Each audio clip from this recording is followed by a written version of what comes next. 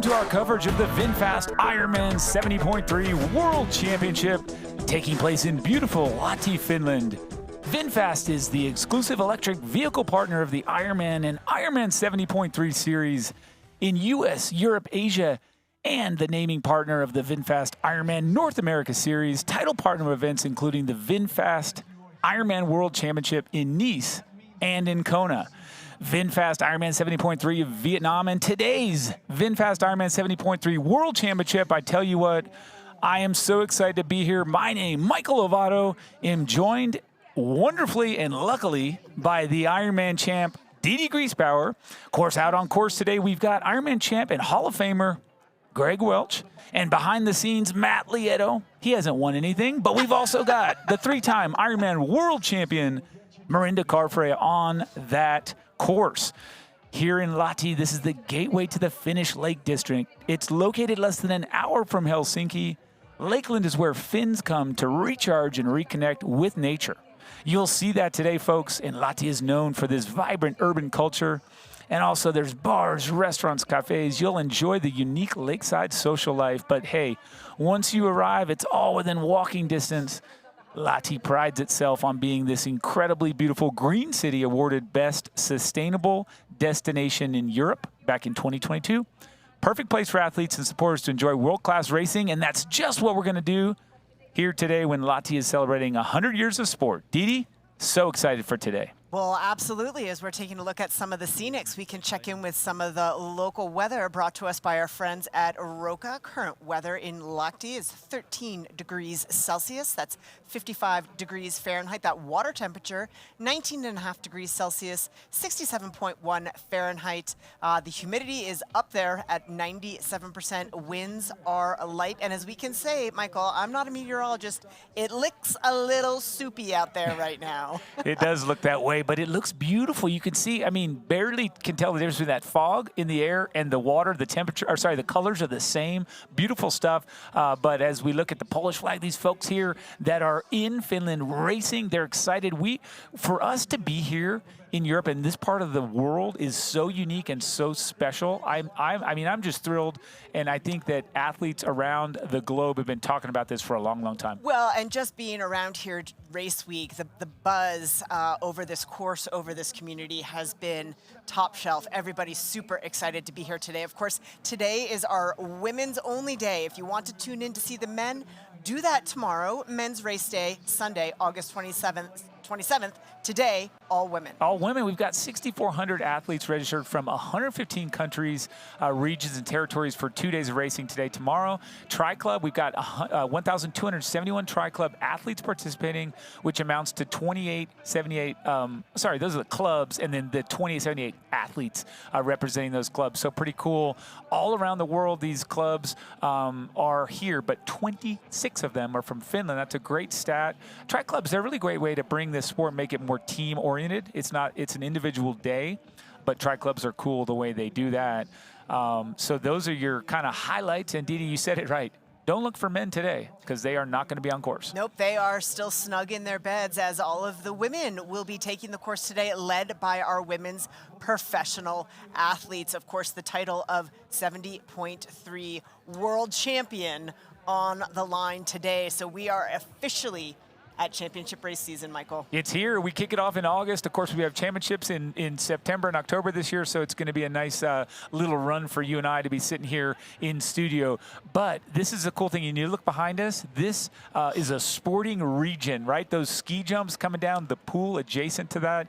This is just an amazing region, and you're going to see that on show today, Didi. Not only that, the region as great hosts, but the culture that we've all taken in this week, and we're going to share so much of it with you this morning as we take a look at our athletes and fans getting themselves ready here in the last minutes. As you see, we've got a little bit of fog out there this morning, waiting for that to burn off so that our athletes can take to the start of this 70.3 World Championship event. And one of the cool things about Ironman and 70.3 racing is that you do get all the conditions. And I think that for you to just take a peek and see that temperatures are cooler, and of course the gear that people are wearing indicate that it is not a hot and steamy day. It is a cool and humid day. But what are we going to be tackling today? How does it look? Obviously, we are in Finland, so there we are on the globe, way up north, but down in Lahti. Didi, what do we start with? Of course, as always, we will start with our Roka swim course. The 1.93 kilometer or 1.2 mile Roka swim course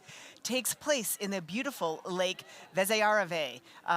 Starting from Teva Harbor, the race begins when athletes dive from a wooden platform, watch out guys, into the clear water to start their day with a splash. Athletes will swim the 3-turn course to finish in the passenger harbor. There you go. And then leaving that harbor onto the full gas bike course, this starts right there at that harbor, but it takes off and it goes the Sebelis Hall.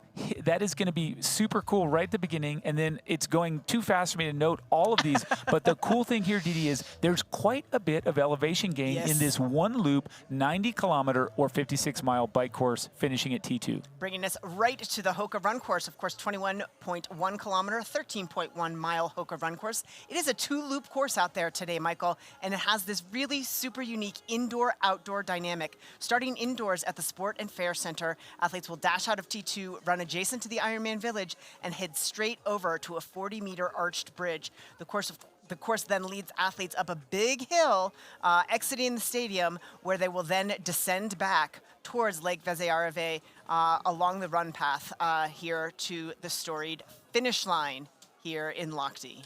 So good, and that beautiful red carpet at the finish line, which is a worldwide phenomenon, will be on offer here in Finland, of course, in Lahti. But let's talk about this too, just some additional things that we didn't get to touch on. The run to T1 is really short, only about 100 meters. So that's something that we kind of just go over some of these notes. Also, once you are on that bike, you go through town towards the motorway of Helsinki, so that's kind of cool. And then there is something that kind of the transitional part, it's just 2 kilometers, but the old motorway starts, you can expect some really fast paces.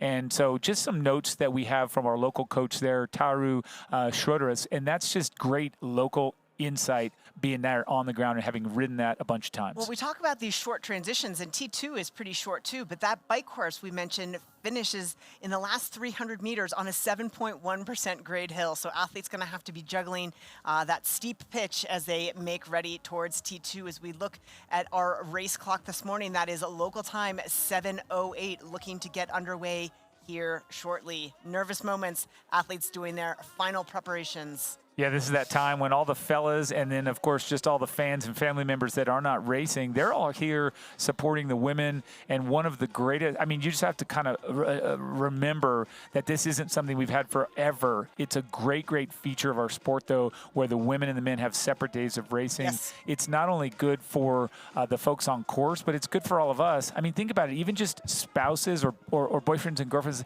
couples, they can focus on one another. How great that is, because often when you're on the same day racing, you're stressed about what's going on with the other person and you can't focus on yourself. So many benefits. And let's talk about the benefit too. If your spouse or partner is racing the day before, you can get some inside course knowledge and then of course share your experiences and those little details of your action, and then support your partner in the next day. So a lot of good knowledge sharing between day 1 and day 2 of competition. But we have a little update in our competition already today. That's right. And so, again, we're just here looking down at the beautiful, beautiful Roka swim course where you can see the boats on the water, folks queuing up. There is also something, as Didi, you always talk about this, the height of the nerves, right? People coming up, people getting ready, and so I don't know, for me, the nerves will melt off when I hit the water. Yes. What about you, and what are these athletes feeling out there in transition as they're prepping? I think there's certainly athletes anxious to get into transition in the morning. There's often a lineup outside before the volunteers get in there, so the athletes get in and get tinkering. Once you start checking things off that to-do list in the morning, I'm going to pump my tires, I'm going to get my nutrition on my bike, I'm going to go through my morning mobility routine, activation routine, maybe get in a little jog of a warm-up. Getting through that checklist, I think, it makes the athletes busy, which I think sort of distracts them from the task at hand. And then there's that moment of calm when they leave transition and make their way towards the swim start, where they might take a few deep breaths and say, okay, now it's finally time to go. But it's such a satisfying moment because all the work's been done. Now it's just time to celebrate. I'll say this too, as I look at this beautiful, sort of fog's burning off, starting to see those trees in the background to this beautiful lake. When I was working at other pre-race events, mobility. yeah, there you go. I was working at some of these events that handed out slots when people qualified, Dee Dee. I have never seen such a response. People were just grinning ear to ear when I said that they got to go to Lahti, Finland. I mean, everywhere we go is pretty awesome. Yes. But this has been on people's radar for a long, long time. These women getting it done here, Aussie right there. Those gals just really lighting it up. But what about the highlight here, Dee Dee? You start us out. This is the VinFast Ironman 70.3 World Championship start list. The highlights. What have we got? Well, of course, our top seed, #1 defending champ, that is Taylor Knibb out of the United States. Taylor's been on a racing tear. Had a little bit of a hiccup after her win at the 70.3 Worlds last year. Had some foot surgery. Her race schedule a little bit uncertain, but she is here to defend and coming off some great racing so far this season. Of course, Paula Findlay on the podium last year. Emma Pallant-Brown, Daniela Ryf. She has found form of old, reunited with Coach Brett Sutton. She is going to be tough out there today. That's right. Holly Lawrence, the winner of 2016 World Championships. Jackie Herring, 5-time Ironman 70.3 winner out of the USA. Laura Philipp, she's won, by the way, a sneaky 17 70.3s. Tamara Jewett, the lightning fast runner and 3-time 70.3 winner out of Canada. Anne Reichman from Germany. Kat Matthews. Here, how could you have someone that is as dominant and as strong as her be a dark horse? But Kat Matthews, a bit of a dark horse role. Ellie Salthouse, another one who has won 14 Ironman 70.3s. These are the creme de la creme, the cream of the crop out here. Absolutely. We'll see some other notables there. Pammy Oliveira will be very strong swim bike combo. Look for Ayuida in the back half of this race. She's a superstar runner. So many great international names assembled here for the 70.3 World Championship. And then we've got another page. So, folks, that was only just page one. We're going through everyone getting here. Started. Yeah, Great Britain, well represented with India Lee and Lucy Buckingham. Maya Stage Nielsen out of Denmark. Imogen Simmons, someone that we either see her just at the front crushing it or sometimes not having her day. Very, very good athlete, though, to watch out for. And then as I kind of just scroll through here, a lot of these names internationally representing. Some of them you will not know as well. But guess what? If you're on this start list, you have performed at the top level, period. Absolutely. And then rounding out the rest of our professional women's field here, Eloise Ludart. We've got Laura Addy out of Great Britain. Brittany Higgins as well, representing the United States. And last but not least in our numerical lineup, Amy Simerman with a great performance just a few weeks ago in Maine. She will be out there today as well. So look for Amy Simerman. That's right. That 70.3 Maine, that's a good call. So good stuff as we see all of those women. And we talked about this from the standpoint of overall professional athletes getting a little bit of a head start, heading out in front of all of the women age groupers. It's a great way also to space it out, keep them out front. And guess what? First across the line, be it one of those favorites, Taylor Knibb, Daniela Ryf will figure that out, but they will come across and break that tape for the very first time today. But stay with us, because we're going to sneak away for a quick break. Lots of action to come here in just a couple seconds. With the road on your left shoulder, you'll see all the volunteers waiting to accept your morning clothes bags. All right?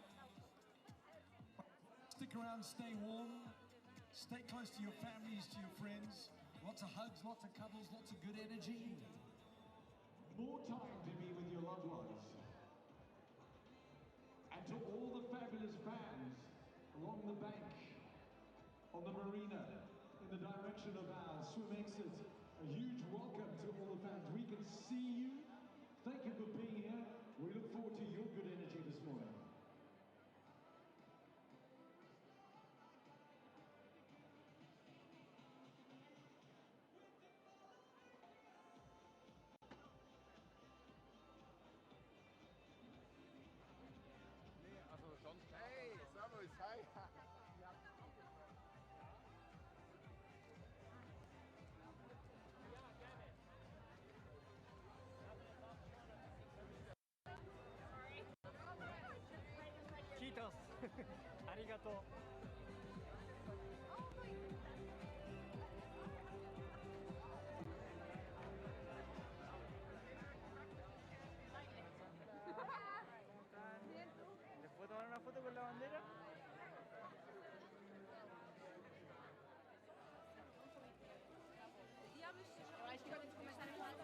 And you are back here at the VinFast Ironman 70.3 World Championship in Lahti, Finland. This is the scene. We're looking down on a foggy transition zone here as athletes are pulling the wetsuits on, getting ready, nervously kind of going about their business. And Didi, I think just with a little bit of time here, what I'd like to talk about, in addition to that man's incredibly well-groomed beard, is who you think, just off the bat, right? Who comes in here with just the right amount of heat? Hello to Chile. The right amount of heat, the right amount of momentum, but also some good, I don't know, just the right amount of rest, right? Someone that's not over-raced. Well, I mean, you said it right there, Michael. I think the key to this World Championship event and season, if I'm being honest, is the crazy race calendar. Yeah. Championship race season is busier than ever before. Throw in the Paris 2024 test event that was just a couple of weeks ago, where some of our athletes, both today and some of our athletes tomorrow, took on that test event. Yeah. There have been a lot of major races. Our men preparing for the Ironman World Championship in just a few weeks' time in Nice. So juggling that calendar, when you race, how you peak, how you hold that taper, how you hold that fitness through all of these peak events. So with that, it's hard to look past Taylor Knibb. She's coming in having raced exceptionally well to the start of this championship race season. The only American to secure on the women's side a slot for Paris 2024. Then coming into this Ironman 70.3 World Championship to defend. Paula Findlay, also one of our favorites, also has been pretty busy. A lot of racing. She actually raced the Canadian Time Trial Championships and then the UCI World Championships. So she's had a busy race calendar. So when we look at sort of preparation and coming in with heat, those athletes that have been racing a lot, yeah, they're hot. But Daniela Ryf, of our favorites, I think comes in the most rested. Okay. So I think it is, when you look at this, everybody wants to do very well. Everybody wants to win and perform at all of the big races, but not everybody can. I mean, you can't. Like, you don't have that choice. So here's what I'm getting at. You have to pick your moments. Yes, and so we also have big races that are offering big money. They don't have a championship status, but people are racing in Singapore for big money. People are racing in Milwaukee for big money. People are racing early this summer already Ironman races in Europe. So you have to, and this has always been the thing, but planning a season, executing also the training and the rest and the build-up. And so now we look at this where 70.3 in August, an Ironman in September, and an Ironman then for the women in October.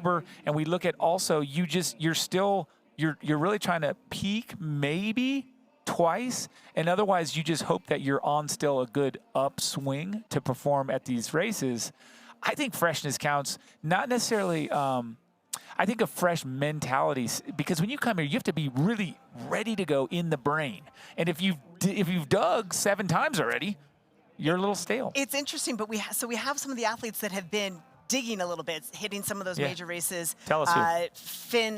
Findlay, Knibb, Holly Lawrence is another one who's been racing quite a bit. And then we look at some of the athletes that they're just kind of getting going, and they've got the Ironman World Championship as a major goal. Some of the long course, more specialists. Daniela Ryf falls into that category. Yeah. She hasn't raced a whole lot in the past 6 weeks, but she is also in the middle of preparing for the Ironman World Championship, which adds a different level of fatigue and a slightly different focus. I would put Kat Matthews in that group as well, really gunning for Kona, and this is sort of a stop along the way. So different seasons scripting out, but they all meet here together today. There you go. And just mentioning when you said, so it's funny to look at this. It's not funny, but it's interesting to look and see Taylor Knibb has actually only completed 5 70.3s. Yes. She won 3 of them, and one of them was the World Championship last year, but she's got 5. And why? Because she is crushing the Olympic distance still. And then so there's that intersection of her speed. So if she's tired from the Paris event, it's a little bit different. It's more of a mental fatigue. It's like freshness. Yeah, that was a quick day. But coming off that emotional high too of knowing that you're going to the Olympics next year too as well. Can she ride that, or does that create this sort of lull of fatigue afterwards? And that's what we're going to find out here today. Good question. Yes, and I like that, because it could be one combination of that as well. But as we also kind of look, and this is where we consider what played out last year. Last year at this event in St. George, when we had that awesome battle with Flora Duffy, our current reigning Olympic champion, and then we had Paula Findlay, was in there. Emma Pallant-Brown, and Taylor Knibb. To be honest, she was in there, but she was 5 minutes up the road. Yes. So she was in there kind of just winning while those 3 women that we just talked about went after it all. We don't have Flora Duffy here. She's coming off a great run of injury and hopefully going to be primed and ready for Paris to go in and execute in the Olympics, but also to perhaps come back to 70.3. That'd be wonderful. But it is fascinating to see where they come to, and I am just so excited to see Daniela Ryf race. Because we haven't. Yes, I mean, what we've seen over the past couple of years, an inconsistent Daniela. Yeah. She's been on fire and her old self, so to speak, but she's also shown some vulnerability. I think some earlier racing this summer, particularly across the full distance Ironman, got a lot of people's attention. She's back working with Coach Brett Sutton and was absolutely unstoppable and dominant. And I think she's sort of licking her chops to show everybody, I'm still dominant at 70.3 as well. There you go, and still so young. I mean, we look at her overall, but taking out 16 Ironman 70.3 wins, but she's got someone quickly run the percentages of how many times she's been on a start line and won versus been on a start line and just not won. Yeah, more than most of us. It's a great batting average, we'll say. So coming back here to the Roka swim course and watching the paddle boards kind of get out there, float across that water. We know our good friend has a lot of familiarity with that water and floating on paddleboards. He's none other than the 1994 Ironman world champ, Greg Welch. He's bringing us some action. Greg, so excited to hear what you're seeing out there. What have you got for us, my friend? Yeah, thank you, Michael. Thank you, Dee Dee. And, you were talking about Daniela Ryf just a moment ago. Well, there is a lot of vulnerability because Matt Lieto and myself were tearing it up in the pool here yesterday, and Daniela was in the next lane. Have to say, mate, we left her in our dust. Anyway, back to the race. It's not about us. We're down here at the Tivar Harbour, and that is in Lake Vesijärvi. And I don't know if you already knew this, but you know how many lakes there are in Finland? 188,000. That's right. So for 1 in 29 people here, they have a lake. So there you go. Anyway, another piece of useless information for you. But, yeah, it's all happening down here. Quite foggy right now. That's going to lift around about 7:45 to 8 o'clock in the morning every day. We've had a little bit of fog. It will start to lift, and then we'll get our race underway here. But it's going to be a great race, as you mentioned before. 6,400 athletes over the couple of days of racing here. It's going to be very exciting. And just want to get you caught up to speed a little bit about what you were saying on, all the athletes in the field today. Taylor Knibb, I was there in Paris last week, and she was very impressive.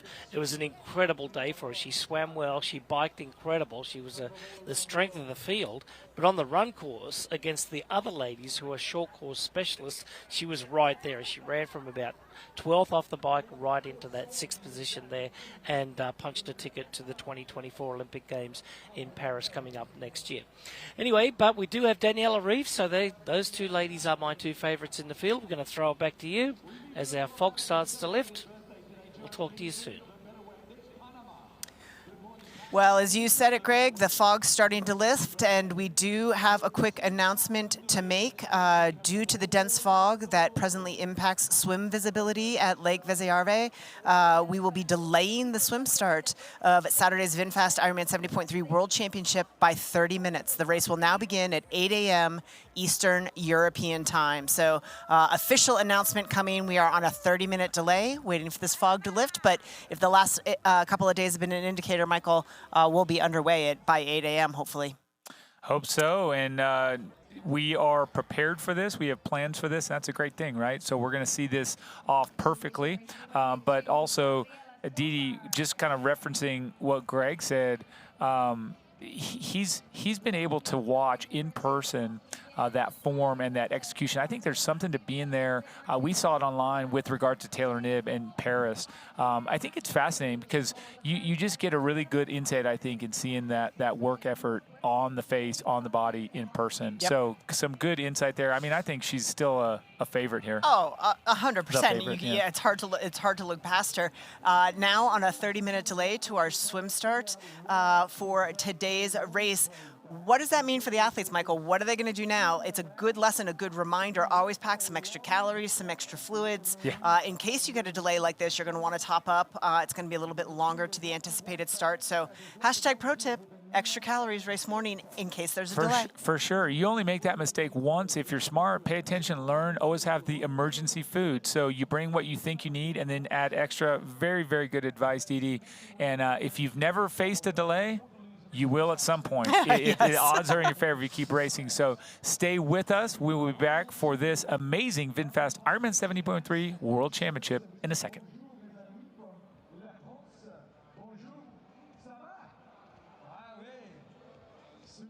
Have a wonderful day. A lot of French athletes racing. I see a combination of Belgium and South Africa in the hand of one gentleman there as well. I can see the flag of Croatia. There we go. Voila. Thank you very much, Croatia, for coming to Lahti. We'll see you in Porridge in October. The flag of Malaysia this morning, yes.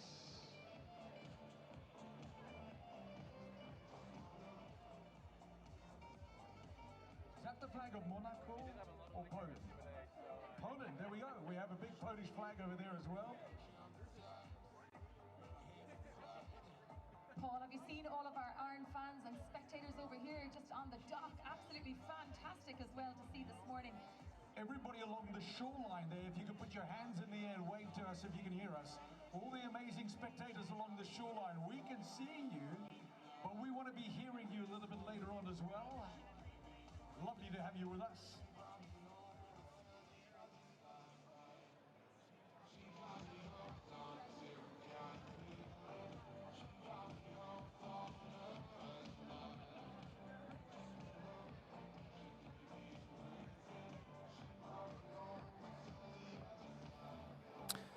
Welcome back here to beautiful scenes here of what will be our Roka swim course coming up very soon.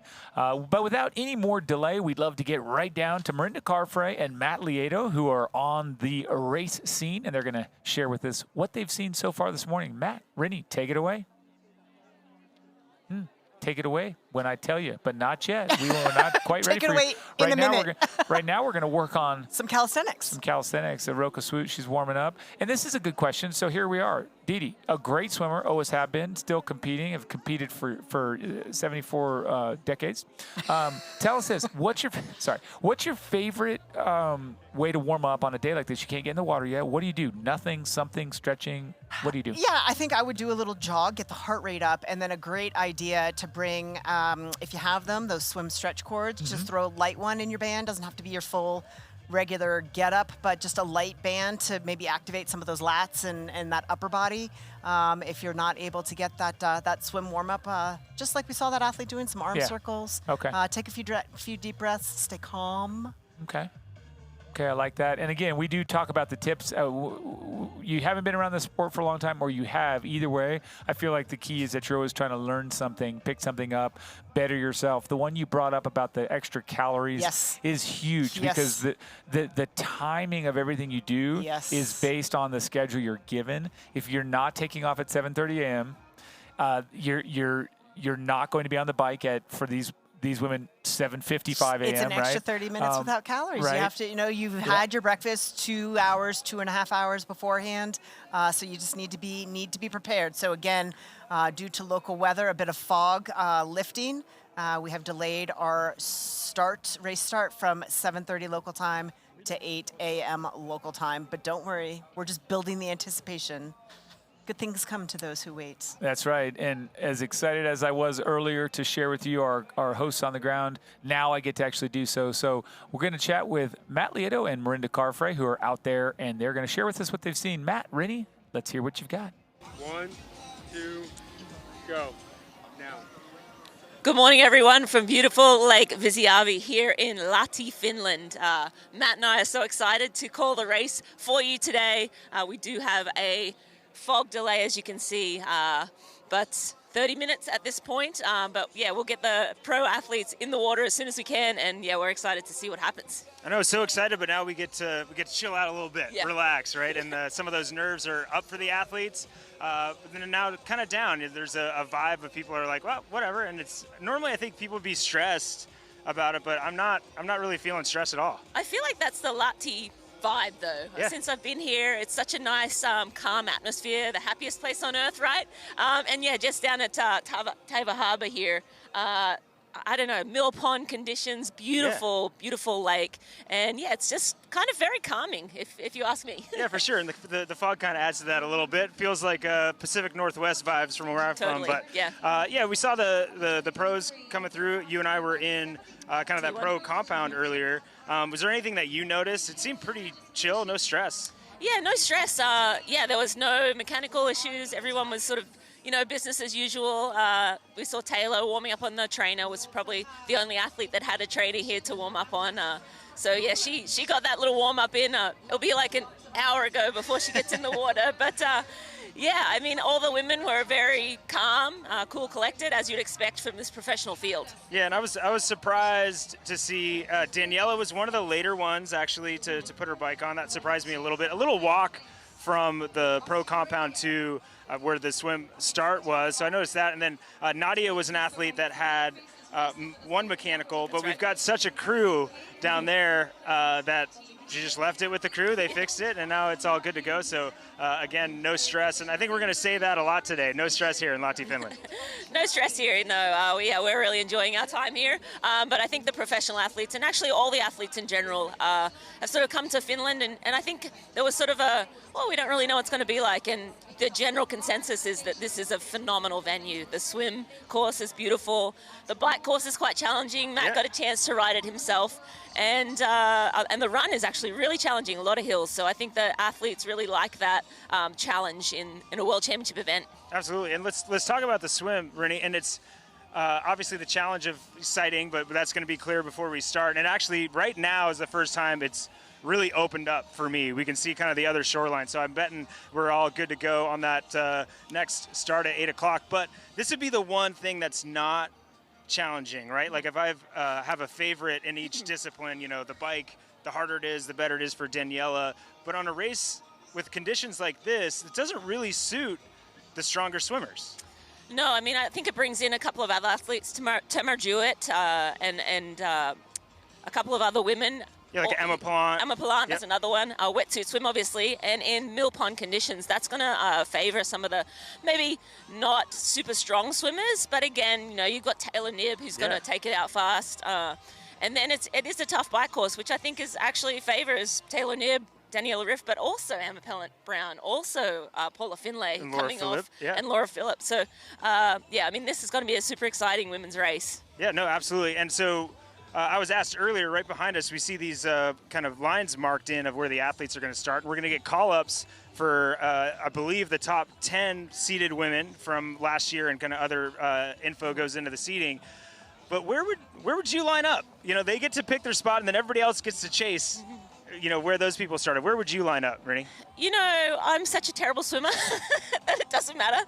But generally, I think women will sort of talk to each other before the race, and so they'll try to line up with maybe an ally or someone who could swim a similar pace to them. So yeah, that's sort of. But I always try to just take the quickest line. Look who's behind us there. That's Taylor Knibb getting sight. She's in the wetsuit. We got some of the other women are in the VIP getting an extra coffee, but Taylor Knibb in Taylor the Knibb's wetsuit, ready to go. getting ready to go. So we were just talking about it. What do you think? What do you think, Taylor? Well, I wanted to go. Oh, sorry. I wanted to go far that side, but that looks kind of far. So I don't know. I don't know if I'll go this side and just for the buoys. I was thinking like 2 over from that first bollard right there, kind of right in the middle.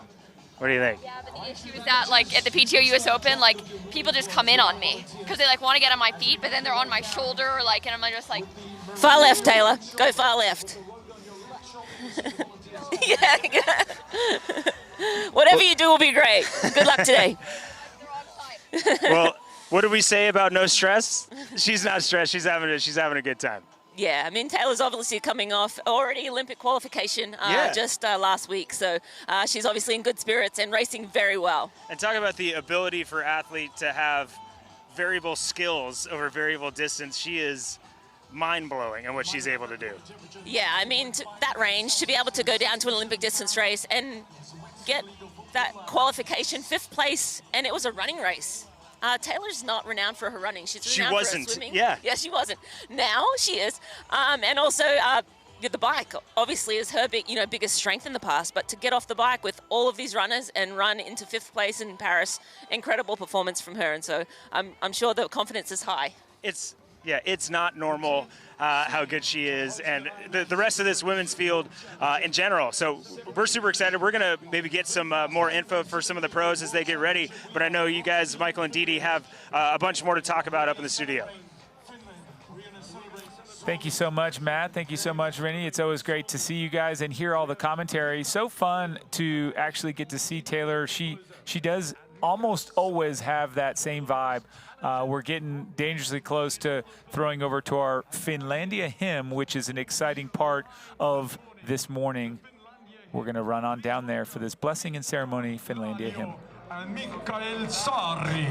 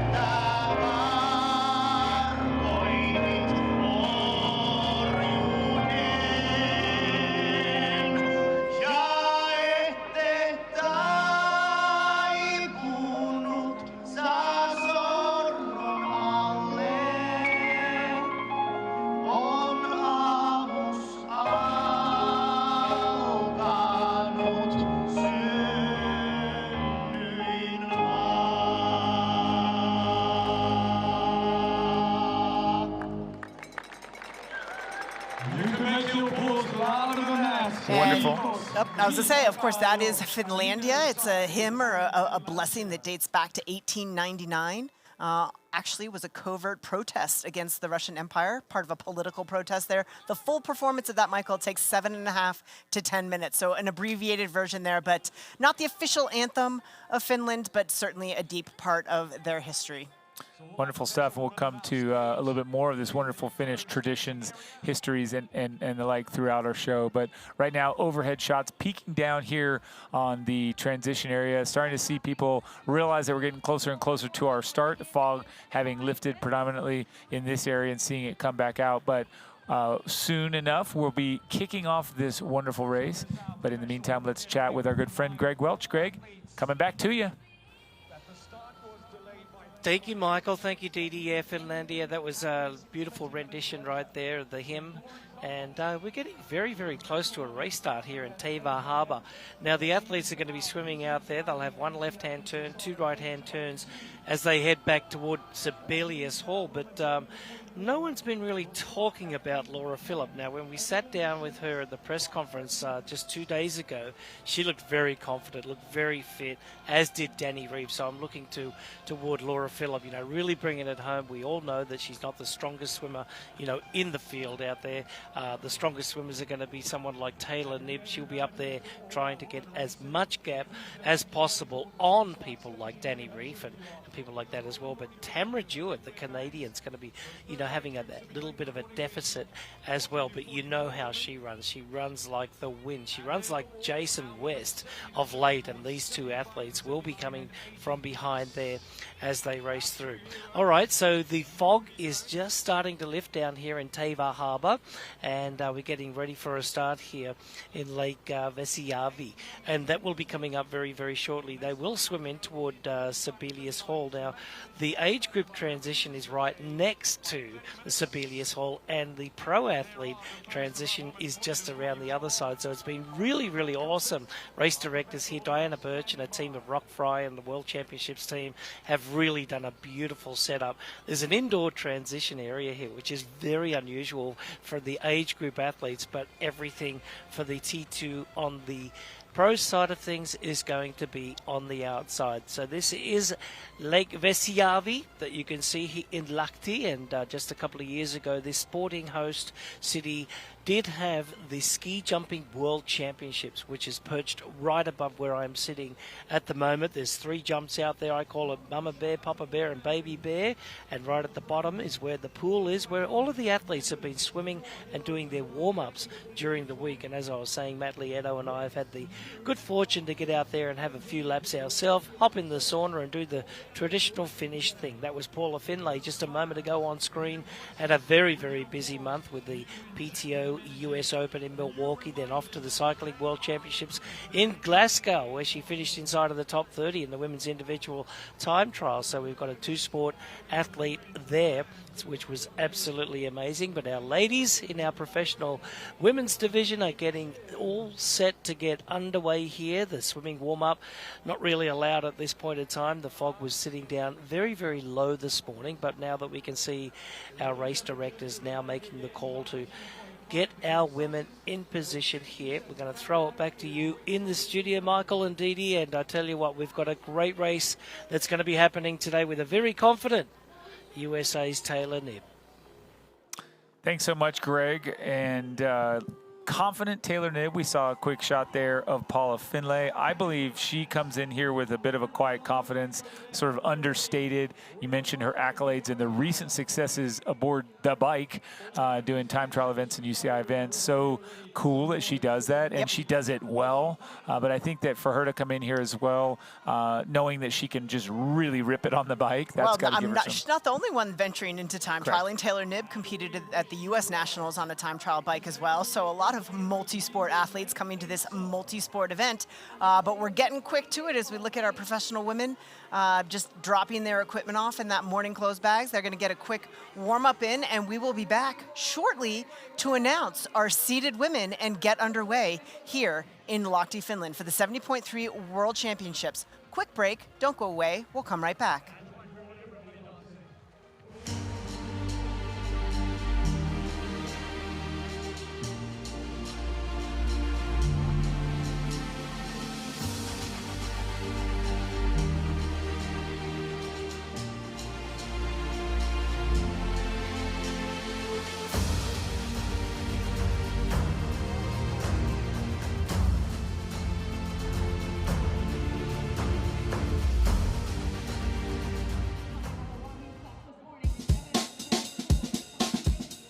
My name's Steve McKenna, a professional triathlete. I've been using the Full Gas app to prepare for Port Macquarie Ironman and Cairns, and it's been a game changer for me because I hadn't actually ridden on the courses before. The Real Life platform is really helpful in familiarising myself with the course. Yeah, so I would do probably 40 to 45% of my bike training indoors, and Full Gas is brilliant for that.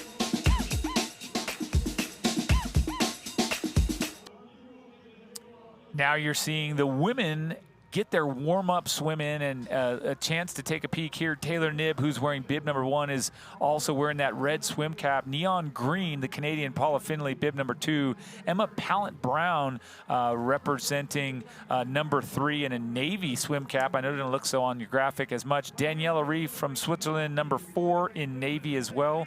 Orange cap there goes to Holly Lawrence from Great Britain. Jackie Herring rocking the blue, the pure blue. Laura Philipp from Germany in that gold cap pearly gold. And then we come to Tamara Jewett, who's in also a neon green. And then Kat Matthews from Great Britain also pulling off the orange. So I have to make that distinction. And Ellie Salthouse from Australia, 14-time Ironman 70.3 winner, bib 18, and the pearly gold. So we talk about some of these women notables and some that will likely feature off the front in this swim leg. Of course, we talked about Taylor Knibb. We've got Paula Findlay as a stronger swimmer. Daniela Ryf has put together some remarkable swim performances showing a bit of an uppage in her swim game in recent competitions. Holly Lawrence, a great swimmer.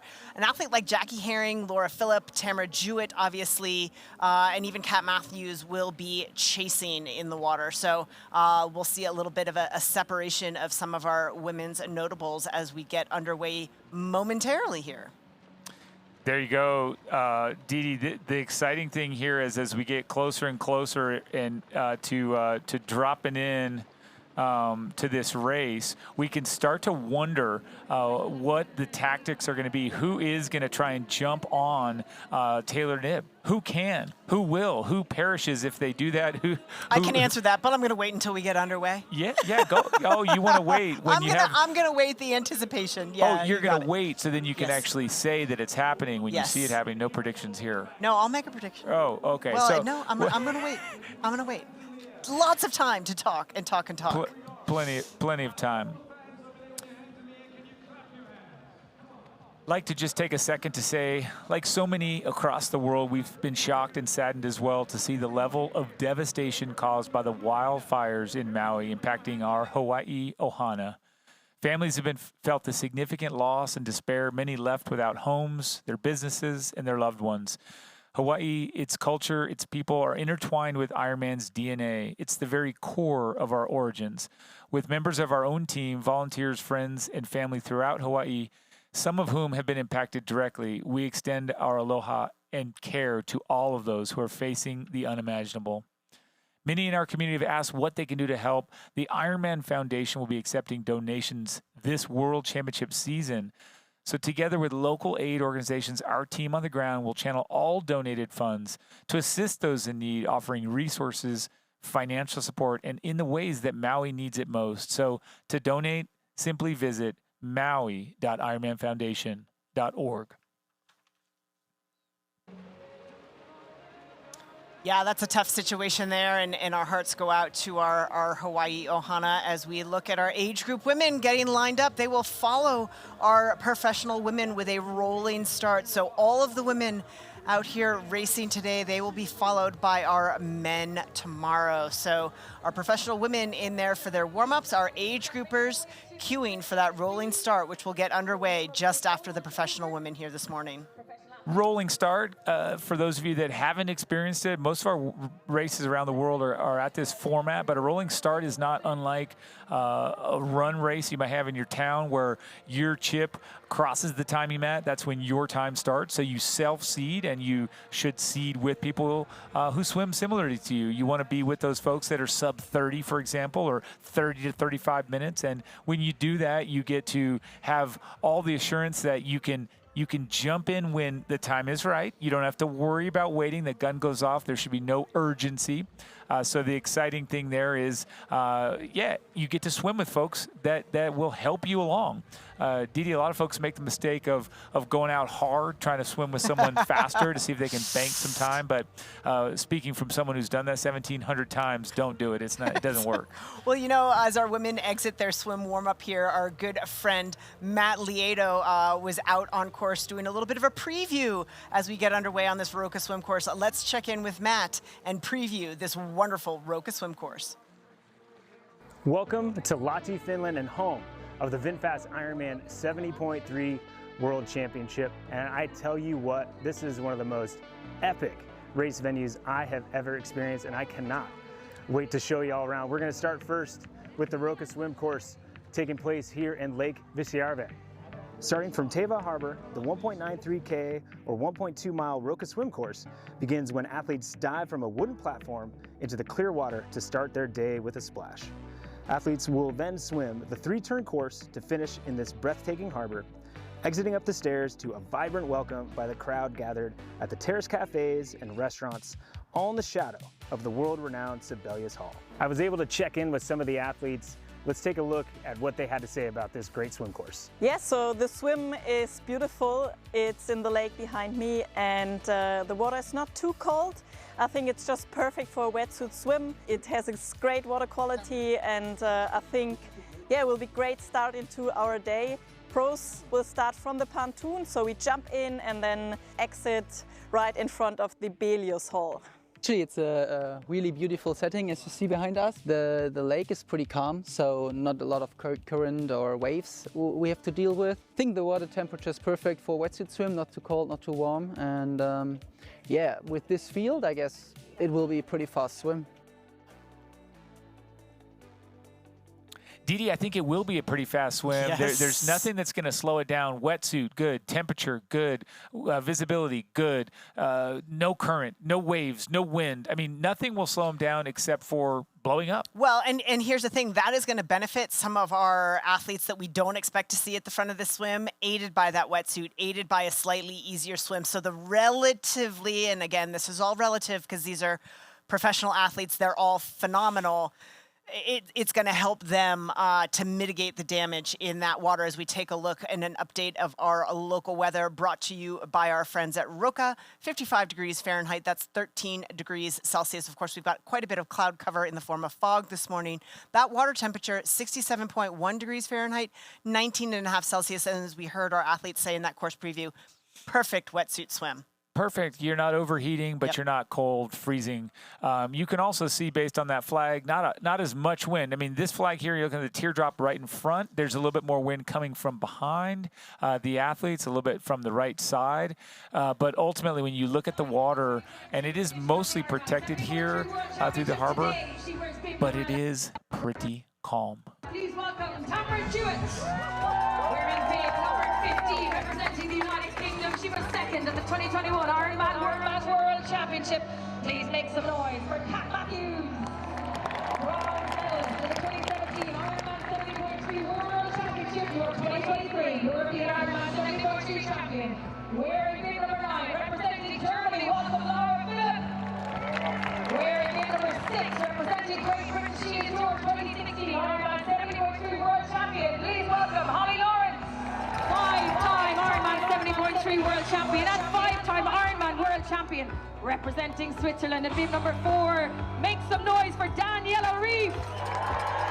Wearing bib number 3, representing the United Kingdom. She finished in 3rd place at last year's Ironman 70.3 World Championship. Make some noise for Emma Pallant-Brown. She was your silver medalist at the 2022 Ironman 70.3 World Championship. An Olympian representing Canada, it's Paula Findlay in bib number 2. And wearing bib number 1, Olympian and your defending champion at the 2023 VinFast IRONMAN 70.3 World Championship, it's Taylor Knibb from the United States of America. And at this time, we invite the rest of our professional women to the start line. Please stand just outside your box. And there you have it, Didi. Those were the top 10. They get to pick their spot. The rest of these women all lining up. This is the moment we've been waiting for anxiously since we sat down here today, Didi, you and I, and the world over. Triathlon fans unite. This is one of our biggest days. We are so excited, folks. This is the kickoff of the 2023 VinFast Ironman 70.3 World Championship, Lahti, Finland. This is when the women dive off of that pontoon into the water off of that wooden dock, they said, but a really great surface, carpeted. They're ready to go. Nerves at their peak. At their peak right now. I'm just going to review some of those color-coded caps. Taylor Knibb in red, Paula Findlay neon green, Emma Pallant-Brown navy, Daniela Ryf navy, Holly Lawrence in orange, Jackie Herring in blue, Laura Philipp in a pearly gold, Tamara Jewett neon green, and Kat Matthews in orange, and Ellie Salthouse pearly gold. The rest of our pro women in white caps. We're getting ready to go, Michael. Another one of these swimmers I'd expect to be up front there is the one you just said, Ellie Salthouse, a great swimmer out of Australia, someone that can really put the afterburners on early. I expect, though, that what's going to happen to you is we're going to see Taylor Knibb from her pole position, if you will, take off. She's trying to get away from people. I don't want them on my shoulder, literally on my shoulder. I want them touching me, trying to ride me. This is what happens. We usually will see probably 2 arrowheads pop up, right? We're going to see 2, maybe 3 women shoot up in front, and then some try and fall behind those stronger swimmers. Well, and of course, the dives start adding a dynamic. I know it doesn't seem like much, but it's something that a lot of triathletes, particularly non-swimmers, will not have practiced. And we're going to head down for our national anthem.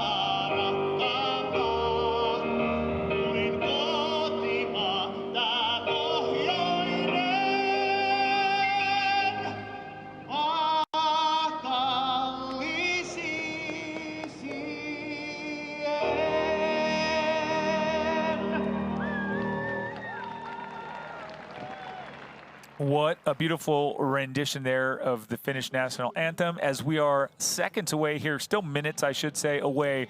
But Didi, you were just talking about this dive. Yes. It is no joke because guess what? One error, you got your goggles, you got water, and the goggles are off. Well, and in a race that the pace is going to be on, you know, the pace in these 70.3, particularly World Championship events, it's on from the start. So if you miss that dive, you're missing that hip, you're missing those feet, you're missing that shoulder, you're missing that pack, you're setting yourself up.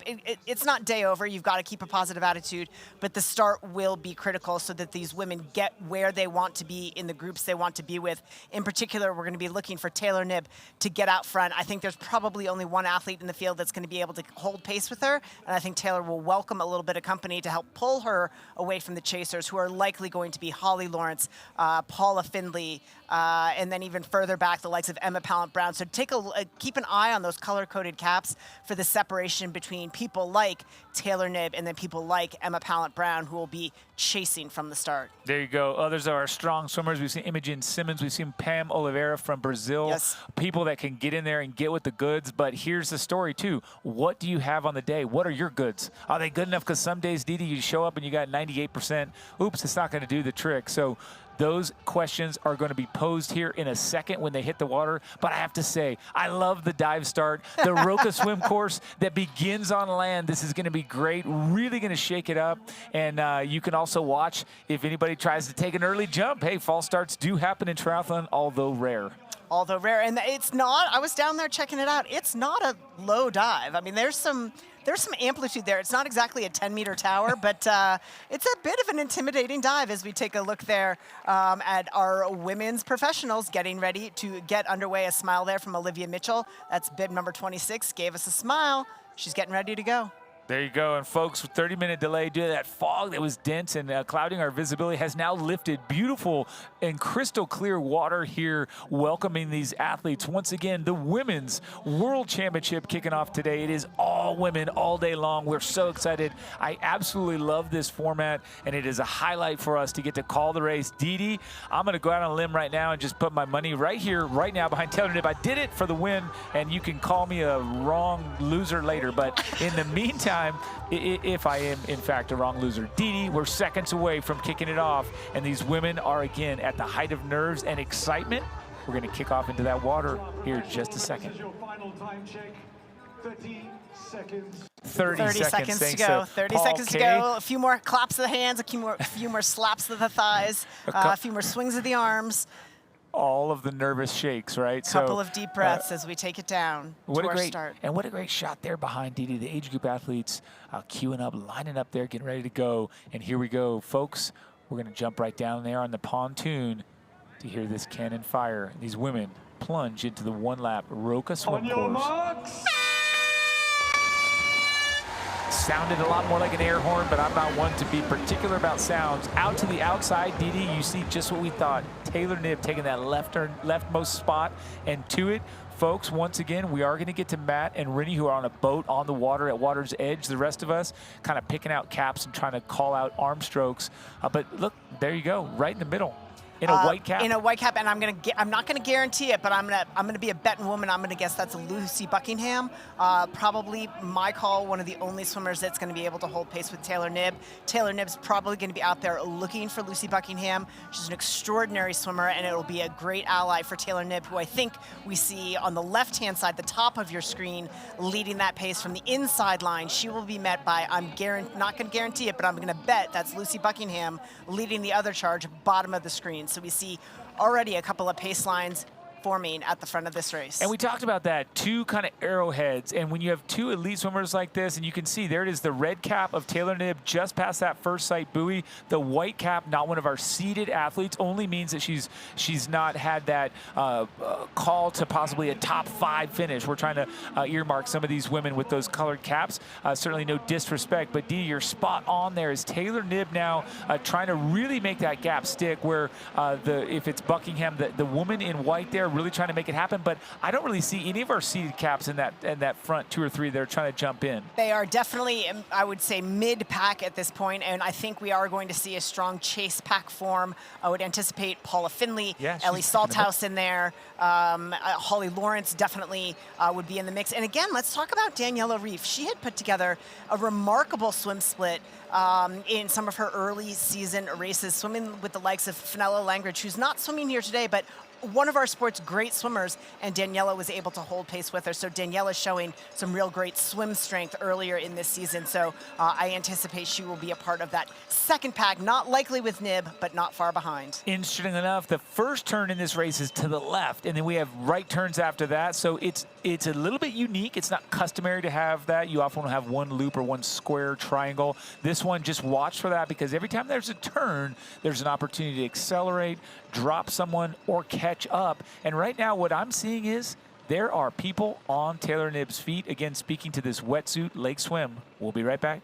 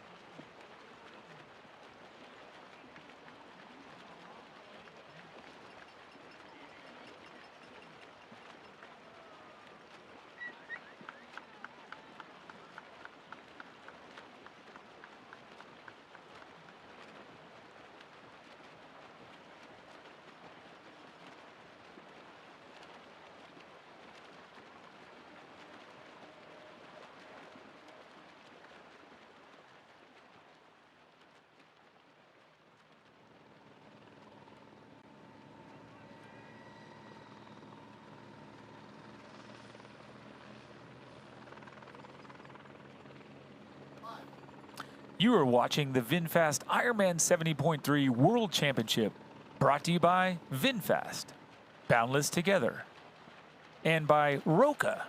Find faster with Roka.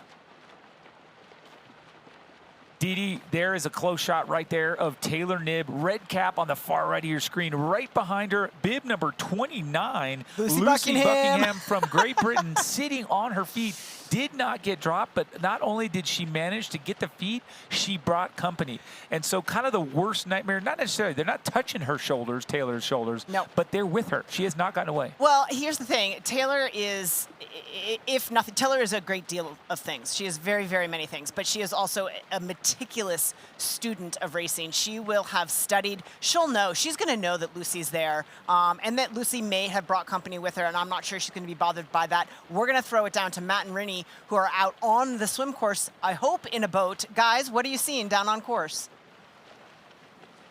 That's correct, Dee Dee. We are, yes, in a boat. Yeah, we're cruising along with Taylor here. She has, it looks like a string of women on her feet. They're all white caps. I bet one's Pamela Oliveira. One would definitely be Lucy Buckingham. But it's we're trying to get in close so we can see the numbers here on the caps. Yep. And then moving back, Matt. Yeah, it's starting to open up. We can see this, the athlete in the whites opening up a gap. But then behind them, Brittany, what we saw there was a Holly Lawrence, and then next to her, Kat Matthews, which a great swim from her. Paula Findlay, you can see in the green cap behind, but then kind of the notables, Emma Pallant-Brown having a good swim right there. Next to Daniela Ryf, actually. Yeah, and Laura Philipp. And then Tamara Jewett is still, right now, still connected to that group, but it looks like it's going to open up, Brittany. Yeah, so some big surprises there in Kat Matthews and Emma Pallant-Brown. They both have been swimming very well and can put great swims together, but they're doing it on the day that matters most. Obviously, still a lot of swimming to go, but they look like the bulk of that second main pack. Yeah, and if you asked Kat Matthews, would she be stoked to be on Holly Lawrence's feet for this swim, she'd be right there. Absolutely, yeah. You look back at Milwaukee just a few weeks back, and I think she was minutes behind Holly out of the water. So looking very good for Kat Matthews right now. And here we go. And Rennie, often at this turn buoy, that's where things happen. So let's see if Taylor's able to, put in a little bit of a punch to open this up a little bit. But again, we would expect to see some of these favorite cap colors behind Taylor and a bunch of white caps. That shows you the caliber of this field. Yeah, it shows that there's a lot of really great women here in general, and so there should be at a World Championships. But it looks like about 6 women, and Taylor right now is sort of looking behind and happy for the second place woman to go around her. So Taylor maybe racing a little bit more smart and saying, well, I'm not going to do all the work, you take a pull. And so that now is about a group of 7. It looks like there's a little bit of a gap to another white cap athlete. And then all of our other favorites, the multicolor of caps are all in that second pack. But again, it's only like 2 or 3 body lengths separating the first and second pack. What I'm seeing right now, one move, I see Jackie Herring is actually separated from kind of that chase group, but it looks like she's trying to claw back to Paula Findlay, who's in that bright green cap. It'd be a shocker for me if Jackie didn't get to that kind of second group. But again, and look here, Rennie, we had athlete moving in front of Taylor. That's athlete number 29. I don't have the list of athletes, so Dee Dee and Michael, you'll be able to call that out. 29 is leading Taylor Knibb on her feet, and then I believe it's 23 on Taylor's feet, and I can't see the next numbers. So that's sort of our top 3 at the moment.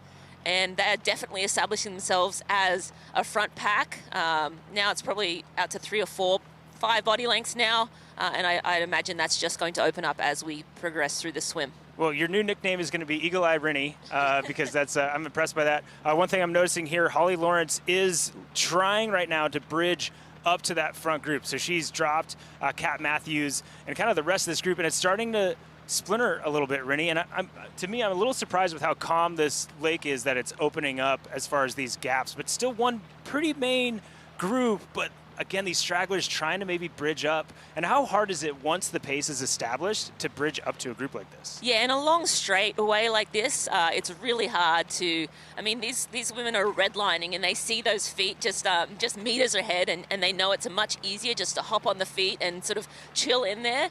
But that gap is so hard to make up. It's like a sprint for 200 meters to catch back on. Absolutely. And what we're seeing right now with Holly Lawrence, it looks like she's in the middle of a group of 2, but she's actually bridged up past that one woman in the white cap and then bridged up to one of the athletes that had gotten kind of pushed out the back of that front group. So she's going to have to go around the shoulder of this athlete and keep trying to move up. But bravo, Kat Matthews and the rest of this chase group is holding pace. But again, look, Jackie Herring, big gap to Jackie Herring. Back to Jackie Herring. But Daniela Ryf and Emma Pallant-Brown still swimming together in this second main pack. Yep, and then it looks like that's Laura Philipp actually behind Jackie Herring. So I think that's a great swim for her as well. Yeah, absolutely. But Jackie sort of gapping Laura Philipp a little. So Laura Philipp desperately trying to hold on to Jackie's feet, and Jackie obviously still trying to catch on to that second main group. Yep, and Holly Lawrence has made that pass on that other athlete in white, so it's clear that she's being aggressive there. And so Holly Lawrence trying to bridge up to that front group has made up a little bit of time on it, or distance. So impressed by that. And then again, Kat Matthews still rolling through there. Paula Findlay, it looks like, on the outside. She's making a move, really quick turnover, and she sees Holly Lawrence's cap. She's trying to get over there, but I would not have bet on Paula behind Kat Matthews. Yeah, absolutely not. You got Paula behind her. You got Daniela Ryf on Paula's feet. And behind that, I believe that's Ellie Salthouse on Daniela's feet. And Emma Pallant-Brown right beside Ellie Salthouse. And that is, again, that's another one. Emma Pallant-Brown, we've seen her on the podium in these races. Last year at 70.3 World Championships in St. George, she had like the best swim of her life. Yep. And then just didn't have it on the bike, and I do not think we're going to see that happen twice as far as the poor bike ride from Emma Pallant. And I'll tell you, this run course is made for her. Absolutely, yeah. This is shaping up for a great day for Emma Pallant-Brown. You'd expect nothing less. She's won multiple 70.3s over the years. I lost count. But yeah, she is definitely in a really great position right now. And I think in St. George what we saw was the cold really affected her on the bike, and she sort of lost a lot of time. She obviously ended up finishing on the podium in the end, but cold really isn't a factor today. It's going to be pretty great conditions. Yeah, look, it's chilly if you're just standing here or sitting here like we are. Yeah. But once you get moving, not so bad. And Rennie, we can see now that gap from Holly Lawrence to that chase group has now gone back out. So this chase group will not catch this front group, and it's starting. Because of that, it's more Holly slowing. You can see it's packing up behind her again. So you've got the Daniela has made it up. Emma Pallant-Brown is back in there. And we can see, again, Paula Findlay in there as well.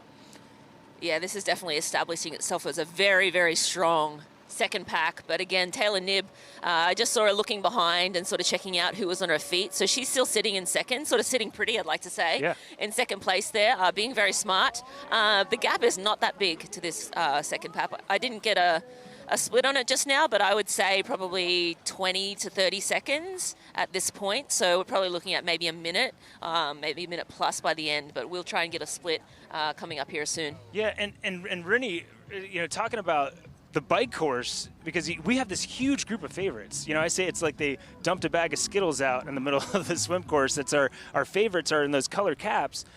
And they're going to be getting into transition and onto the bike together. On a course that's rolly like this, a group can stay together for a fair bit. So I think this really changes the dynamics of the race with the amount of women that are going to be hitting this kind of chase group together. What are you seeing, Rennie? Yeah, just looking at Jackie Herring, she took a little breaststroke around that swim buoy to sort of get back on some feet.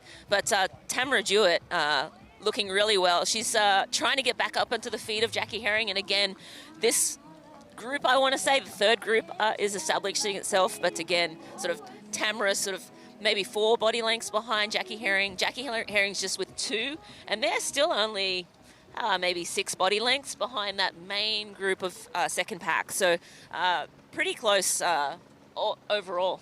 Well, Rennie, it's going to be pretty close for us to get out and get to transition and get a spot. So I think we're going to get moving and send it back to Michael and Didi that certainly have a little bit more detail on the names in that front gap. But last shot, we can see this gap is starting to open. It's probably going to be, if I'm guessing, about 45 seconds to that second group with Holly Lawrence still pushing the base. But back to you guys in the studio for more deets on this swim. Thanks for that, Matt, and thank you for that, Rennie. Eyes out on the water down there as they scurry back to get the swim exit. We do know that is Lucy Buckingham. No surprises there in the lead right now. Taylor Knibb, Pammy Oliveria, again, no surprises there in that lead pack. Imogen Simmons also was in that lead pack, at least at that first turn buoy. I believe she is still there. So that is an extraordinary swim for Imogen, putting it together with a great swim. I would have said, yes, strong swimmer. I would not have picked her to be certainly on Taylor Knibb's feet. Otherwise, no surprises out of that lead group. Some big surprises in that chase that Kat Matthews off to a very, very good start, and Emma Pallant-Brown putting together a really, really good swim as well.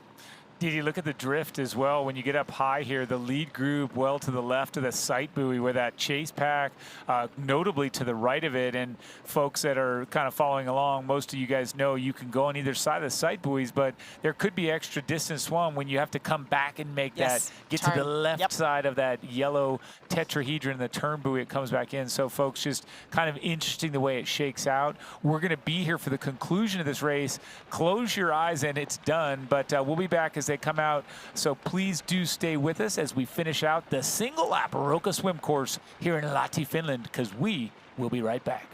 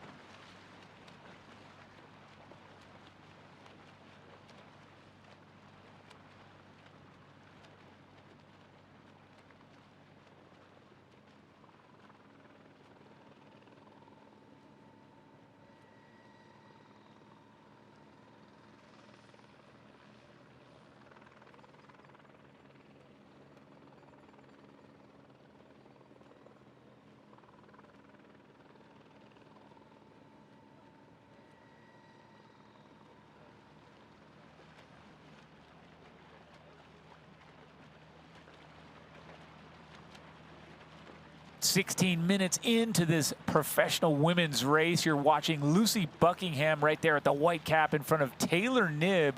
And the folks we do know are with her, Brazil's Pammy Oliveira and Imogen Simmons from Switzerland. And then who else? That's the question. We saw 6, but we might have lost one. It may just be 5. Either way, who's that mystery swimmer, Didi? I was going to say, that's the one cap number I didn't get, and I don't even think Eagle Eye Rinny got it. But yeah, so no surprises. It's 42? 42, bib number 42. That is Alexia Bailey out of France, bib number 42, a part of that lead group as well. So no surprise. Only surprise for me, Imogen Simmons. I think being a part of that lead group, I would have expected, again, a strong swimmer, but I think she is a pleasant surprise thus far. Kat Matthews off to a super start. Some good get-out speed from Kat Matthews, being able to hold on to Holly Lawrence, and Emma Pallant-Brown being in that group as well. So some dynamics as expected and a couple of surprises. Oh, when we were on that overhead shot, you could see that the chase pack was realizing that they were too far right of that sight buoy, and it was breaking apart where the back part of it was sort of splitting to the left to get on course. Not that they're off course, but again, meters count. When you're chasing this group right here, and it is only five women, when these women are off and away like that, man, you don't want to swim an extra stroke. 22? I was going to say 22 or 24. That last athlete, it's either Anna Bergson or Caroline Pohl. That I see last Caroline swimmer. Pohl. It looks like a 2. It looks like a 22. So Caroline Pohl, not 42. I misspoke there. Bib number 22, the last athlete inside of that chase pack. But no surprises here. Looks like Lucy Buckingham putting in a little bit of an acceleration here. Not going to drop Taylor Knibb. Taylor's going to stick to her like glue, I would imagine. I think these 5 will stay together through the duration. Got about 5 minutes left, Didi, as they head on in to close out this Roka swim course. We have seen, and this is worth mentioning, much more movement or texture on the water, more waves, more ripple, and I think it looks super flat. That doesn't seem to affect anyone yet. But if you're a little bit weaker, or if you get hit with the wrong little wave or rhythm, you could lose contact, and it could be notable across the course. Well, particularly that chase group that was having to redirect their line to make that final turn buoy in, having to fight that, plus a little bit of chop. Again, it's relative, but they're just adding work for themselves as we come back and look at the smooth stroke of Lucy Buckingham. She looks great. Just a nice light kick there. You see the feet coming right out of the water, but a beautiful stroke. She looks completely, I won't say comfortable because I know it hurts a little bit, but she's in her comfort zone. Yes. 31 years old, representing Great Britain. First place, obviously, in Warsaw at the 2023 Ironman 70.3 there, and then she's also won in Gdynia, Poland, and then she got second place in Ireland. So she's done great. Yes. You know, we may not have tracked her as a colored cap to seed, but we do see her performing well at races around the globe. Well, particularly the swim. So she was the athlete I knew with certainty, well, with as much certainty as I can sitting in my chair, that she would be accompanying Taylor Knibb around this Roka swim course, and absolutely she is leading Taylor Knibb at this point. They have more company than I might have anticipated. Pammy Oliveira, also a very strong swimmer coming from a short course background, but has absolutely made her mark. Won Ironman Brazil earlier this year, so taking her swing here at this World Championship event. We're going to come back with the conclusion of this Roka swim course in just a couple of minutes, so don't go away. We're going to see these athletes out of the water and into T1 as we continue the charge towards a World Championship title here in Lahti, Finland. Don't go away. We'll be right back.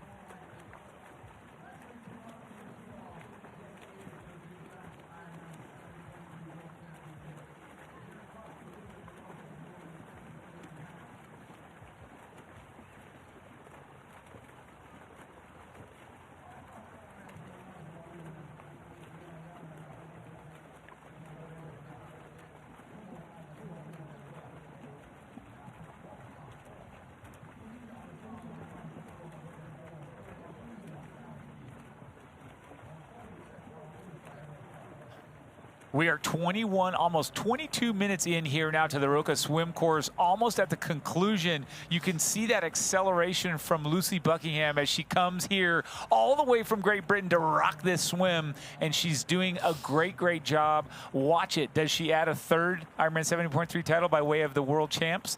We don't know. That would be a day. That would be a day. But hey, here's the thing. The big days happen when they're, they're going to happen, right?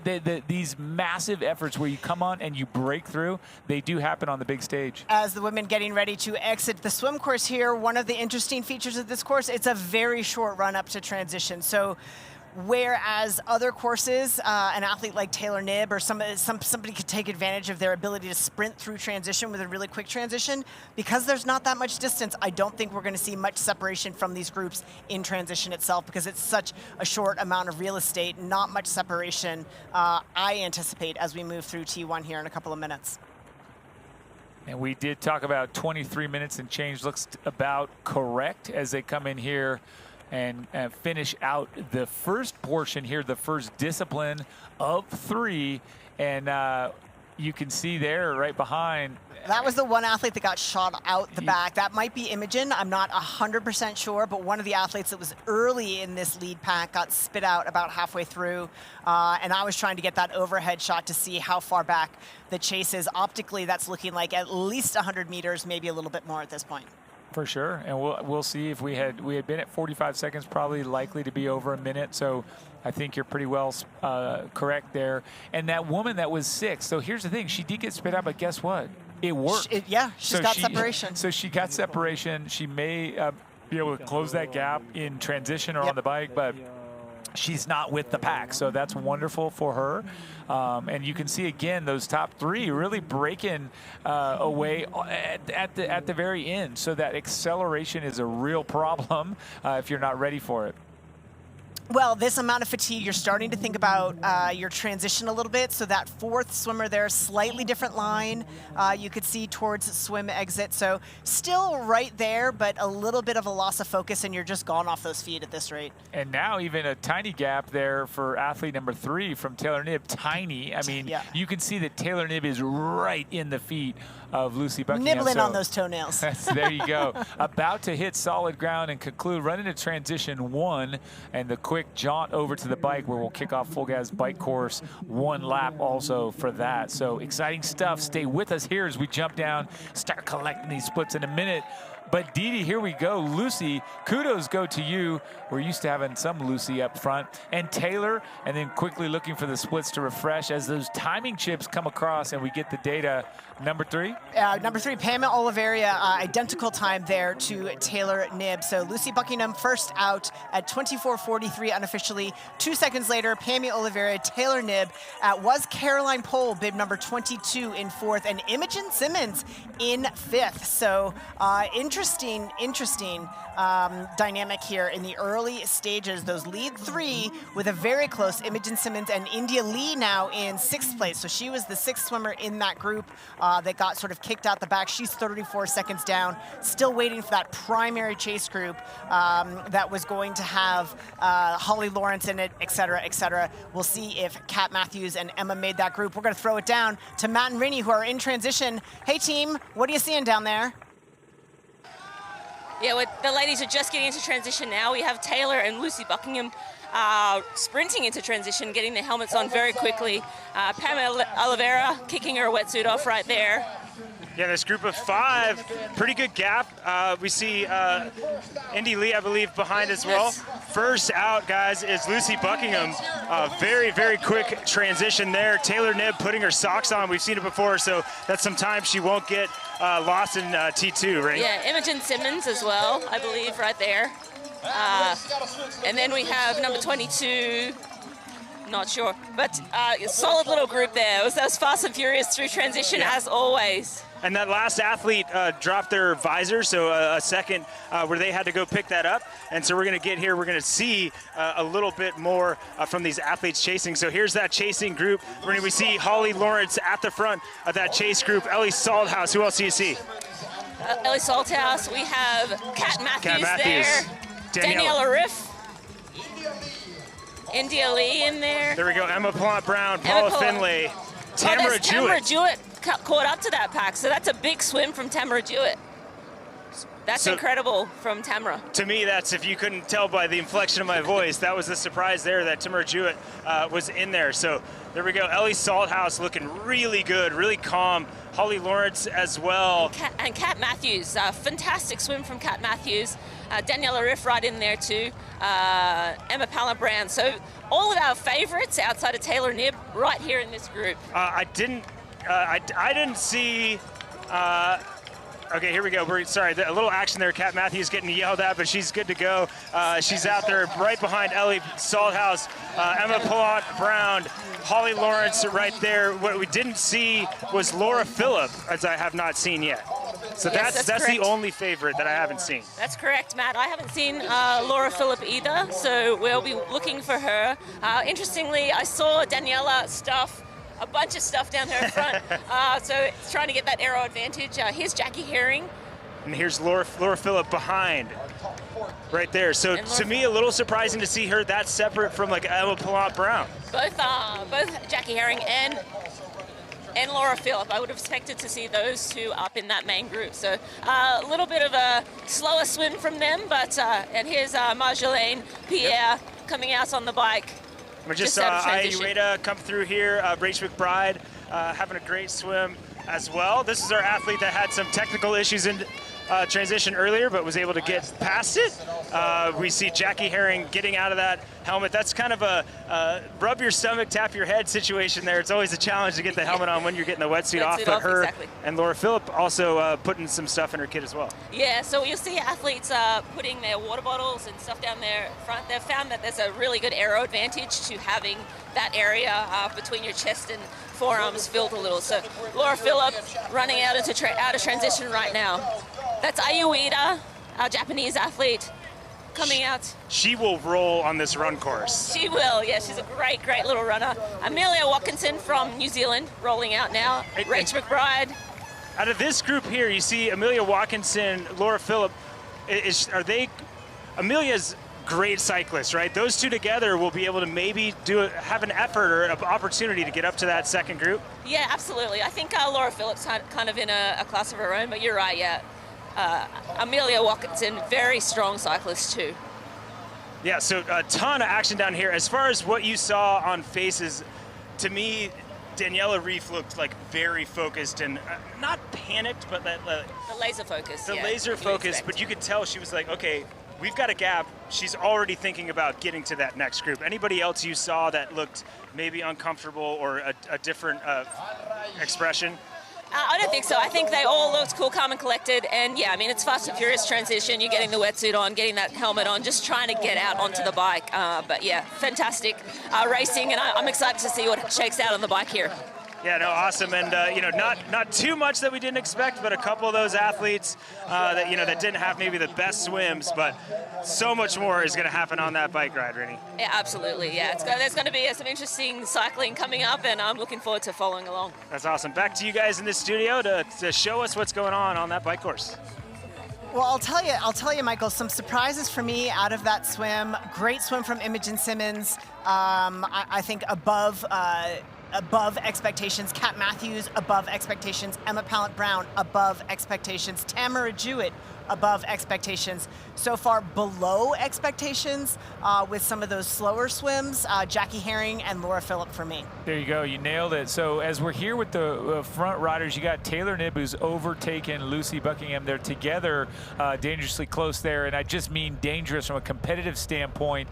Taylor Knibb did take a little bit longer in transition, but guess what? That's how she does it. She's also not, I don't think, really concerned with anyone being around her for the first couple miles because she has pacing, she has strength back half like no one's business. But take a look here at these fastest transition one times presented by Morton, and that's right, Lucy Buckingham fastest in 1:36. Pamela Oliveira from Brazil, second fastest in 1:40. Taylor rounding out the podium, 1:43. And that's with socks. That's with socks. It's a quick transition. She's used to getting it done in 2 shakes of a lamb's tail. But here we go. Taylor Knibb out front, rocking it. And I have to say, I'm excited to see where she and an on-form Daniela Ryf measure up bike to bike here today. Not too far apart, about a minute 20, minute 30, more or less between the two. We've seen it before where there's two have been in the mix on the bike. But it's exciting when you see just true powerhouses, well-rounded athletes, of course, but when you see them on form on the bike, it's a thing of beauty. Well, absolutely. And Findlay. And Findlay as well. Well, I mean, what you have there are, you're talking about two women in Knibb and Findlay who have taken time out of the peak of their triathlon seasons to compete in pure cycling events, and I'm talking about the time trial. Taylor Knibb competing at U.S. Nationals in the time trial on her pro cycling team. Paula Findlay at the Canadian Championship, TT Championship again, and then going on to the UCI World Champs with a very respectable 25th place showing there. So some of the cream of the, and of course Daniela Ryf, she didn't take time to race the TT, but we know her dominance on the bike, so we would expect the cream of that crop. Kat Matthews, I anticipate, will continue to move forward on the bike. Emma Pallant-Brown going to try to mitigate the damage again, but she's off to a great start with that super strong swim. But I would anticipate now the cycling strength of Taylor Knibb, Daniela Ryf, and perhaps a Paula Findlay and Kat Matthews to start to move forward here.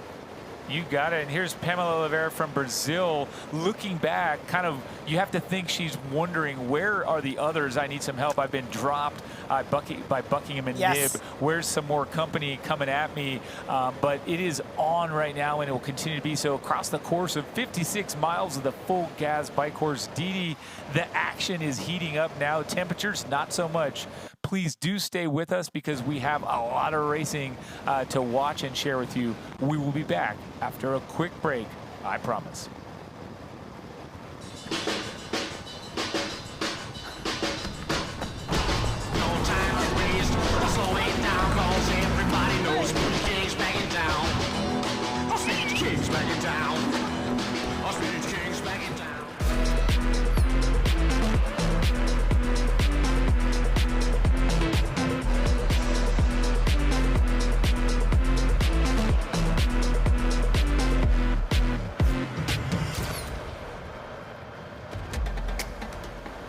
you know and we know. The thing about challenging yourself is you're always looking for what's next.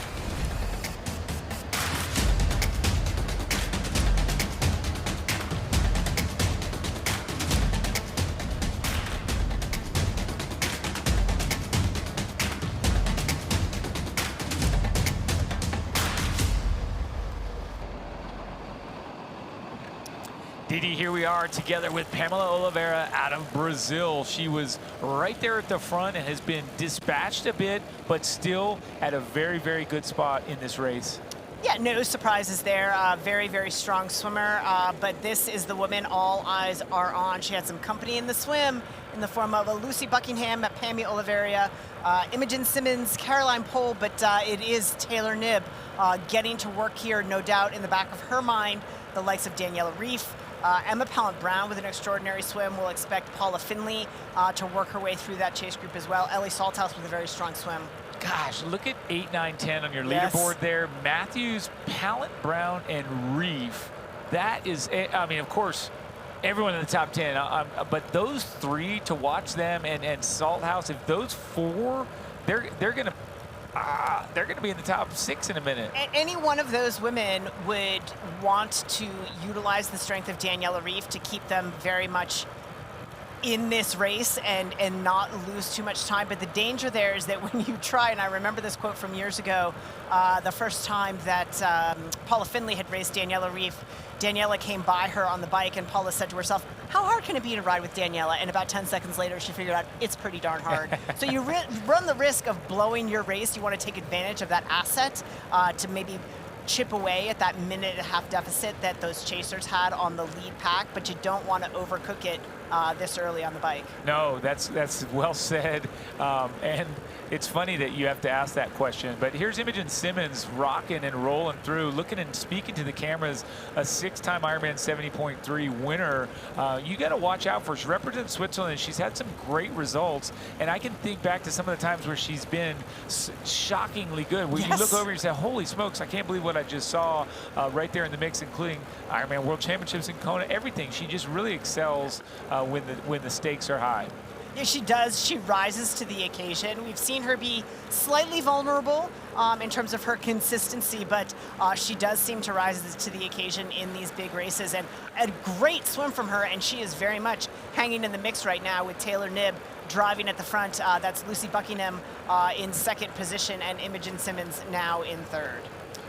And you can see as the road unfolds in front of us, and we come back to Taylor Knibb, I always remember when you see this powerhouse of a rider on a road bike bent over some clip-ons and crushing it. Now a fully dialed time trial position and the strength to ride in it, which is so different from what she'd done before. And what's scary, Michael, as you said at the top of the show, she's raced, what, 5 70.3s? That's not a lot, and we've already seen the evolution of her TT position, and she's just getting started. She's going to keep tinkering, keep dialing, keep nipping and tucking on that TT position and only find greater gains aerodynamically. It is a process that doesn't happen overnight, but we think back to watching Taylor Knibb 18 months ago in her debut 70.3 and look at her now on a time trial bike. I mean, she was extremely competitive at the US Nationals in the time trial, and this is an athlete who 2 years ago had never been on a time trial bike. And the aerodynamics together with the use, right? So when you get into that aerodynamic position, you have to be firing the right way, and it is different. You can say it's riding a bike is riding a bike, but it's really not. The position and the way your body folds and contorts on a road bike, very different. I think that she's also going to be able to. Right now, she's got company real close, but I think we're going to see her in here in about 5 miles really just start to pull away. Well, and here's the thing. Taylor, I don't think right now is not concerned about Lucy Buckingham. No. That is not her objective right now. I said earlier, Taylor is a lot of things. She is an absolute student of execution. So she actually reads the athlete guide, which professionals at this level just don't seem to do anymore, but she takes care of those details. She will have studied this course. Her coach Ian O'Brien is over in Finland with her. They would have studied this course. She has a very specific power execution plan. There's always the risk that the body doesn't cooperate, but I see no reason for that to happen today. So right now, yeah, we do have Lucy Buckingham riding that wheel. Again, camera angles can be deceiving, but a little bit close with Imogen Simmons in third. But Taylor Knibb right now just focusing in on her race, her execution, and going to take advantage of some of these rollers, and I would anticipate seeing that gap stretch out. But right now, pretty tight there between Taylor Knibb and Lucy Buckingham. And we'll get to see as we all view. We'd encourage you to get either online and go to Ironman.com or pick up the athlete we might be having a tracker. conversation here. I don't know if that's a race official. That might be a card being shown.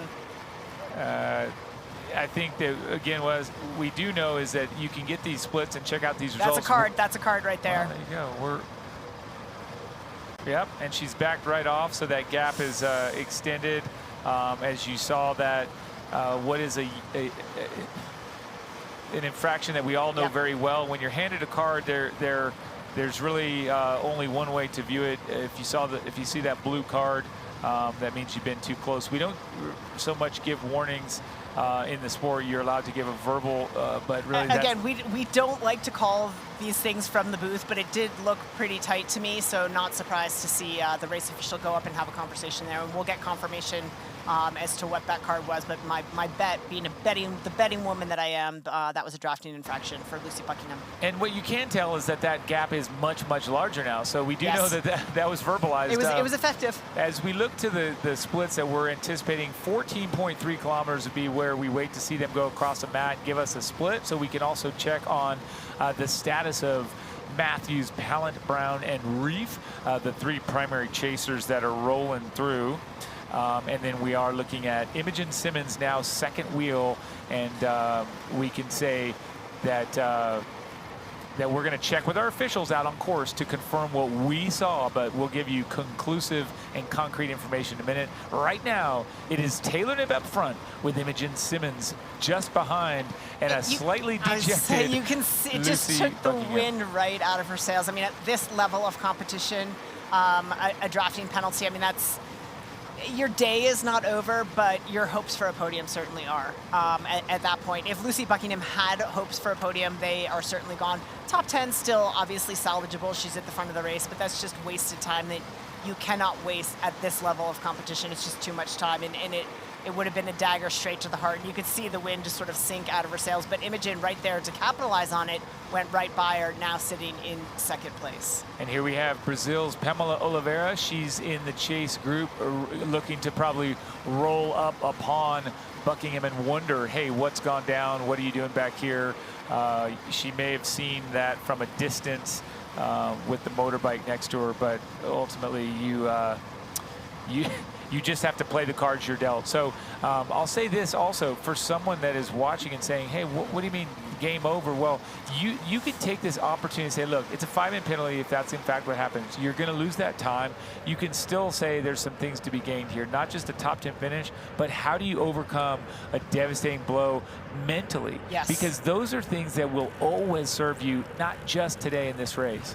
But yeah, going forward, you've got to come back for it, right? It's certainly not the ideal situation, and across 70.3 racing, I would say 5 minutes in an Ironman, you can come back from that, and you absolutely have to stay your head in the game. But it's going to take Lucy Buckingham a few minutes here to sort of lick her wounds, come to terms with it, and refocus on a new goal. Maybe her goal was a top 5 finish here. Maybe now her goal becomes, can you still salvage a top 10 finish with a 5-minute penalty? There's other things, breakthrough run, just the hard thing, anything, come up with your best something, do something, and it is part of the game. This is a sport of mental challenges through and through, so assessing and adjusting. Good to see. You hate to see a penalty, ruin someone's day like that, but good to see that our officials are out there making this a fair race. We're going to take a quick break. We'll come back in just a second.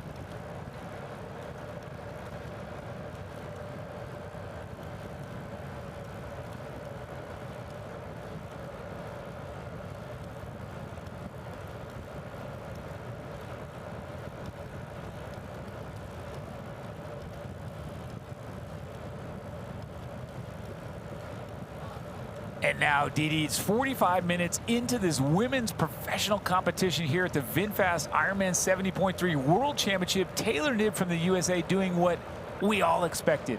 Getting up front, putting her head down, and hammering away. As we roll back, we see Lucy Buckingham, a one-time partner or in crime in the swim and the early stages of the bike, a little bit further back. But hey, this is racing. This absolutely is racing. Lucy Buckingham assessed with a penalty there. We are assuming, we're still waiting on official confirmation, that that was a drafting infraction. She will sit a 5-minute penalty at the next penalty tent. My assumption in the 70.3 race course is that that penalty tent will be at the end of the course. I'll have to double check my course map on that, but she's going to lick her wounds a little bit and then get right back into this, but it has cost her separation from the leaders of Imogen Simmons and Taylor Knibb. So she now sits alone in third as our official chase group on her own. I mean, I think almost tactically, don't you just drop back to 12, 13 meters and just sit there and keep going, carry that momentum, try and latch on, so instead of being in no man's land. But that's neither here nor there. Right now, all we can do is say, here's what we're seeing. Through 14.3 kilometers, Taylor Knibb has a 2-second lead over the Swiss Imogen Simmons, and we're waiting anxiously to see third, fourth, fifth, and all the way through the top 10 to roll in. And Didi, I'm just dying to know, where is Daniela Ryf? Where is the Swiss Miss? Where is Kat Matthews? We want to see these women cross that line. Well, we're going to know in about a minute. That gap, of course, out of transition to the chase group was in and around 90 seconds. And we've got Taylor Knibb setting the pace here. She has company in Imogen Simmons. It's Lucy Buckingham alone in third, and then the chasers coming. Will there be separation in that group? I almost guarantee it. Will Daniela Ryf be at the lead of that group? I almost guarantee that as well. Look at that, top 5, all in 1:17 per 100 meters. India Lee, the one that just popped back by a few seconds, 1:19 per 100 meter. That's the average. And then looking at these bikes, right away, some pretty quick averages, about 34.5 kilometers per hour through that first segment. And there you go. So 50 seconds is what you're seeing. This athlete right here on camera has dropped back, Lucy Buckingham. And it is a shame. You know, you say, I love to see good officiating, but you hate to see someone make an error. I don't think she was intentionally in that spot. I think she made an error. You get close, you make an error. You need to be back. You need to be real vigilant on that spacing. I mean, it wouldn't be intentional because there were so many motos around them that she knew she wasn't getting away with anything. I think it was just a judgment call that she just misjudged the drafting zone and rode it a little close. Thought it was, hey, I think I'm where I'm supposed to be, but was catching it a little bit close. But she wouldn't have been getting away with anything because there was just too much officiating company out on the course. As we take a look at our women's leaders, that is Taylor Knibb, followed by a very aggressive Imogen Simmons so far here out on race course. And we saw Imogen Simmons in St. George last year at this event, way up there for a long time, and then sort of faded to about a 14th place finish at the end. Not the best, but certainly she put herself in the mix, and we know that she's capable and will do that. She doesn't race soft. You know, when she's got the legs, she does put a great effort, and I think that's what we're seeing right now from the Swiss athlete, all in black, tucked in and following the lead of Taylor Knibb. But Didi, you and I can both see cameras, lens angle, all that stuff. You can tell she's further back. You can absolutely tell. I mean, I don't like to call. There are certain things that we can absolutely call from the commentary booth. Drafting is not one of them because of camera angles. But right now, Imogen, yes, riding legally. It did appear to me, and I even said as much, that Lucy looked a little close, but again, we can't always tell from here. We can call things out like great choice of socks, poor choice of socks, all of these things. I'm not doing that now. It's just an example. Both of the athletes there on that hill came up, indicating that what we already know. There is a decent amount of elevation gain and loss in this race. It is not a flat and fast course.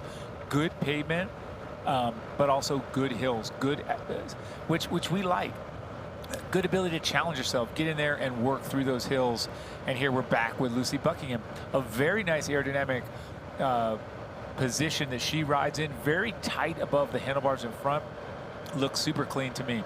Yeah, it does look very clean to me. She's got an internal bladder. You can see that straw going down to that top tube there. So she's got access to her fluid. She's also got a bottle right there as well. And resting that chin, that's you can almost tell that's a cue for her. Get your mouth right down on that bottle. You know you're carrying ahead in the right position.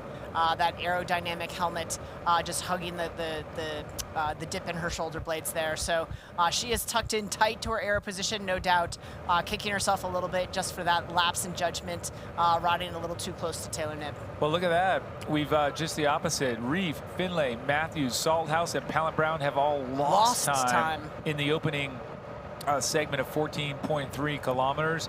Lost notable time. I mean, to go back in the range of 30, 40 seconds is notable. That tells you exactly how hard that pace is that Taylor Knibb is pushing, and Imogen Simmons. And some of that may be organization within the group. I mean, that was a big group leaving transition together.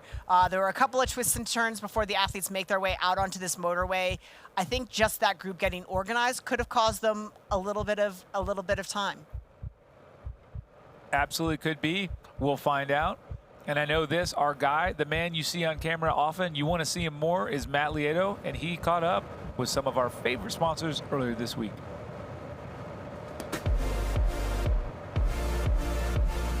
Hey there, guys. I'm here with Paula Santini of Santini down at the Ironman Expo. Thanks so much for taking the time to chat.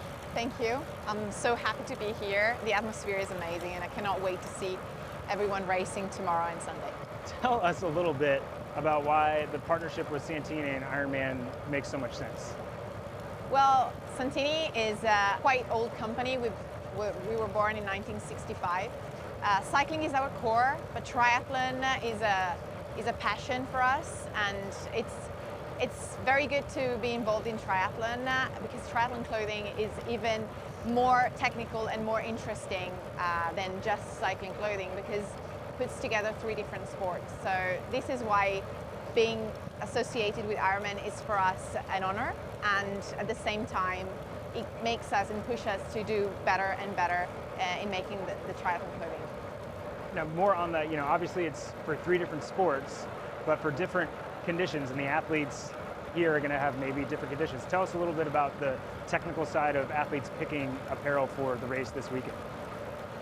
Picking apparel for racing is always a very difficult task. And when the race has very variable weather condition, is even worse. And it's something very personal, but what we suggest as experts is to pick something that you've used in training as much as possible, so you know that you're used to this. To be prepared in case of rain, to have either a rain jacket that is fitted enough so that you can still be aero, but that doesn't, you know, make you completely soaked, so that when you unzip it, you're not completely wet underneath. In reality, what I think it's good in a race like a half Ironman is to wear short sleeves. A short sleeve tri-suit would be best. Trying to be aero, but at the same time comfortable. So I would put a lot of effort in finding a tri-suit with the best chamois for you, because you're going to spend some time on the bike, but at the same time it needs to be comfortable when you run. Make sure that you wear the things you're comfortable with, but at the same time you're fast enough to get changed if you need to. So talk about what's going on behind us here with this little challenge. So this year we decided to partner with Wahoo and Martin to create a challenge for all the amateurs here. It has been fun, and we see a lot of people around. The challenge is you need to guess your time on a 1K circuit on the bike, and then pedal it out on the Wahoo bike. And the challenge is not to do it as fast as possible, but to get as close as possible to the time you guessed. So if you do that, then you can get some nice gifts from all the brands, and well, enjoy the gifts and stay together with us and with our pros. Yesterday we had Emma Pallant and Mickey Taggold with us, and it was great to see a lot of people coming. Thanks so much for taking the time, and enjoy the rest of the weekend. Thank you. Bye, everyone. That was fun to watch, and great to learn a little bit more about a wonderful company as we come right back here on the road and we're catching up with our superstars here 55 minutes into this race. And this, of course, Lucy Buckingham, we've seen her from a few different angles, and now that's a great shot. Shows what it should look like, right, as you're staring down the barrel of a shotgun like that. And just as I say that, back to Taylor Knibb, we're talking about how fast she must really be riding. She makes it look easy, but I do see, you can see in her face. Oh, yeah. It's not relaxed, comfortable, bide my time. She's putting down some serious power right now. Well, I mean, I think, you know, Taylor Knibb, if she's thinking about her competitors, there was a couple of them going to try to take a swing at her here on the bike, namely Daniela Ryf, Paula Findlay, Kat Matthews looking to chip away at that, and she's just trying to put a dagger through their heart early, and it has actually increased her gap on the primary chasers of Ryf, Findlay, Matthews, Salthouse, and Pallant-Brown. Will she hold it? We'll find out after this quick break. Don't go away. We'll be right back.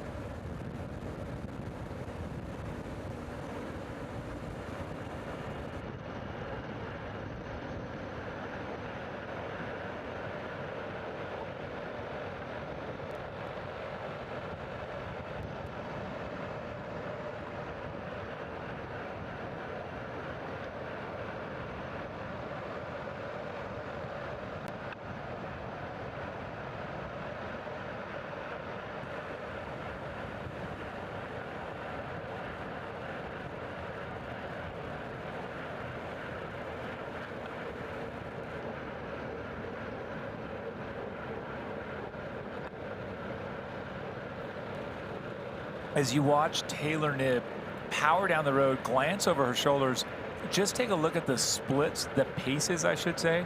We're talking 43.4 kilometers per hour for Taylor Knibb through the opening segment. And then as you look at Ryf and Paula Findlay, 41.93, 42.01, 41.7. That's a pretty solid, that explains that gap. Yes. You're right that sometimes some jostling for position can account for that. But I think the primary driver here is on camera. She is motoring down the highway. Absolutely, and the chasers behind at this stage of the race will not be getting that information back. So I think Taylor is actually taking advantage of that in establishing some early separation. I think the likes of, if I'm Paula Findlay and I'm sitting with Daniela Ryf, I'm saying I'm in a good spot. Like, I'm where I need to be, and we're gonna close the gap, so to speak.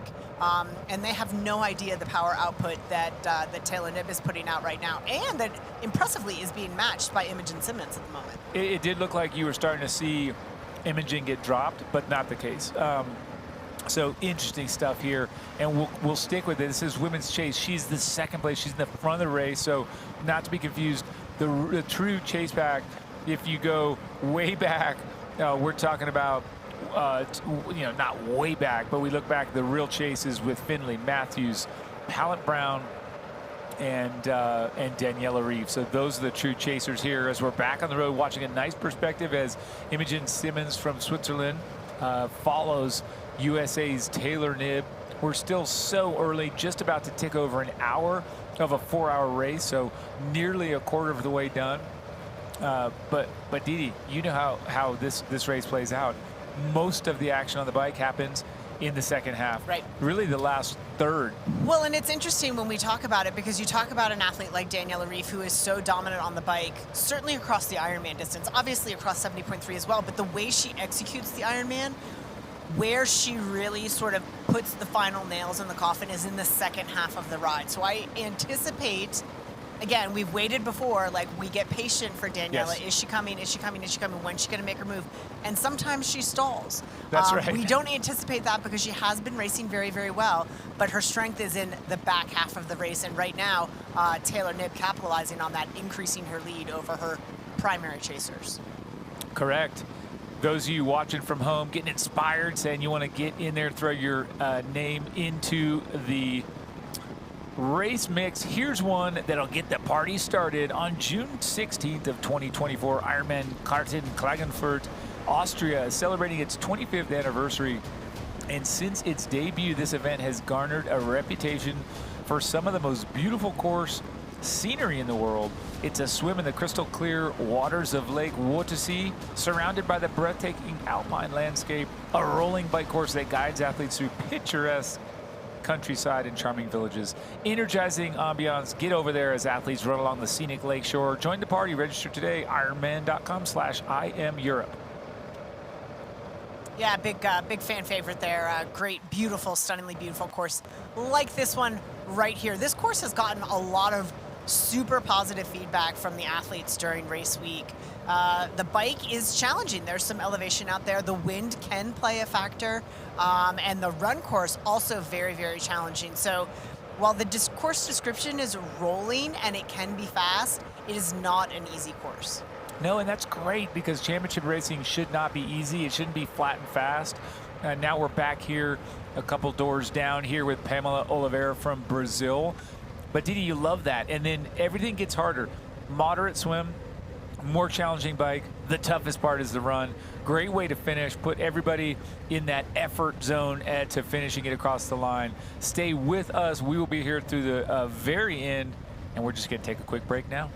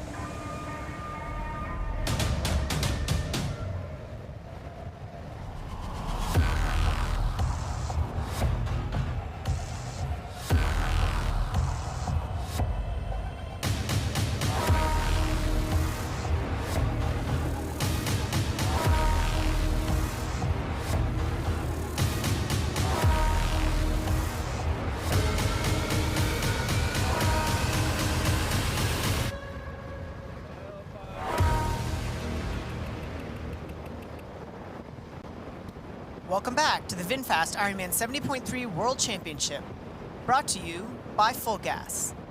Less virtual, more reality. And by Qatar Airways, going places together. And now, the front of the race, brought to you by Taylor Knibb. She is a thing of beauty on that time trial bike. She looks great, flat back, relaxed, a little bit of labor in the front, and also that rhythm, side to side, a tiny bit in the upper body, which you kind of want to see. The pistons firing straight up and down, a little bit of rhythm there, and that's something that's very natural, not unlike how we run. The ride should be the same. Absolutely, and of course, our leaders now making their way towards about 30K on the bike. We have a little bit of time before they get there. A couple of minutes left. Around 30K, the road takes them towards Karkola, which is the starting point of a climb section. It's the steepest part. These climbs through Karkola around 4 to 6%. Once they arrive to Karkola, we'll look for the telltale sign they've reached there. There will be a church on their right, and at that point, they will have gotten to the halfway point on the bike. So that is coming up as we watch Taylor make this right-hand turn towards Karkola. Right before we went to break, this is our first look at Daniela Ryf. She was moving up. She had moved her way past Lucy Buckingham, I believe. So we will get that split at kilometer 28.2, which Taylor Knibb has just crossed. But Daniela Ryf looking to be making a move here, moving her way up as well.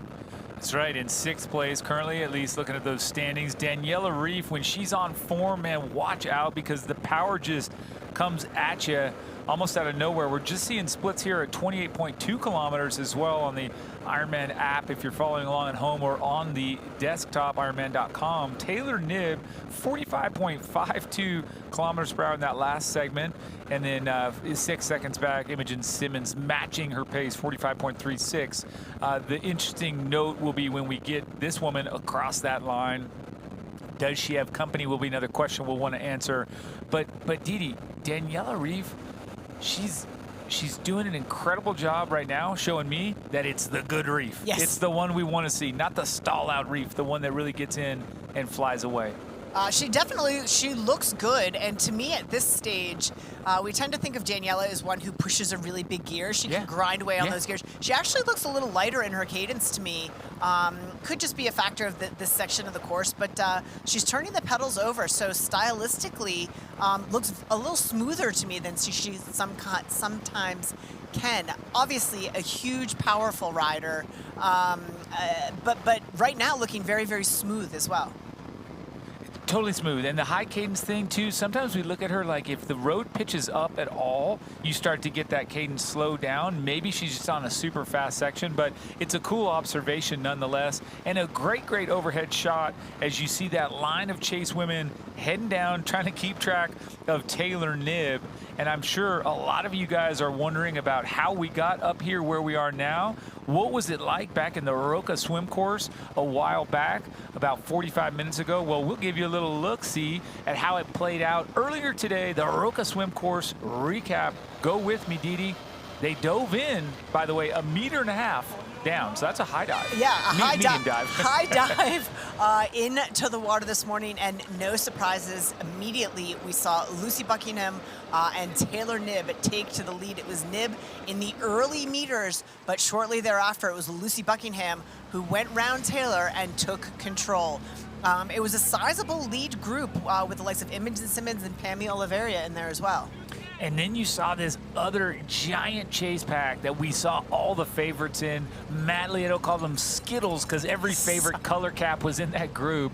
They did get dropped by about 1.5 minutes by the time we hit solid ground, closing out that Roka swim course. But I tell you what, it was sort of as expected. Taylor Knibb getting out, hitting the ground, and taking off. Taken off, was being chased by this woman, Daniela Ryf, with a as expected swim, about 90 seconds chasing. Right now, that gap as they go through 28.2 kilometers, unchanged from our last time we mapped, but still over 2 minutes down on Taylor Knibb.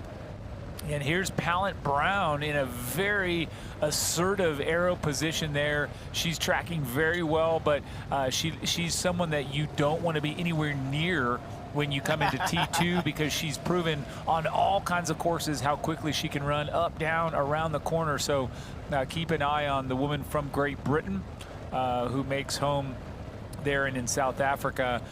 This is a superstar. She's actually, and Rennie asked this, she's won 19 Ironman 70.3s, 19, so she's won more than anyone else on the start list. And she was someone last year at the World Championship in St. George. She struggles in the cold. That is not her favorite place to be.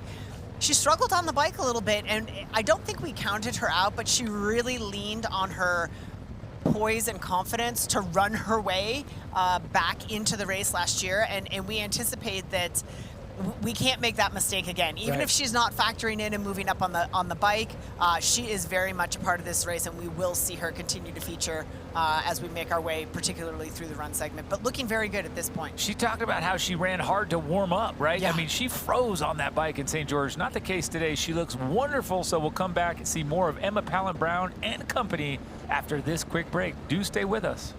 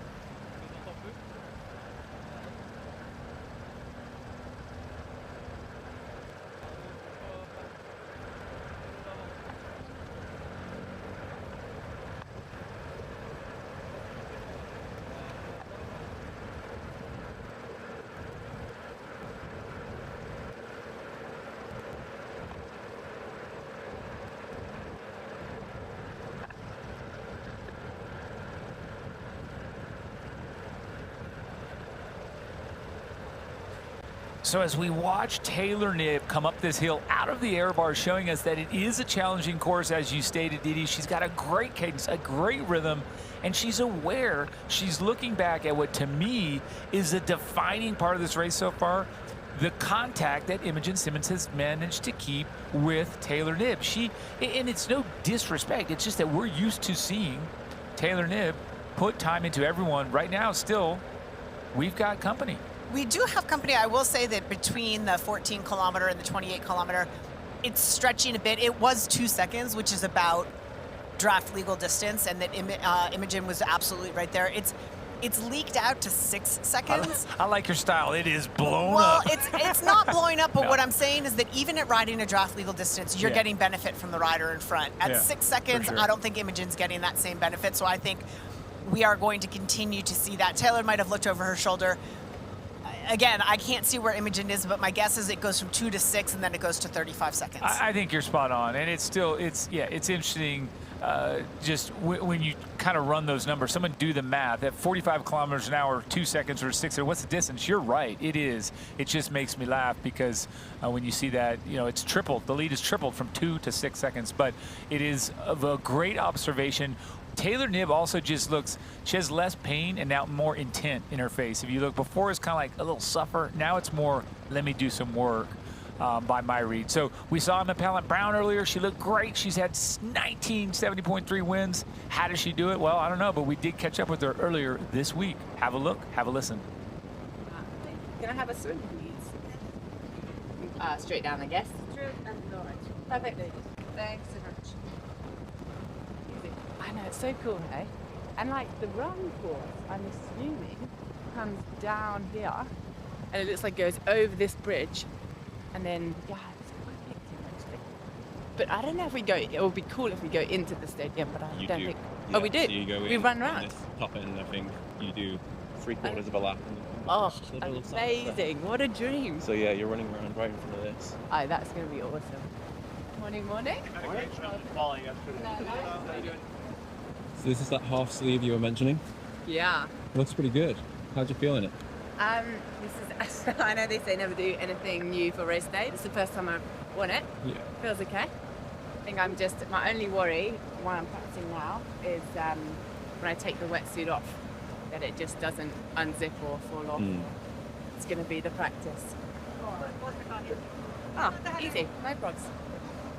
Stayed on. What's the plan for the rest of the day? Gonna do a little run on the run course. Yeah, mobility, get in the boots, chill. Yeah. Wow.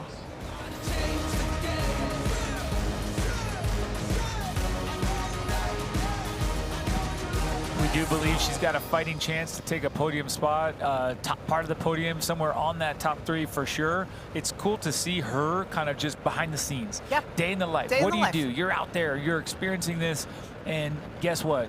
All those victories, she's still like us. We just go, oh, that's cool. Oh, I get to do that. How fun. I wonder. It's awesome. That's how we roll.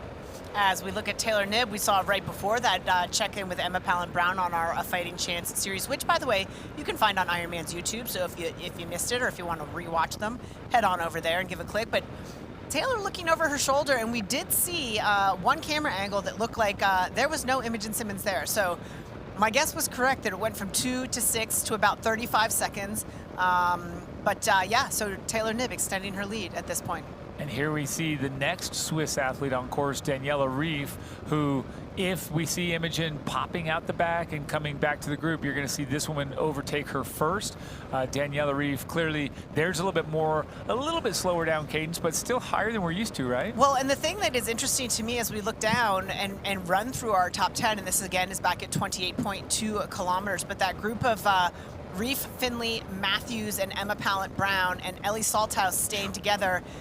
Lucy Buckingham going backwards through that group, as is Pammy Oliveira, but then look all the way back to 10th place. Holly Lawrence, 3:42 down. Losing some time. Losing some time. Again, that's another surprise to me as we anticipate the dynamic we thought we might see. Super stoked to see Imogen Simmons right up there still fighting. Not surprised at all about the chase. Emma Pallant-Brown with a great swim, Kat Matthews with a great swim, so holding in and holding their own in that chase cycling group. Really surprised by Holly Lawrence's stall here early on the bike. Yeah, we're not used to seeing her get dropped, but we are used to this. Check this out, brought to you here by Wahoo. 327 watts, 4.4 watts per kilogram. And this, of course, is for the 36-year-old out of Switzerland, Daniela Ryf. Those numbers don't scare me. Yes, because I'm here in the booth, and that's the only Yes, reason. they Because do. if I were on course, I would be scared double hard. If I remember back to our VR, that was the shape of a watt bomb. That many watts. Yeah, that was, yeah. Whoa, if that. So now here's a good look here at the watts that we were calculating for our athletes, and you can take a look on the left side, watts per kilogram, how much pound for pound you're pushing. So your weight. Your watts, rather, your power per weight, per body weight. And on the right side there is the actual number. So it is great to see that. Those, again, estimates based on what they're putting down for speed out there today. And come back to our look here at Kat Matthews. Again, anyone that follows triathlon will be familiar with Kat Matthews' story and that she hates to call it a comeback, but had a really bad crash about a year ago, and great to see her back on form. She has made it clear that her primary goal is the Ironman World Championship coming up, but getting a good, strong hit out here in a World Championship caliber field and doing very, very well. Kat Matthews out of Great Britain. That's right. So fun to see her in action in the mix. We're going to throw down to Greg and find out what he's seeing out there where he's at. Greg, take it away, my friend.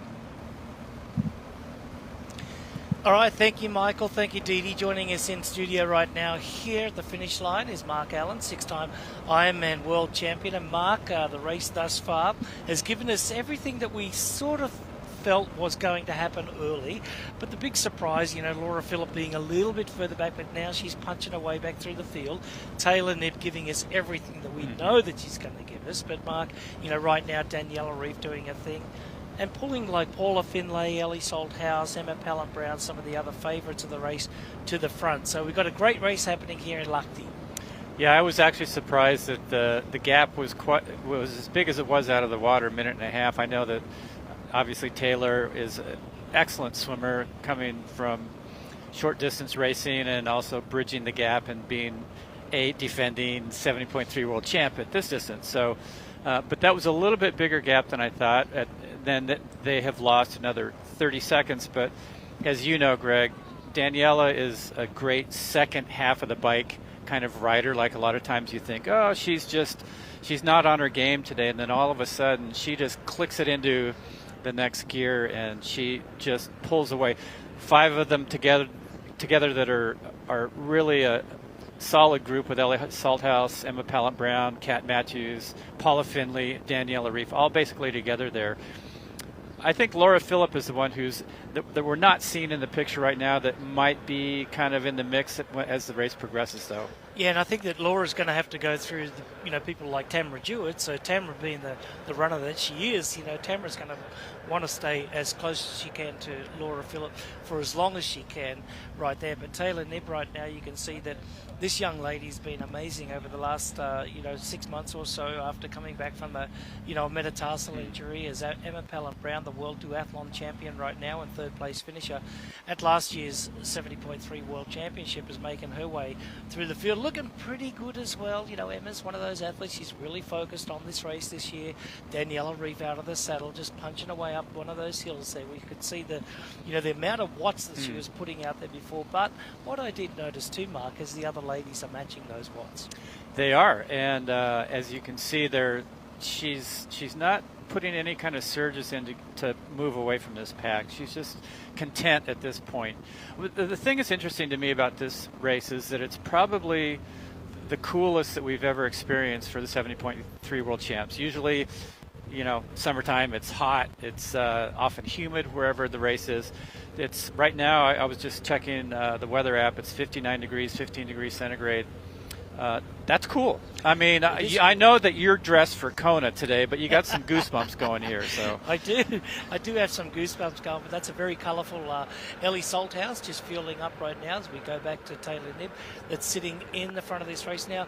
A couple of little tidbits on Taylor. Last week she punched a ticket to the Olympic Games in 2024 for Paris, coming up on July 31st next year. But also this year, Mark, she became a two-sport athlete and going over to cycling. She was 4th place in the US Cycling Championships in the individual time trial, missed out by 1 second getting on the podium, so that we know that the strength for Taylor Knibb is absolutely there on the bike course today. So what can she do up against Daniela Ryf, who is going to bring it home on the second half? That will be the interesting and one of those factors that come into the top podium results coming up at the end of the day. But right now Daniela Ryf is doing very well. Kat Matthews sitting in there, Paula Findlay, and Paula Findlay also individual time trialist at a couple of weeks ago at the Cycling World Championships in Glasgow. Yeah, for me, this is kind of like the youthful enthusiasm against the age experience of Daniela Ryf. So you have Taylor Knibb, she's just on fire. She is actually excited to race Daniela on her absolute best day. A number of years ago, they had a race together, and Daniela wasn't on her game, and Taylor won. And Taylor's comment was, "Geez, I don't know if I'll ever get a chance to race her again." And I wanted her to be at her best, and she wasn't today. So, from the looks of things at this point, she might get that wish. I think so. And, Taylor, she is a student of the game, just like Didi Griesbauer said at the top of the show. So, Taylor's going to give it, she's going to give it everything. She's very well coached and everything. There's a plan for everything. And you know that Taylor right now is up there and she's executing her plan. She wasn't, in such a hurry to get out there early. She was using, Imogen Simmons as well and looking back and just making sure that she was, doing what she wanted to do. However, in the first part, she did put 30 quick seconds into Daniela Ryf and the chasers there. So as they're riding through the course right now at 44 kilometres an hour, very, very fast out there as we see another one of those chasers just overtake. Laura Philipp, coming through, overtaking Lucy Buckingham. Yeah, and as Didi was saying, Imogen is now, looks like 33 seconds back of Taylor. So once that rubber band snapped, kaboom, she got that 30 seconds right away. Yep, coming up to the halfway point. That will be 45 kilometres coming up here very, very soon. It was Taylor Knibb that goes through 39.8 kilometres at 1:21 into the course right now. So just over a 24-minute swim today. It'll be interesting to see how close they get to that 2-hour barrier today. 56 seconds now is the gap between Imogen Simmons and Taylor Knibb. So Taylor doing it as she's supposed to be doing. And I just want to catch up with you, Mark, on this. Imogen raced, a week ago. I did see her yesterday. She mentioned to me she hasn't been feeling that great and racing on antibiotics. So it's very tough for Imogen at the moment. Yeah, for those of you who are inexperienced with that, when you take antibiotics, it changes some of your metabolism, and it actually makes it hard for your body to generate the energy you need to generate power. So she's at a disadvantage, unfortunately. Yeah, at the disadvantage. There's Kat Matthews right now. We just had Laura Philipp on screen a moment ago. She was 2 minutes and 50 seconds out of the swim behind our leaders. A little bit further back than what she probably had hoped for, but she's making her way through the field, so that's great to see. Laura Philipp, not so much my dark horse, as I'm calling her one of the favourites, but, a dark horse would be someone maybe Tamara Jewett, but she's a favourite as well. But Laura Philipp doing an incredible job making her way through the field. But Taylor Knibb, once again, as she makes her way across this beautiful rolling course in Lahti. This is a great sporting town as well, and Lahti's been responsible for the 2017 ski jumping world championships, and they just absolutely love their sport here, cross-country skiing, a lot of the Nordic events over here. So Taylor Knibb from Boulder, Colorado, continues to lead the 70.3 World Championship here in Lahti. And there we go on screen right now is Kat Matthews. And Kat, coming off her injury, from that bad accident last year, has made an incredible comeback to the sport. Yeah, the entire sport cheers for Kat Matthews. There's nobody that wishes anything other than the best for her. And as we can see here, she's on fire. She's right there with Paula Findlay, Daniela Ryf, and I had the opportunity to drive the bike course a couple days ago, and it's absolutely stunning and gorgeous. The countryside here in Finland is like nowhere else. And as we've mentioned many times, the northernmost 70.3 World Championship ever in history. Pretty exciting. Yeah, we're just across the Baltic Sea from Tallinn, which also has a 70.3 race in Estonia too, so it's very interesting. All right, there's Kat Matthews. She's sitting in third position right now, riding along at about 42.3 kilometres an hour. Approaching that halfway point, Paula Findlay is sitting right behind Kat there, just 1 second in arrears, as Daniela Ryf. Emma Pallant-Brown doing her best to hang on. Ellie Salthouse as well, so we've got a nice little group of 5 athletes hanging around that front, sitting in that podium position as Taylor Knibb continues to lead. Wanted to make a little comment on Kat Matthews. Her bike setup was just absolutely gorgeous, laying over the bike in a very nice position, very strong and powerful, and great to see her, back racing after about, that 6 months, 8 months of recovery off that accident. But Taylor Knibb continues to lead. Talk about her style there, Mark, and her turnover looks very, very nice. It's almost like she's made to be on a bike, I think. Boy, I think you'd have a hard time finding a Tour de France rider that looks any better than she does. Looking at Daniela's position here, I have to say it almost looks like she's scrunched up a little bit too much, almost like her seat has dropped, and perhaps this is just a position that she's found most efficient and effective for her. And I'm not a bike expert, but it looks like she could extend a little bit more on the bottom. Taylor Knibb's position clearly nearly flawless. Like anybody, though, when you're in that position for a while, every now and then you got to kind of move around on the seat to, keep that comfort going and to stay loose. Yeah, and I'd almost imagine, this position is very tight on the hip flexors as well, so a little bit more height on the seat there. Maybe for Daniela Ryf, but you know what? She's a 5-time 70.3 world champion, 5-time Ironman world champion. As we just got a glimpse of Laura Philipp just a moment ago, but if you can see now the style of Daniela Ryf going downhill a little bit. Faster cadence, obviously, as we normally see Daniela in a little bit of a higher cadence over most of her competition there, and that's where she generates her power. She's an incredibly strong athlete. Taylor Knibb just looking down at the computer there, just trying to get some information and feedback from how her body's doing at this point in time.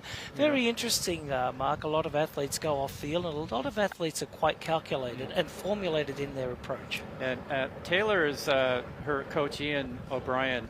They map it out exactly how she's going to go at every step along the way, and she really tries to stick with that. Very, very, very fine-tuned approach to her race. All right, Taylor Knibb leads the 70.3 World Championship here in Lahti, Finland. We're going to throw it back to you guys for Mark and I. We'll catch up with you a little bit later on. And thank you from our good friends Greg Welch and Mark Allen down on course. This is a quick look at Taylor Knibb. We're going to take a quick break, but don't go anywhere. We'll be right back to you.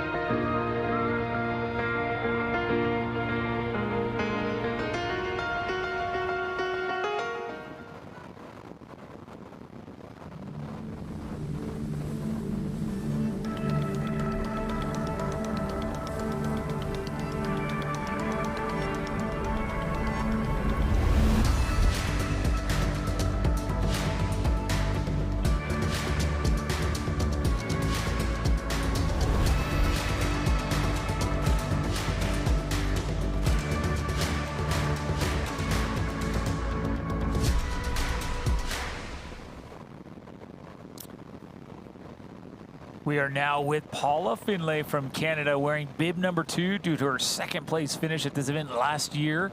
Paula Findlay, really just kind of a sleeper here, but when I say that, in 4th place, she did that 40K in 56 minutes and 21 seconds. The pace is on. And when you said Taylor did 54 minutes for 40K, you're not even halfway, and you are lighting it up. It is tough right here today for these women. It absolutely is, and it's a great effort here. Kat Matthews, Paula Findlay, Daniela Ryf, Emma Pallant-Brown. These are strong, strong women, and they are just bleeding time right now to Taylor Knibb up at the front of this race. But, you know, if we talk about Paula Findlay, she has in the past struggled sort of with the big races, with the nerves, with the sort of anxiety of the race itself, and sort of underperformed. But I would say in the last year to 18 months, she's really sort of come into her own. You see that race confidence coming along, and she's put together a string of super impressive racing. Paula looks really comfortable to me right now, and I think she's was happy to have, she's always put herself second wheel. It was Ryf and then Findlay. Now it's Matthews and then Findlay, and I think Paula is being very, very calculated here. I don't think she's thinking too much about Taylor right now. I think she's setting herself up in this pack to be the one to rise to the top behind Taylor. Well said. Very well said. As we come here now to 8th place, Laura Philipp, one of our most devastating runners in the field, and with the challenges that we expect to see these runners tackle on the 2-lap Hoka run course, keep an eye on Laura Philipp. Just keep her close. And she also, you know, Mark was saying, hey, this 59 degrees of cold we've had. Temperature-wise, he's probably correct. We've seen, you know, in St. George, they were struggling with the cold water. Some didn't warm up. It wasn't hot, really. But this is a unique situation where the weather is not going to hurt people notably on their run. The weather's not going to bring them down. It's going to be good running weather. You still have to manage the fluid intake and the calorie expenditure, but you're able to focus really on just pushing a pace. As we come to Amelia Watkinson from New Zealand, also just solidly in that top 10. Yeah, I mean, she's got great company in Laura Philipp. That's a great pairing right there. Amelia Watkinson, as you said, out of New Zealand, fully taking advantage of that partnership out there with Laura Philipp, and moving their way into the field. She's has had kind of a quieter year, I'm going to say, for Amelia Watkinson. Raced down in her home country of New Zealand in the early season, and really her only appearance on the Ironman scene was in Tallinn, just right across the Baltic Sea from where we are right now. She was 5th place there back in early August, so haven't seen a lot from her racing, but having a very solid day out there thus far. I think I remember end of last year, we saw her in Melbourne at the Ironman 70.3. She got second there. That was when I think she came back from a pretty long injury out. And this one, I love it. Check out that disc wheel. Psychedelic, great choice there as far as I'm concerned, as we're looking in here on Émile Maurier from France. And just wonderful disc wheel, and really poor French on my part, so I apologize for that. But this is great. Back to Taylor Knibb, who is rocking and rolling, has been out front since early on in this full gas bike course. She lost the lead on the swim. Will she ever lose it again? And hey, if you're watching Taylor and thinking, I want to get myself out onto a 70.3 race course, but you're not entirely sure what that schedule is going to be next year, I want to tell you about the Flex 90 program, which allows athletes who register within the first 90 days that registration is open the flexibility to defer, transfer, or receive a partial refund if you're no longer able to participate in your race. You can enact those benefits up until 45 days before the day of your race. So if your plans change, your race can too. Check out that Flex 90 program at ironman.com/flex90. As we come back to Paula Findlay, I talked about Paula Findlay a little bit with some of her nerves, particularly for the big races, but she's been in Finland. She went to race the UCI World Championships in the time trial, and then made her way over here. She got there before Ironman rolled into town, had a really quiet week, and felt very calm and relaxed, and I think she's looking that way so far on the bike. Let's see what happens when we come back on the other side of this quick commercial break. Don't go away. We'll be right back to you.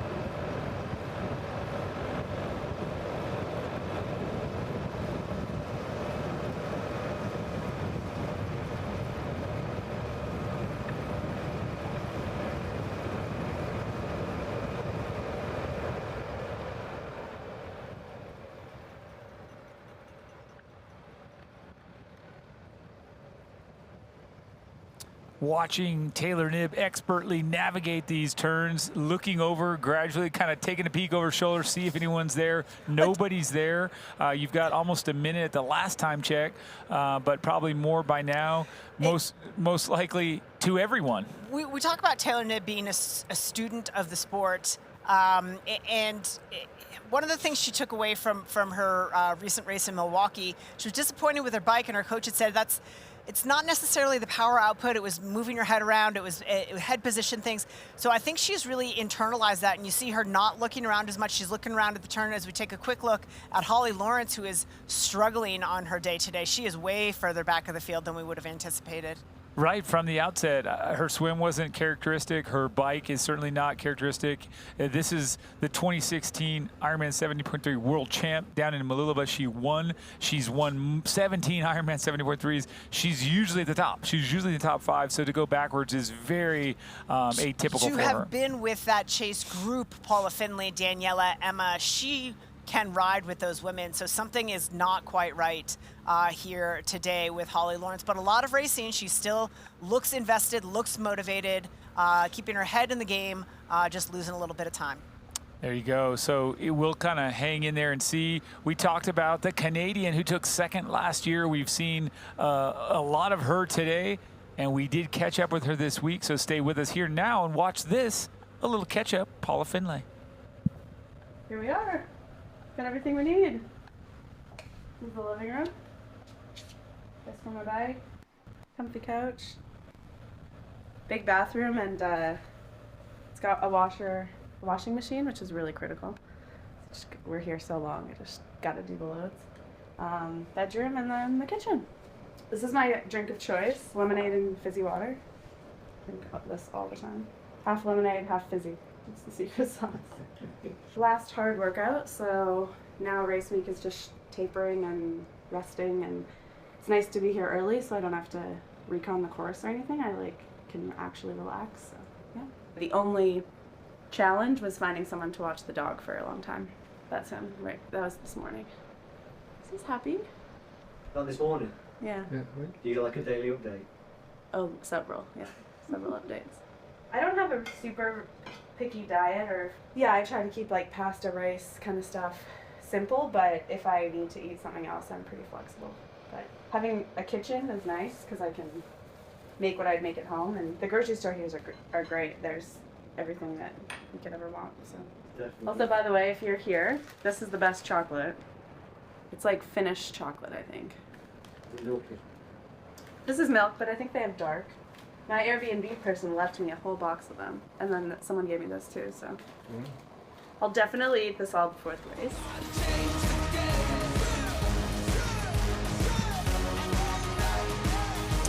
Well, that's it. Finnish chocolate is a secret ingredient. I would say it made me want to eat more chocolate, and I'm eating some right now, so more is always Paula is not more. sharing. She did not drop some of that chocolate by the booth before she headed out on course today. I'll be speaking to her about that immediately.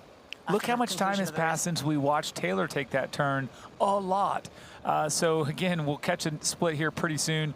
In the meantime, we are rocking and rolling here with the women's chase pack. That's Paula Findlay from Canada on camera. We'll see more of her and the others after this quick break. Stay with us. We'll be right back.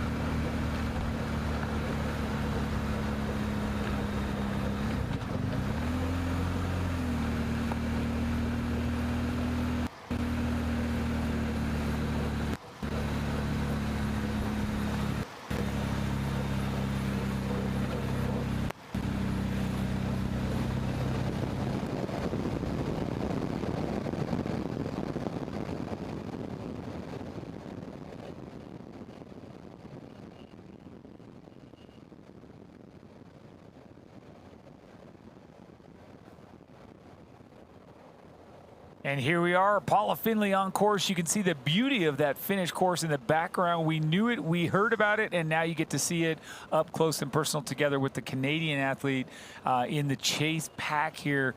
Didi, this race is a little bit of what we predicted, and then a couple things, i.e. Holly Lawrence, that are not lining up.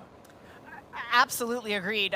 So far, I'm super impressed. Imogen Simmons with a great swim and early start to the bike in this chase group. There's we have Holly the penalty. right there? No, that we have the, oh, well, yes, the penalty tent. We've got a couple of athletes rolling in here to the penalty tent. I believe that is Lucy Buckingham from her drafting penalty right at the start. Is that Tamara Jewett in there? I see Tamara Jewett pulled in to the penalty tent as well, and that athlete in the middle trying to get a bib number there, Holly Lawrence in the penalty tent. Yeah, and that's it right there. That explains it. We were just Holly's talking about was a stop and go. Holly's in and out. Ellie Salthouse is in the penalty tent. So to refresh everyone's memory, a stop and go in this distance is 30 seconds. It is a time stop and go, a minute for Ironman. She's tucking the visor back on and back to it. A stop and go or a yellow card could be handed out for a number of things. Some of the more simple infractions, drafting and anything surrounding the draft zone is a blue card and a 5-minute penalty, but the yellow cards can be as simple as unintentional littering. Some litter flies out, you accidentally drop a bottle, that can be, and others like that, less severe. But as we come right back up here with Paula Findlay, we're gonna rush off to our two favorite folks on the road. And that's Matt Lieto and Mirinda Carfrae. Matt and Rindy, what have you got for us out there on the road?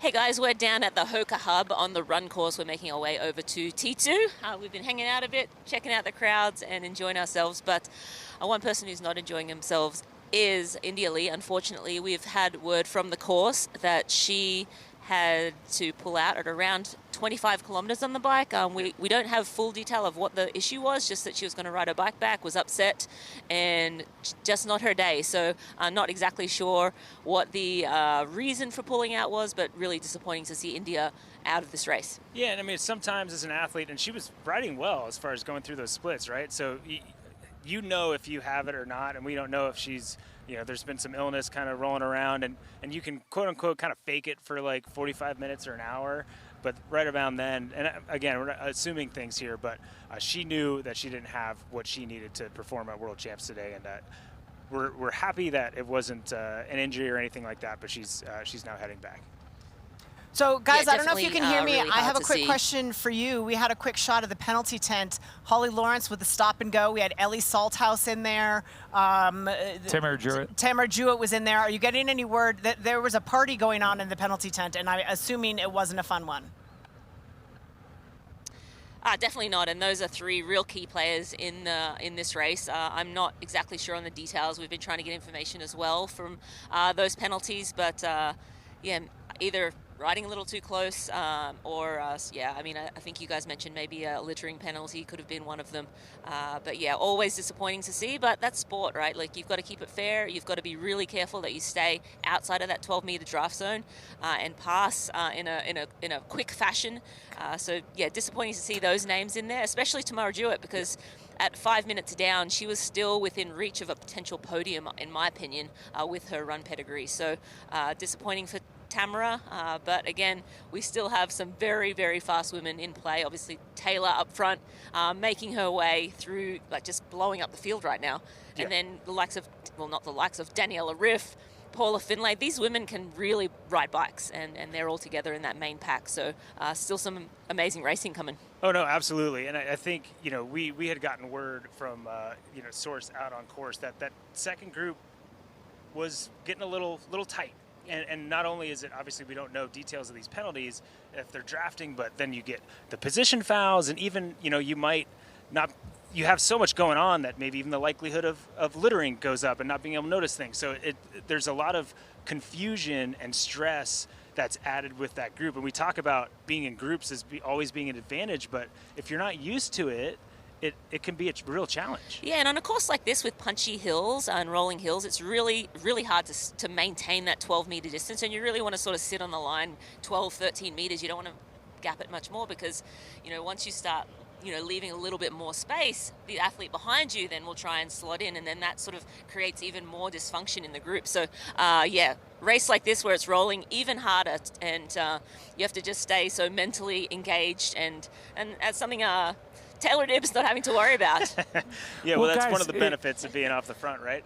But looking at, kind of those chasers from behind, we haven't really mentioned what we're looking at with Laura Philipp and Amelia Watkinson. They're holding the same pace as that rest of that chase group.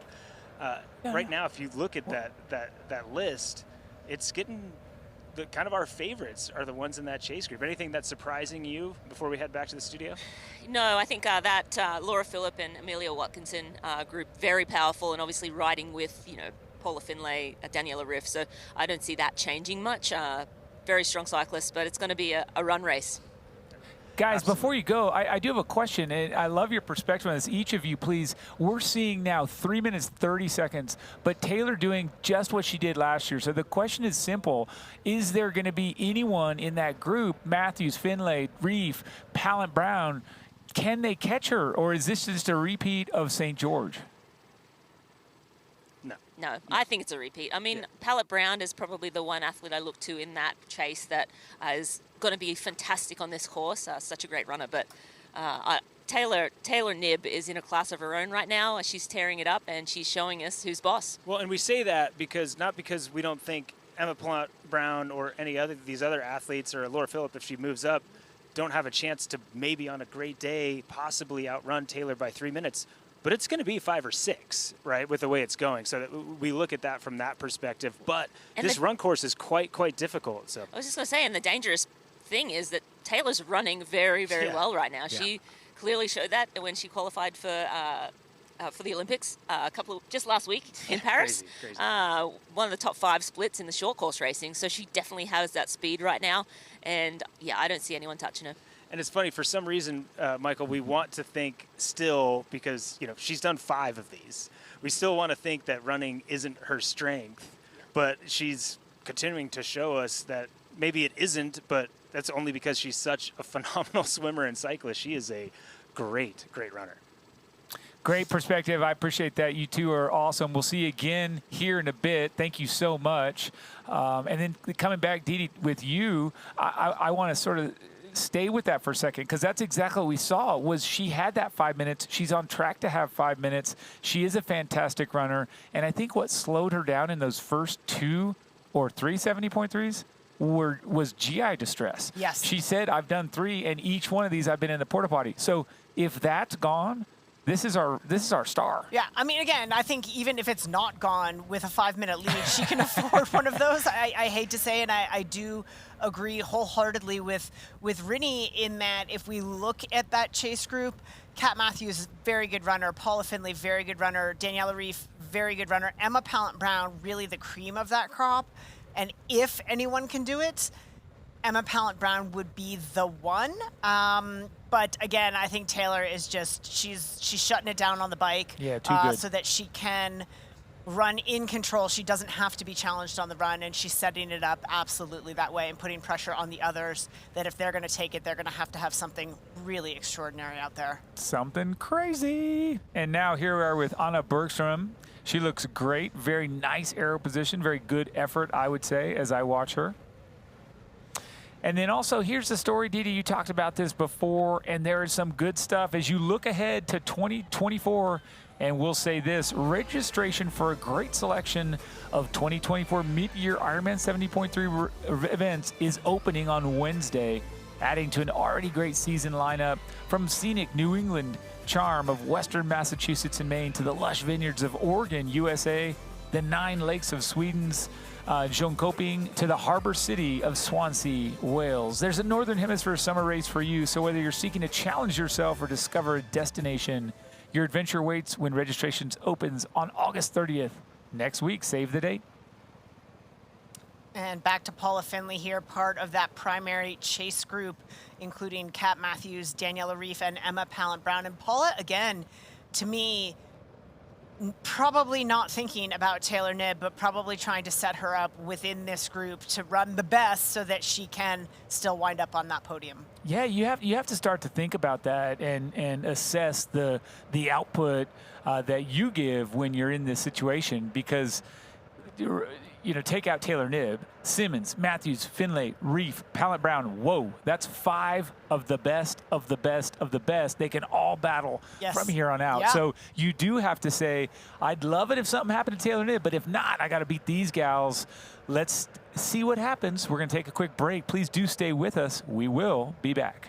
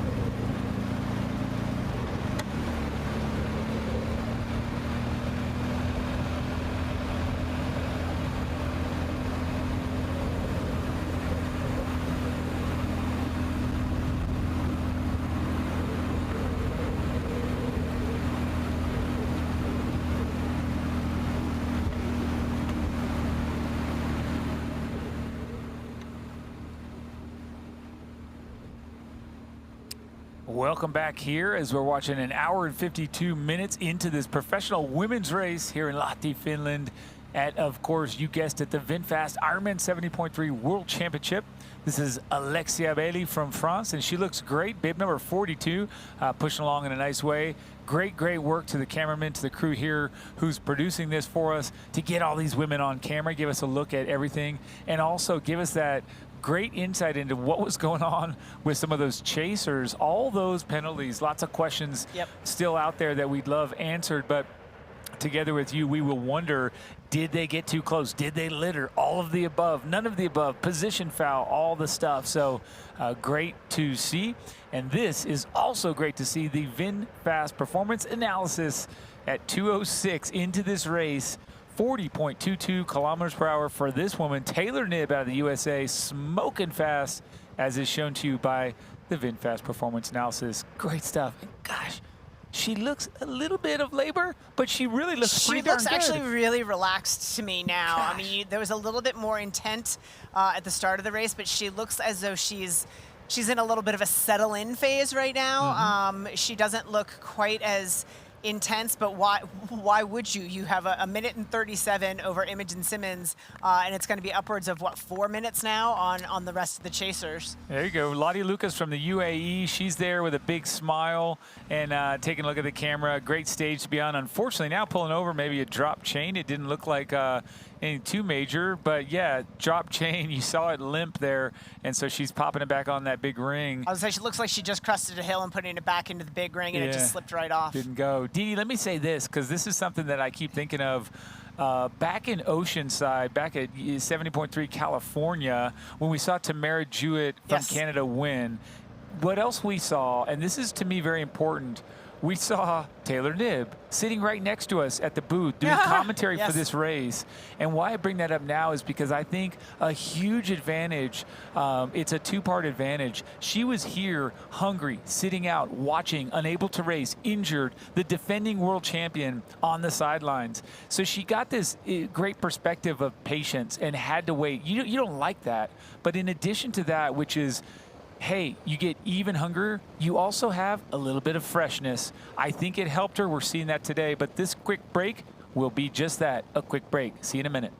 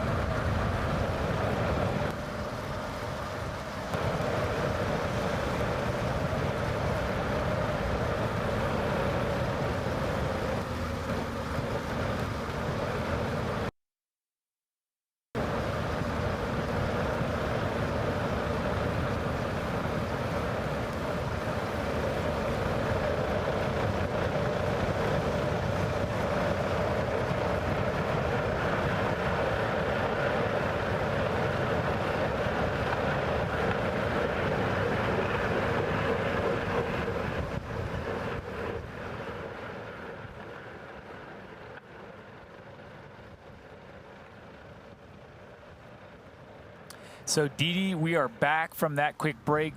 Taylor Knibb taking on some fuel, continuing to pull away. A notable kind of mention here will be Imogen Simmons, who is still yet to be swallowed up. She's lost Taylor, but she has not lost her lead. She's still well in front of 3rd, 4th, 5th, and 6th. The superstar pack, I have to say, we know that she's great, but this is a good effort she's putting out there. Oh, absolutely. And she continues to, as you said, hold that sort of stable lead over our, let's just use the Matt Liedoism, the Skittle pack.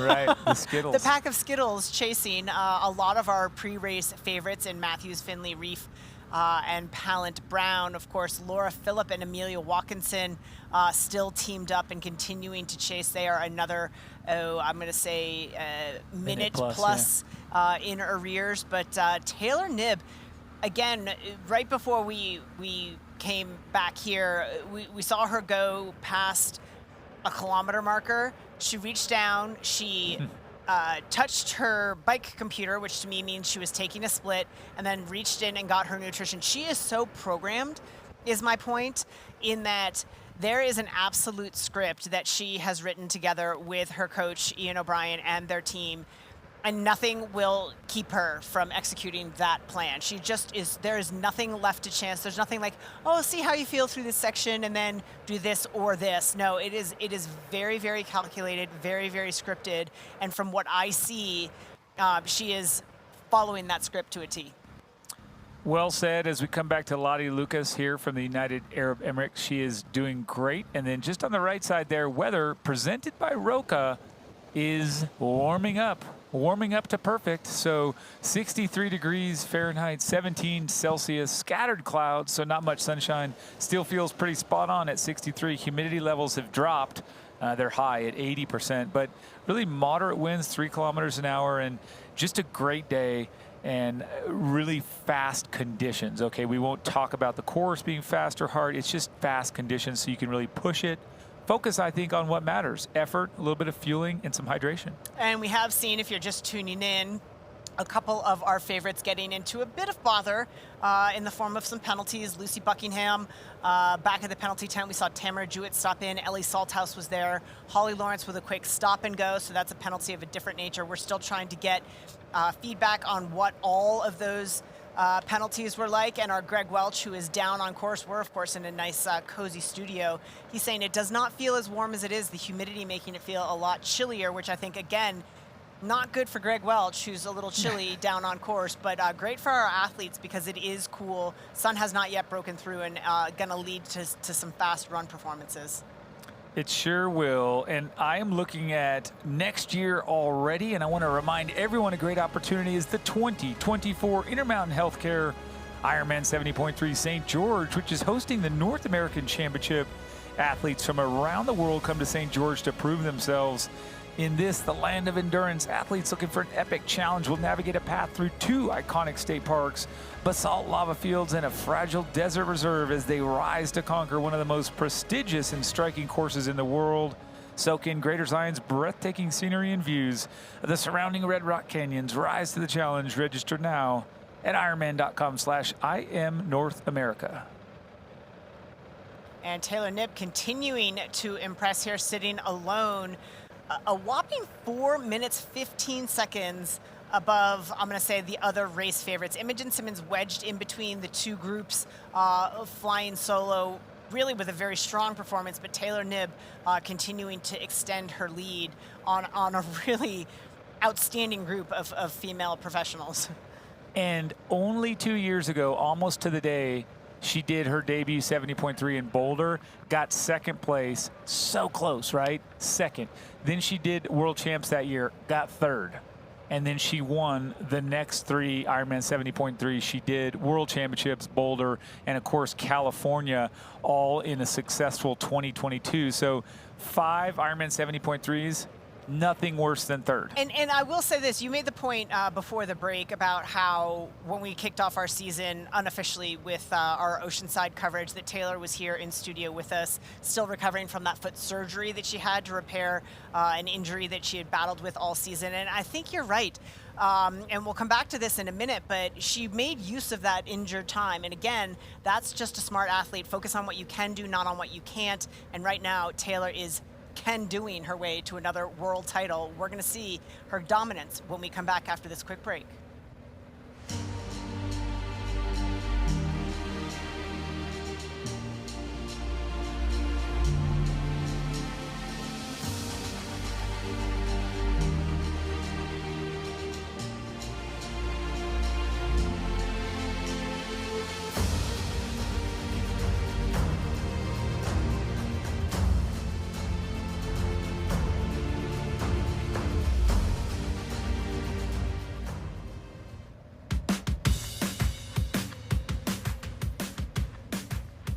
Fullgas is the indoor training software that our coaching business relies on. Our private club room makes it super easy to meet up for group rides, not wasting any time. It's the first thing they see when they log in.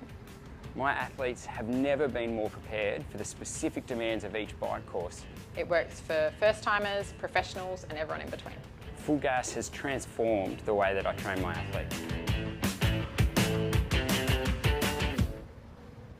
And now we are back. We were back with Jackie Herring from the USA, one of our 5-time Ironman 70.3 winners, a great superstar in her own right, and she runs very well. And now Taylor Knibb. I tell you what, you're watching the VinFast Ironman 70.3 World Championship, brought to you by Morton. Get used to it. And by Gatorade, fuels you forward. As we were saying about Taylor with the more measured start to her season, she didn't just waste that time. A lot of athletes will get injured and say, okay, well, I'm going to unplug from the sport for a little while, distract myself with something else, take up a new hobby, et cetera, et cetera.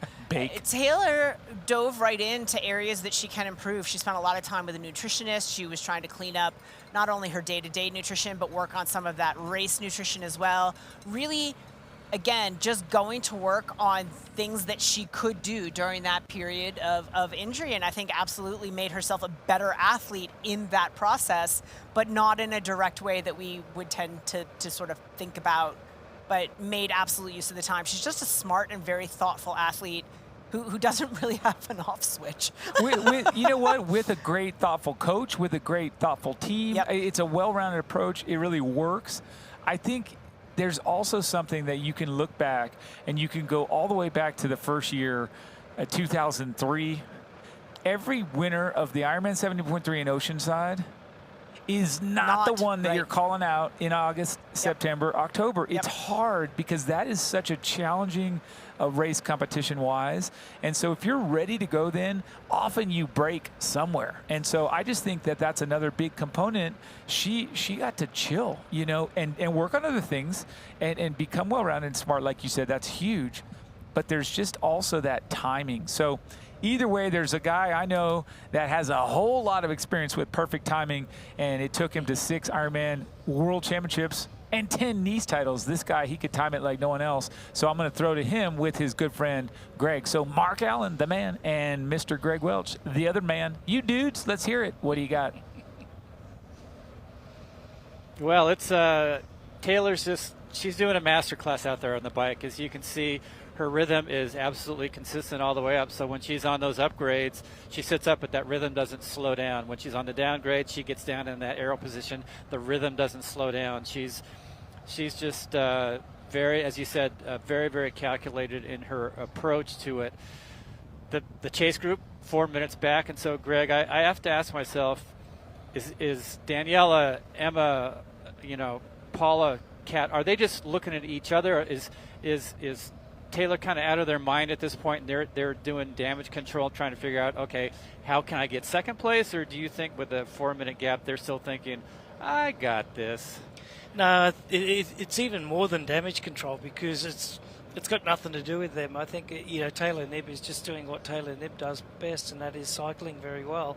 And at this point in time, she's just edging away from the field as we we speak, we're seeing her times about 2 kilometres an hour faster than everybody else. So that is obviously the telling story right now. The only person that's actually holding them a little bit is Laura Philipp and Amelia Watkinson from New Zealand. So Laura being from Germany and a very, very good runner, she's holding their own. They're actually cutting into, Daniela Ryf's group there just a little bit.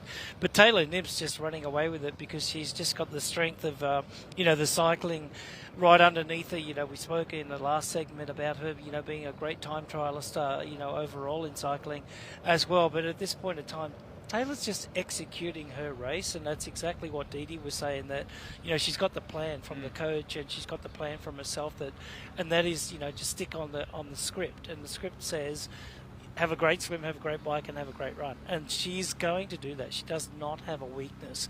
Last week in Paris, when she ran 10 kilometres, it was a 4-lap course. And you're talking about the fastest women athletes in the world, Cassandra Bourgron from France. You're talking about Beth Potter, a 14:26 5K runner. And Taylor puts in the fastest third lap, out of all of those ladies. So good luck beating her today, and I think that right now, like we've all been saying, she's executing perfect. She is, and I remember watching her in one of her early longer distance races, and on the run you could tell that she had room for improvement, right? And I've watched her recently in some of the races that she's had this year. Her run form is flawless. I mean, she has transformed herself into a pretty good runner, into an amazing runner. Laura Philipp is probably the one that has a chance of moving up on the pack of four that are in chase of Taylor, but I don't think any of them at this point are thinking that they're going to be able to make up 4 minutes on this amazing athlete. Yeah, and the other runner in the field that has been most impressive this year is Tamara Jewett. But I saw Tamara, just at the last penalty tent there a moment ago with a few of the others.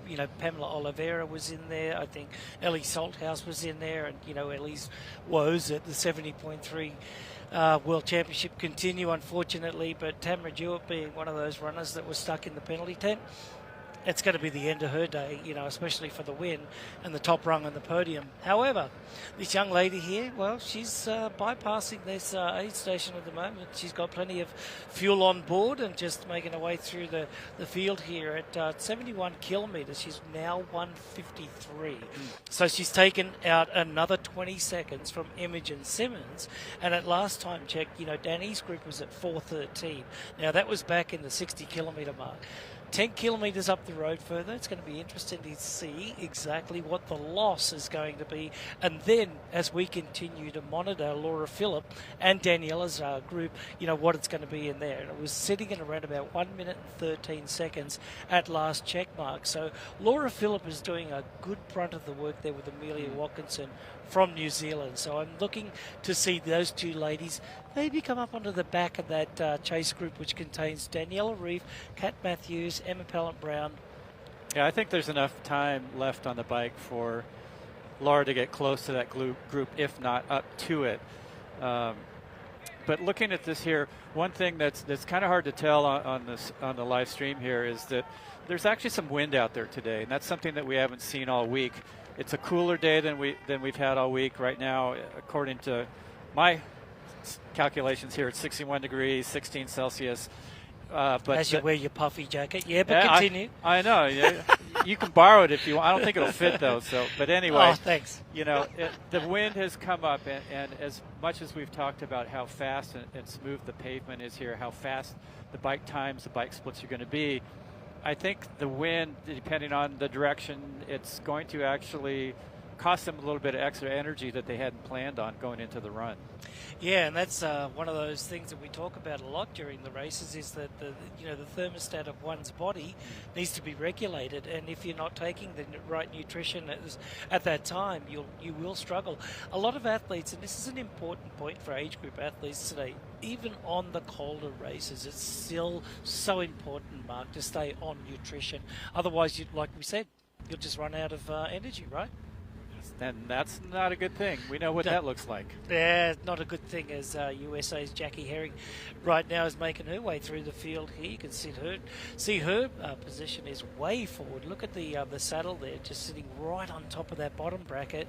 And, this athlete here is just I think she's generating a lot of power through there, but very unlike what Daniela Ryf is riding at the moment. It's actually quite the opposite, where she's actually nearly got that straight leg, which is not a great thing, but anyway. I ran into Jackie prior to the race, and she had just finished a loop of the bike course, and she said, this is the kind of course that I love. It's rare that we get a one-loop bike course, and that the countryside, she was saying, is just stupendous. And so she was pretty psyched to be here in Lahti, Finland, and as all of the athletes have been. Paula Findlay was here, as we saw earlier, training, getting ready for the race, and just enjoying the peace and the harmony of the countryside here. Taylor came in on Monday this past week, straight from Paris, straight from qualifying for the U.S. Olympic team. First qualifier for the triathlete team this year, coming up in 2024. And but she was very, very excited about this race. She said she loves this format. She loves the feel of just coming here with her team, and she can just do her own thing. And at the start today, she just had this bubbly energy that was sort of like, okay, I think she's going to have a good day. And as we can see right now, clearly she's having an amazing day. Yeah, it's all about being, really concentrated on that big event and getting here and acclimating to the conditions. Having a look at the course, there was a couple of athletes that actually arrived very early on Thursday morning, about 1 a.m., and their bikes didn't turn up. Mark, I would almost imagine that they should have come in around about Monday. They were without their bikes for about 36 hours, 40 hours, and that's got to be stressful as well. Especially that close to the race. Probably not the best strategy to get in that late, but sometimes there's nothing you can do to help that out. So at last time split, going through 71 kilometres there, we've had a little bit of a change. Imogen Simmons has lost another 17 seconds in between the 60 and 71k. Also, the Daniela Ryf group has lost 27 seconds to Taylor Knibb again, so around about 27, 30 seconds every 10 kilometres at this point in time. So coming into transition area, it may shoot out to about 5.5 minutes. And then Laura Phillips' group here with Amelia Watkinson is now 5:50 down, so only 1 minute and 10 seconds behind the Daniela Ryf group. So Laura Phillip is charging. I think she, if nothing else, can run her way up through that whole group. Probably Emma Pallant might be the one that can stay out in front of her.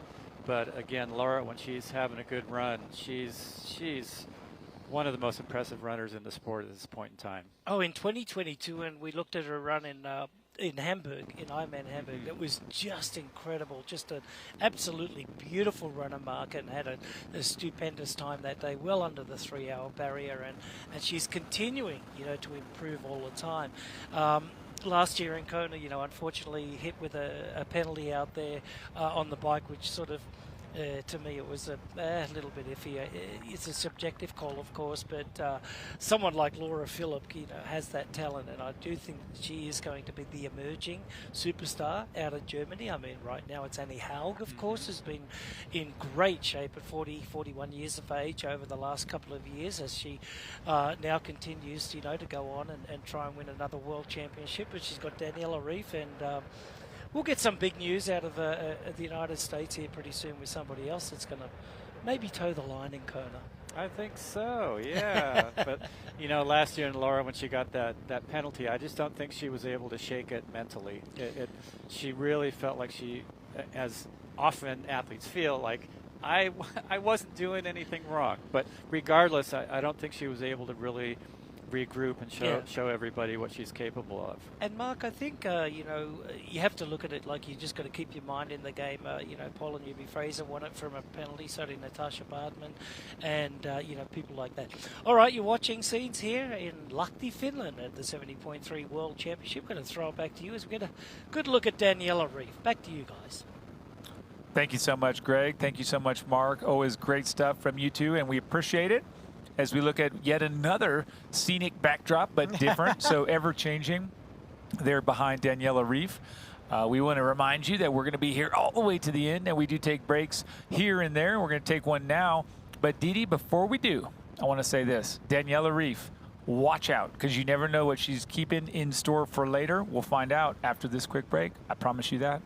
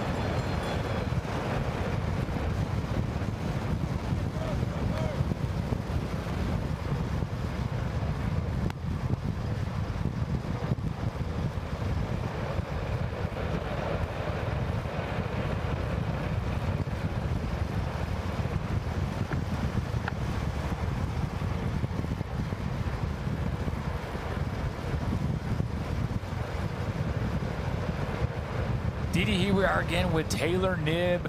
She is doing much of the same, which is powering away from everyone else. True aerodynamic perfection here on the bike. She looks great, powerful, strong, going forward. Yeah, absolutely. And through that last segment is the only athlete on course amongst our professional women still holding above 40 kilometers an hour in terms of pacing. Everyone else has sort of settled in, backed off the gas a little bit, but not Taylor Knibb. Foot still full throttle on that gas pedal as she continues to motor away, increasing her lead. Really just putting the final nail in the coffin before she even gets off the bike, I think, to her competitors there. I think it's something bad would have to happen for anybody to be able to catch Taylor Knibb at this point. I think she's put herself in an untouchable situation. Anything can happen, but I think she's put herself in an untouchable situation. I would agree, and I just want to point out that you had the chance to say anything is possible there, and we'll give you another chance later. But no, you're right, and that's the cool thing about triathlon, right? And especially long-distance racing is that stuff does, the unexpected does happen. And it could be pacing, GI, cramping, anything, so we don't know. Right now, it looks pretty darn good for her, but we're looking at these splits, and you said it. This is an extraordinary effort. She is powering away. And I think that she's got to feel pretty good coming in here and saying, you know what? I can run a pretty conservative 6 miles, 7 miles, and then rip it if I need to, if someone's catching me, then put the heat down. So that's a really great place to be racing with that kind of a cushion. Oh, absolutely. And again, a quick look here at Paula Findlay, who all day has seemed pretty well controlled, just tucked into that chase group. She is not burning a lot of matches here. An extraordinary cyclist like Taylor Knibb, all on her own, winner of the Canadian Time Trial Nationals, went on to compete just a handful of days ago at the UCI World Championships in a very respectable 25th place finish amongst dedicated cyclists. So not bad for a triathlete going in to mix it up with some pro cyclists. But Paula Findlay continuing to impress, to race the race that she's in. I think she's capable of more on the bike, but I think she's playing this one super smart. I agree with you completely. So watching Taylor Knibb right away from everybody else, we did also get to catch up with Matt Lieto earlier this week, doing good stuff out on the beat. Who was he with last? Check it out here. Hey guys, we're down here at the Ironman Expo, where all the action's happening, and here at the Nirvana booth with Tom Lavender, the commercial director of Nirvana, to get a little bit more insight on what Nirvana does for the athletes out here on course. So Tom, tell us a little bit about what Nirvana does and what the partnership with Ironman means. Yeah, so Nirvana are a travel and accommodation partner for Ironman. We've been involved in Ironman for just over 15 years now in Europe, and now expanding into the US and the Oceania region. We look after accommodation, travel and logistics. The way we like to look at it is, as an athlete, you focus on the event, and the moment you leave your house and get to the airport, let us take care of that. So your flights, your transfers to the region, often which is very new to people, and then to your hotel and your accommodation, where our team look after you and make you prepared best for your race over the weekend. And it seems like more athletes traveling outside of their home country and it can be a little intimidating going somewhere new. So is that your goal, to try to ease people and help them create new experiences? People travel to these Ironman races. They're in wonderful places in the world. Our job is, when they're here, is to give them the experience of a lifetime. They do all this preparation for the event. We want to try and enhance that in any way we can do. As a travel agent, that's what our role is, to accommodate them, but try and have that information on the local scene and the local connections to give them a great experience. Tell us how an athlete trying to get the best out of themselves is better off race result-wise coming over with Nirvana. We know the sport, we know triathlon, we've been involved in it for many years. We know the hard work and the time and effort and commitment that people put into the sport. So we want to try and make it as comfortable as possible for the athlete. As I said before, the day they leave the house to the day they get home, whatever touch points we can have in that period, we hope that we can ensure that come the Saturday or Sunday, that the elements that we've provided have given them that extra edge in their competition. So that's the beauty of this, the Essential and Premium packs, is those little extra points that you get within it can certainly help with that. Well, thanks so much for your time, Tom, and for all that Nirvana does for the athletes out here. Yeah, thanks very much. We're delighted to be here in Lahti. Great stuff as usual. Matt Lieto there picking up all the good vibes. And we are here again with Taylor Knibb. She is going to come off with what we predict is at least a 5-minute lead. We looked at this last year, Didi, and she came in and she won the race with exactly that. That split at the end in front of Paula Findlay here on camera now was massive for a 70.3. Just massive. You don't see those kind of time gaps. It was like an Ironman time gap. Yep. And so starting to see a little bit of a deja vu, if you will. Absolutely, and I think the female chasers now, if we look at Kat Matthews, Paula Findlay, Daniela Ryf, Emma Pallant-Brown, they've got a battle on their hands to round out the podium, but I just don't think they'll be getting the information as to where Taylor is. I don't think there's any way, barring some sort of disaster, that Taylor can lose this right now. It's going to take something extraordinary and not in a good way. Taylor won by 5 minutes, 37 seconds to be exact, and that's nearly 6 minutes clearly. So stay with us. We'll be right back after a quick break. The conclusion's coming, but stay with us. After this break, we'll be back.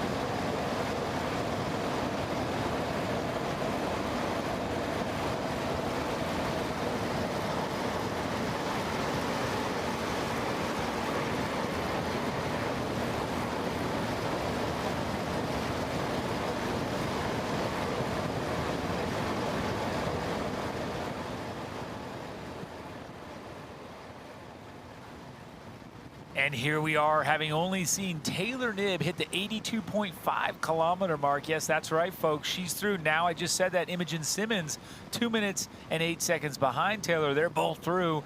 So just at 7.5 Ks to go on the bike course. But here with Kat Matthews from Great Britain, she just looks fantastic. And I think you kind of come back to where she was a year ago. The crash leading into Kona, really bad luck, really out beyond bad luck. And now back, grateful, good. Performing, yes. This is the Kat Matthews we love to see.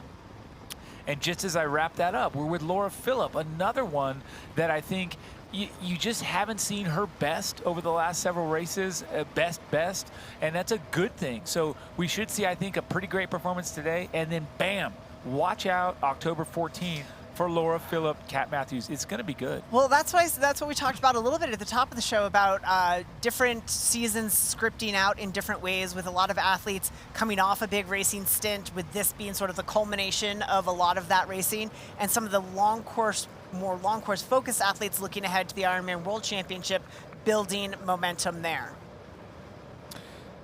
By the end of 2023, it's estimated that 30,000 athletes will have competed in their first Ironman, embarking on a life-changing journey and transformative finish line. They're not doing it alone. Become One is an Ironman resource that is available for all athletes. At first, it is a bunch of small choices. Hard, uncomfortable choices. You must decide to tread into the unknown or retreat into the familiar.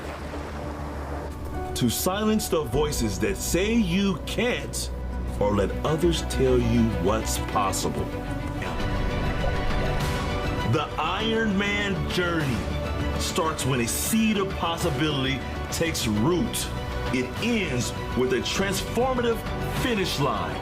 A finish line that is yours forever and embraces you into a community unlike any other.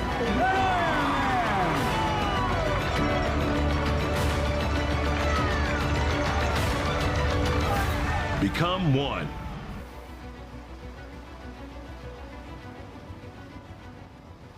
That's it. Become One. Ironman.com/become-one. Check it out. Do check it out, as we're here again watching this incredible women's race today, day 1 of 2 at the VinFast Ironman 70.3 World Championship, Lahti, Finland. Imogen Simmons continues to impress, once together with Taylor Knibb, but now sandwiched between the contenders behind and the contender up front. Look at that, 2:08. While she's been losing time to Taylor, she is holding that gap to the chasers of Matthews, Findlay, Ryf, and Pallant-Brown. So full credit to Imogen Simmons, who since early on in this bike has been all by herself. That's a safe place to be, but you can feel a little disconnected there by herself. It can be demoralizing because obviously she's losing time to Taylor, but should feel bolstered by the fact that she absolutely has given up nothing to that really powerful group behind her. That's great. That would be something that any athlete would take to the bank and say, well, they were all together. It doesn't matter if they're 20 meters apart. They have that accountability. They have that motivation. She has only herself. She can't see ahead. She can't see behind. Massive, I think, feather in her cap.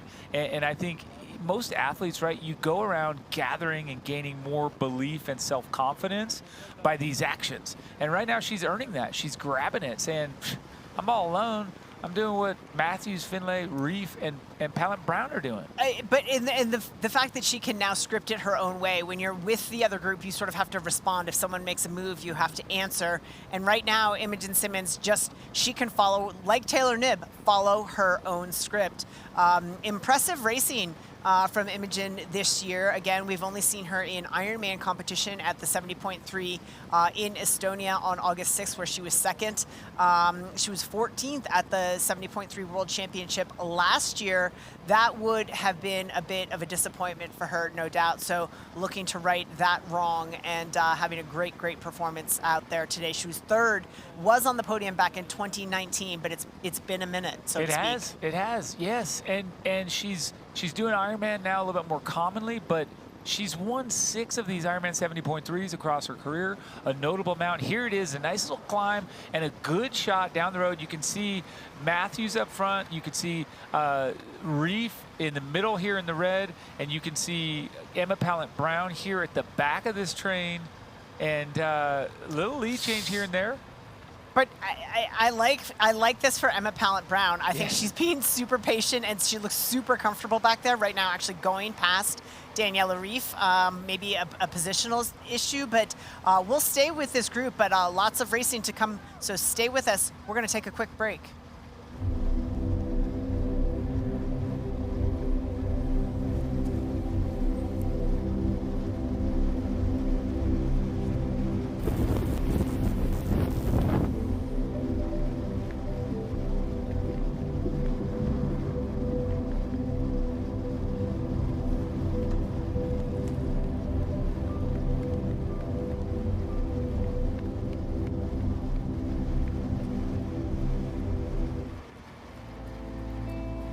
And a love so deep we cannot measure. Ain't nobody loves me better. Makes me happy, makes me feel this way. Ain't nobody loves me better than you.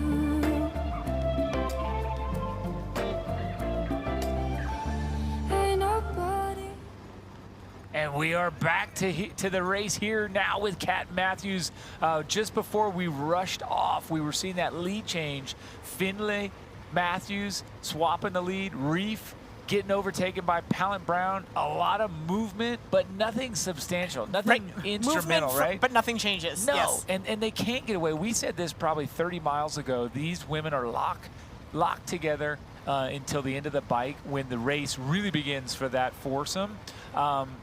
The story is, do we see someone like Philipp come through? She's only a minute back. That's pretty easy for her caliber of runner on some of these women, on some days. On some of them, on some days. That's exactly the point. And it's sort of an interesting dynamic amongst the chasers here is that we have two athletes building to the World Championship and two athletes who specialize at this distance. How is it going to shake out? We're going to throw it down to our man on the ground, Matt Lieto. He's out on course with the leaders about to come through. Matt, what have you got? I got Taylor Knibb coming up this climb here. Huge crowds, kind of Tour de France vibes here at the end of the bike ride. Kind of brutal that these athletes have to go up here. I thought they were going to be moving pretty slow. That's how steep it is.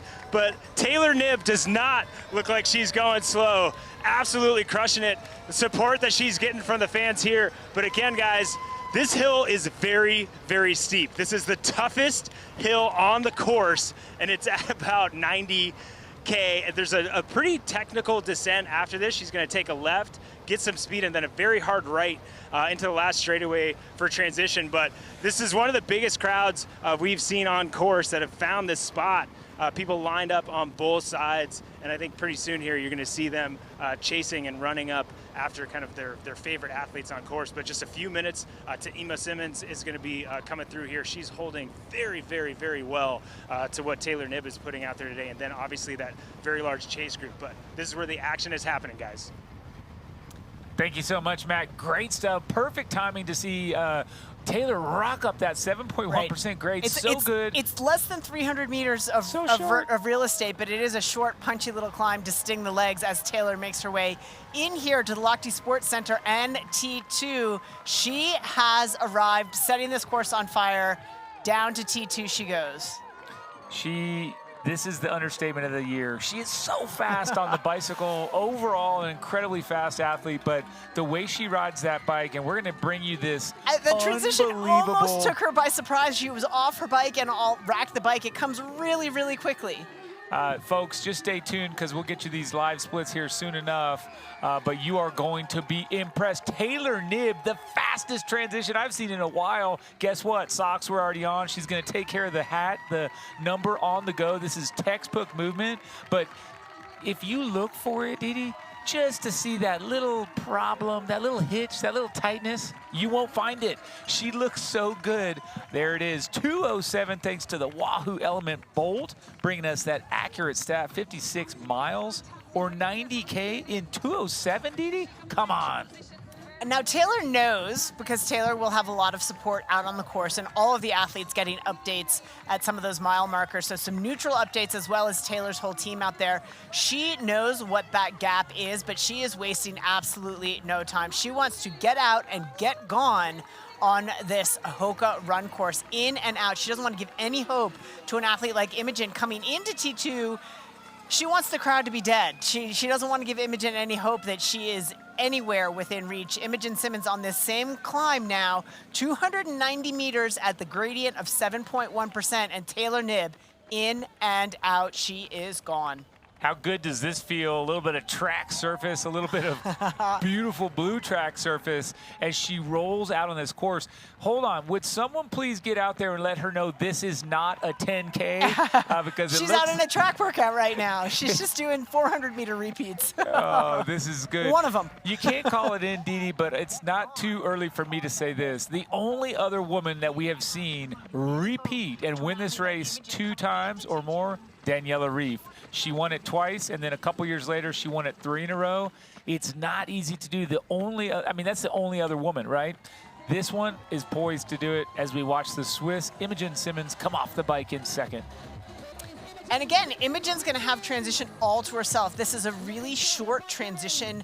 Number one, a really short transition run to the bike rack. The shoes go on and they are out of transition. So none of the chasers are going to see Imogen Simmons in there either. So she's going to make quick work of it. She's putting her socks on now. So she's going to have a longer transition time. Again, Taylor, let's remember back when we looked at our transition times presented by Morton for T1, Taylor still had the 3rd fastest transition time and put socks on. That would be an advantage to her, and I have no doubt she will have the fastest T2 as well as we watch Imogen get those shoes on, grabs the bib number, and out she goes before any of the chasers even knew she was there. Impressive, to say the least. Imogen Simmons in a really comfortable spot as she pulls the number bib over top and will wind that down to her waist. Taylor Knibb, so we talked about the luxury she was going to have to be able to chill on the first 10K. She's chosen the opposite approach. Let's attack this, and then we're going to see if she backs it off. But right away, let's rush over to that beautiful hill. Matt Lieto, tell us what you got, my friend. Michael, I've got all these spectators ready, and they've been waiting. And they got Imogen Simmons went through here. She was an arrow till she went past me, so that was super impressive. But they're sitting here, they're waiting for this chase group. This is where the action is. We see those athletes take that right-hand corner, then that left, and Kat Matthews first to hit this climb. Again, very, very steep. Now, clearly this group is gonna pack up a little bit as they're coming into this section just because it gets so steep after this corner. But Paula Findlay making a move, standing up. Kat Matthews, even a smile there. That's how challenging it is. Daniela Ryf, Emma Pallant-Brown having a great, great ride, great performance. This is what she needed to do, but just lurking in the background, not worried at all about being the first one up the top of the climb. Daniela Ryf, she is not stressed at all. But again, the class of that group, we're talking Paula Findlay just at UCI World Championships as a time trial athlete. Amazing stuff. This group is absolutely cruising. Matt, great stuff, and this is what you missed I at was the gonna base say, of that hill. As soon as we threw to Matt, we saw a mistake from Kat Matthews, was rounding that corner. She had pulled her foot out of her shoe, thinking that the transition, the dismount line was right there, not realizing she still had 300 meters to go at 7.1%. So they got sort of accordioned in at the bottom of that hill because Kat misjudged where the dismount line was. Didn't cost her anything really, and she seemed to be laughing about it on the hill. Most likely but that was a little bit of a mistake there that caught off guard, just a little bit of a lapse in Didn't cost her. concentration. There you go. Nope. She's still in front. But I think, Matt, that was probably why you saw that chuckle or the smile, a little bit of an error. But it goes to show, always know the course. Athletes' responsibility, of course, to be very familiar with that. Frantically trying to get that bike latched up as we see Pallant-Brown, the second to rack of this group, Ryf, and then Findlay. This is some horsepower, as Matt said, on the bike. But watch out, because they all run exceptionally well also. And Kat Matthews, really the only of our top 6 here, Dee Dee, that had the socks already on. Taylor, she's long gone. As we look at Kat Matthews here, getting it done in T2, but she is not alone. She's got some world-class competition in the likes of Paula Findlay, who will follow Kat out. Emma Pallant-Brown she's taking that shrug off of her shoulders. That was a piece of equipment she was testing out pre-race, struggling to get it off a little bit, cost her a little bit of time here. Daniela Ryf looks a little stiff in the legs as she makes her way out there, and watch Emma Pallant-Brown. This is where we knew she would dominate. She's scripted a really good race so far. Great swim from Emma Pallant-Brown.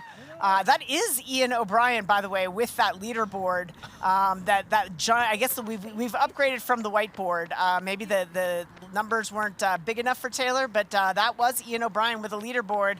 A little bit of back and forth between Ian and Taylor as she continues to dominate. But Emma Pallant-Brown, look for her to turn the screws on those chasers. As the rest of the women here, we have Laura Philipp coming in to T2.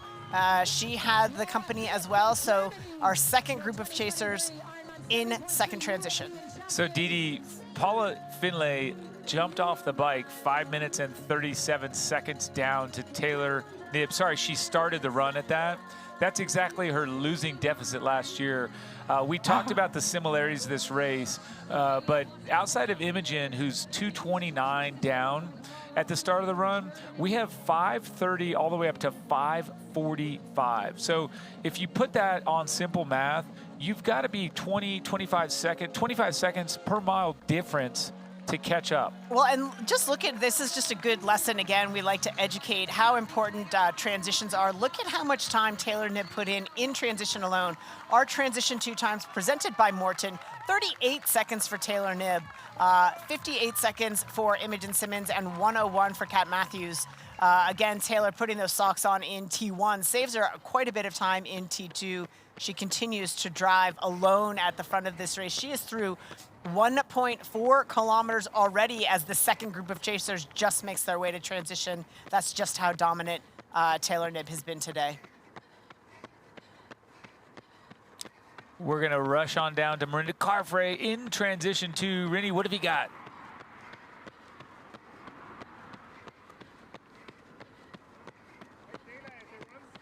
Yeah, I'm down here in transition. It was a fast and furious transition, especially from Taylor Knibb. As you saw earlier, she put her socks on before the bike. That's unorthodox. A lot of athletes their socks on in T2, but she does that at the beginning of the day, and she was out of transition real quick. The other athletes were through pretty quickly. The other one I really liked was Emma Powell. She looked great. She was springy straight away. I mean, you guys saw as well. Not really giving much away here in transition. Everyone was very stone-faced and like business. Obviously, this is the end of the race. A big, hard run coming up here, and yeah, it's going to be fireworks out there on the run course. You're so right, Rennie. Fireworks have already begun. Taylor Knibb through 1.4 Ks, almost a mile, 3:32 per kilometer pace, about a 5:30, 5:35 mile pace for those of you in that version of speed. Kat Matthews also looks to be charging up. Yep.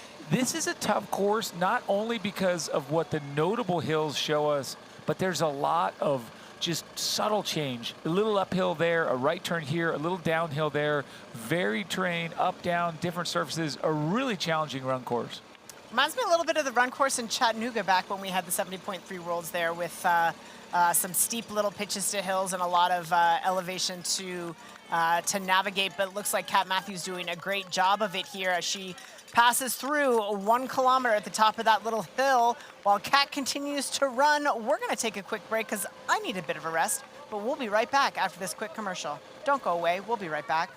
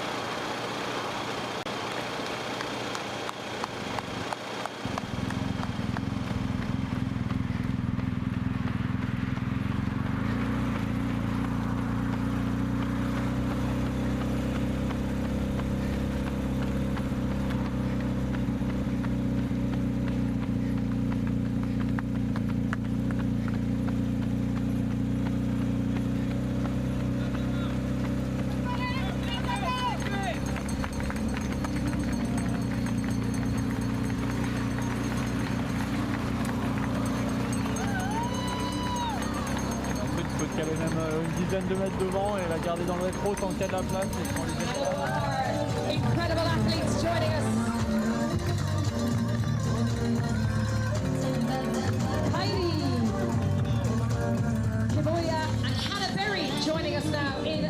transition zone.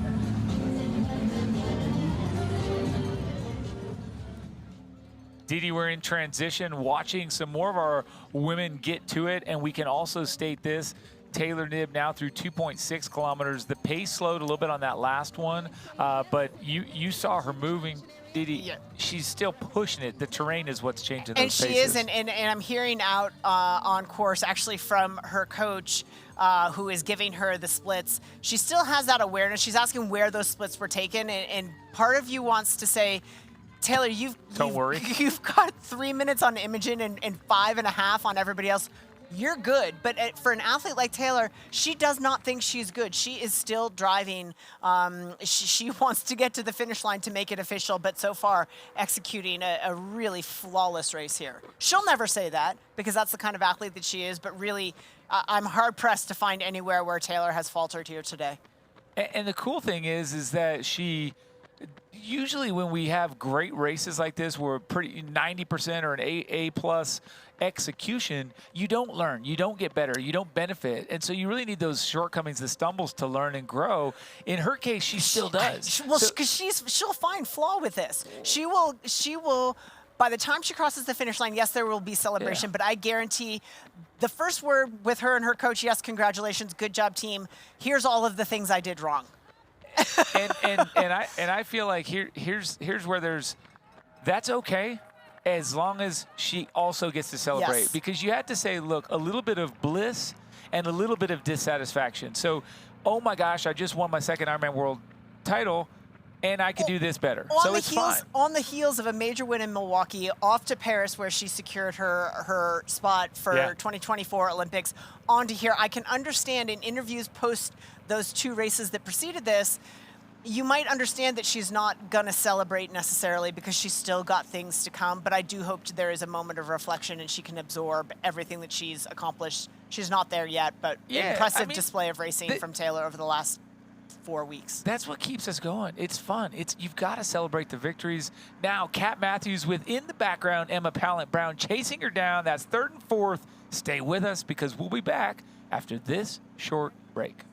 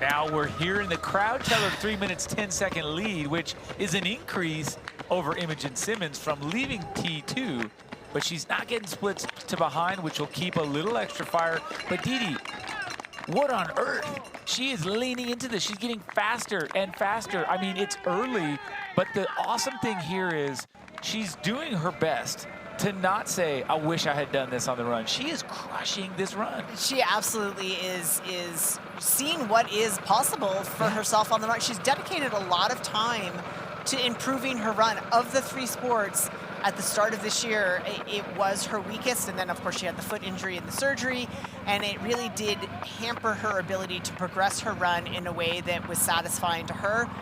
but you can see it visually. Her turnover is better, her posture is better, her shoulders ride lower, her arm carriage has cleaned up. She looks very, very good running, and so the fruits of her labor, you can see it, and she's running incredibly well. It was a point of vulnerability relative to her other greatness, and she is working to shore that up. Kat Matthews, again, let's keep in mind, she is holding off Emma Pallant-Brown, who's one of our sport's best runners, and Kat Matthews saying, hey, no problem, I got this. That's right. Look at the splits: 348, 402, 350, 351, 404. So being in that zone a tad over 6 minutes per mile, that's where we see Knibb, Matthews, and Pallant-Brown. One of the things that I'll add to what you said, Didi, which I just love, is with Taylor Knibb, the contact time, foot on the ground. Yep. You can see that, and it is early, so we expect that to maybe slow and spend a little more time. She's just quick. It's quick contact, and that just means speed. So I think whatever she did with her form, whatever she did to really have that, not just fitness, but really an efficient and economical run stride, it is a big difference. It does look different than 2 years ago when we first saw her. Well, and it's just evidence of what consistent running can do, and a good lesson that, yeah, you want to have those knock it out of the park kind of sessions, but just consistent run training over time is something that Taylor wasn't able to lay down last year, and this year now with that healthy foot has been able to make some good strides in that regard, but continues to run away with it, keeping ahead of this woman, Kat Matthews on screen. We'll be back with all the action after this quick break. Please don't go away.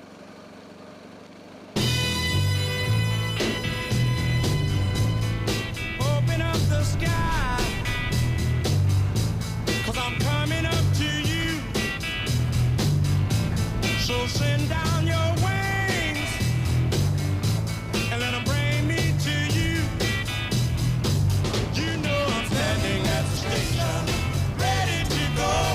Oh, big old aeroplane, I'm trusting your soul. Get on up, big bird. You know, and we know. The thing about challenging yourself is you're always looking for what's next.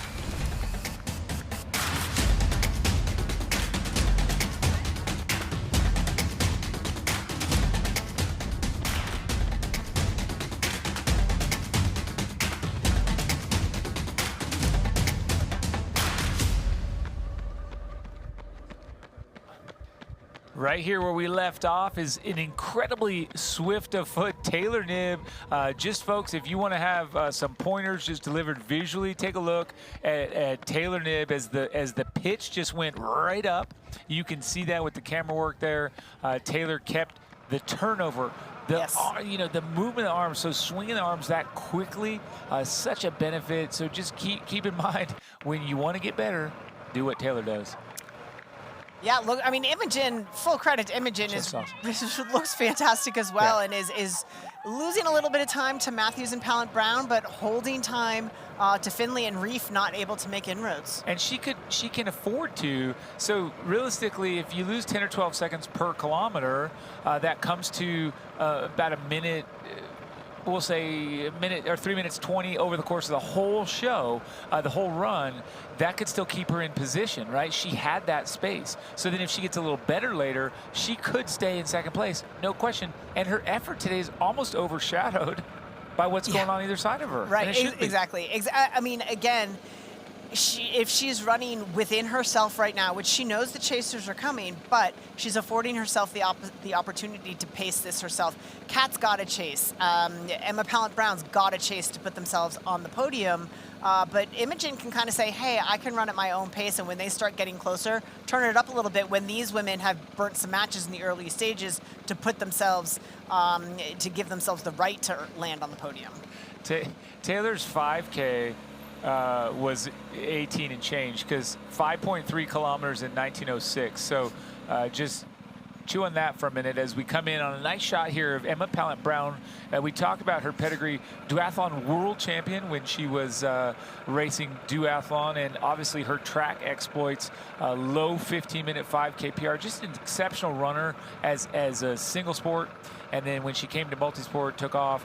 Now just showing what she's capable of. But we always talk about kind of one of the best runners in the sport. What does that mean? Well, that pedigree. Yes. And then on the day, she historically will deliver just top class runs off the bike. Today, it looks to be a little bit of a dogfight, right? She's got to get herself, she wants that podium. She got it last year. She wants to get third, so she's got to pass one person. Yep. Right? And that's got to happen sometime in the pretty soon.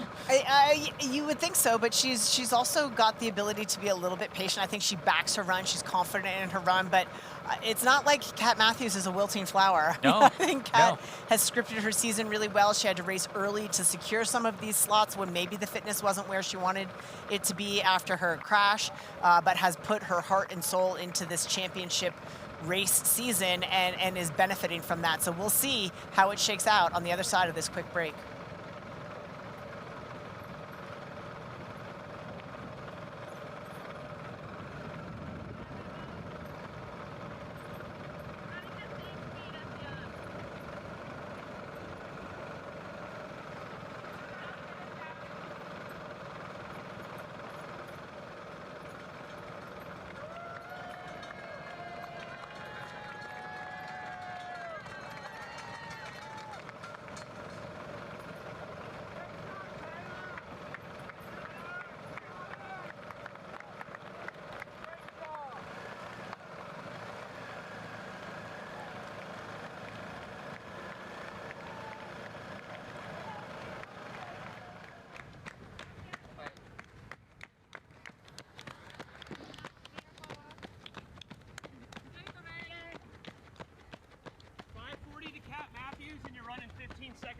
Faster. She's the only hunter behind.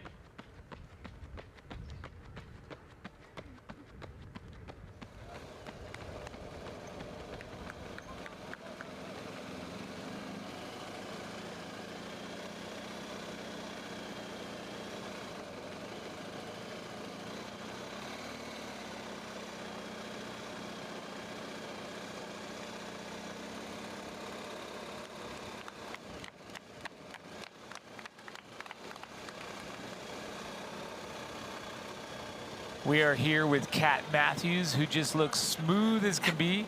I was going to say, we were talking about Kat Matthews before the break, and she raced early at Oceanside and had, I think, a performance that surpassed her expectations based on the amount of training she was able to put in between her resumption of training after her accident and that race. Then went and raced Ironman Texas and secured her qualifying slot for the Ironman World Championship, and then has been really quiet. Yeah. And that's been hard for her because she's an athlete who loves to race. And she said a couple of times in social media, I don't have FOMO because I'm putting everything I have into championship season. And she's reaping the benefits of that patience. She hit out earlier than she might have wanted to based on her fitness, but she has since then put in an enormous amount of work and is ready to tackle this World Championship race season. With 100% certainty, I agree with you. Kat Matthews, she's so fun because she goes with every challenge, and this was what we saw in Oceanside, and she was there to be back and to come back and to be grateful, which she was. But when she got passed, I remember by Jewett and by Sidaro, she went for it. She said, no, I don't know, I don't care. Yep. I'm going, and she'll try that, and I think the same is true today. So if you come into this race in August and you didn't quite get the taper, or maybe you're a little heavier, or whatever the case may be, if that were Kat Matthews, she's still going to get right after it when the time comes. And I just love that. A true racer, really. No excuses. Back here with Imogen Simmons, she looks fantastic, just smooth. That's the best word for her, kind of like clockwork here, ticking along like a little metronome. Yeah, absolutely. Executing her own race as she's had the ability to do, being on her own, but it's working out great for her. This, of course, we're in August right now. Fall is coming up here in Northern Hemisphere, and I can tell you one thing that you ought to start thinking about is the early part of 2024. Why not head down to New Zealand in March of 2024 for the 40th anniversary of the world's second longest running Ironman race? With a rich and proud history deeply rooted in its hometown of Taupo, the race showcases the best of New Zealand's special culture and natural beauty. You'll be welcomed with open arms and will leave with enriched by the locals' pure Kiwi spirit, as more than 2,000 volunteers and thousands of supporters line the street to cheer you to the finish line. Registration is open. Be a part of history. Register today at ironman.com/IMOceania. Just by observation, it's a big anniversary next year for some of these big races at Ironman. A lot of races, storied races, celebrating big anniversaries next year, and going to be some special celebrations around those special events. So definitely take a look at the calendar and get yourself to one of those start lines. Those anniversary events are always pretty spectacular. And on the left, flip-flop kid number 1, trying to keep up with Taylor Knibb, and he's done. Spectators will foolishly try this to keep pace, 16.9 kilometers per hour. So if you're on a treadmill, that makes sense to you. But no, realistically, she is ripping it. And so if you start to look at, is her form changing? Shoulders seem a bit high. Turnover's great. Contact time on the ground is great. Everything is still really nice. I think if the wear wasn't starting to show up on her, we'd be wondering what's going on, but she's still moving. But here's the thing, coming into this race, my biggest question mark for Taylor Knibb, she has been literally traveling all over the world in the last 4 weeks, time zones and big races, every single one of them, and to be able to rise for each one of those races is no small order. So at some point, you have to wonder if the fatigue is going to catch up, but I think she answered that question very early on the bike. She came ready to hit 3 up, 3 down. Big race in Milwaukee, up, down. Big race in Paris, up, down. And now up here at the 70.3 World Championship, and really just the trifecta. And yes, absolutely on point there, Didi. And now back to Imogen Simmons. Again, we kind of say she's a little bit understated here, where her Ks are now just still about 10 seconds slower than Kat Matthews and Pallant-Brown. But she's just squarely in that second position. This gal on camera, Kat Matthews, got some work to do to catch her. It looks like she's put good work in, but gosh. Still full credit to Kat Matthews, because on paper, if I put Kat Matthews and Emma Pallant-Brown in a running race, I'm going to pick Emma Pallant-Brown every day and twice on Sunday. But Kat Matthews is saying, hold the phone, I got this, and really is, Emma's not being able to chip away at Kat at all. No, not at all, and that's the cool thing. What we said before, Kat Matthews rises to every challenge. Doesn't matter who you are, doesn't matter where you're coming from, she rises to the challenge, and she's doing that. And so it's a great thing to watch. You can see how much time has elapsed since we saw Taylor roll through this section, but it is right on point.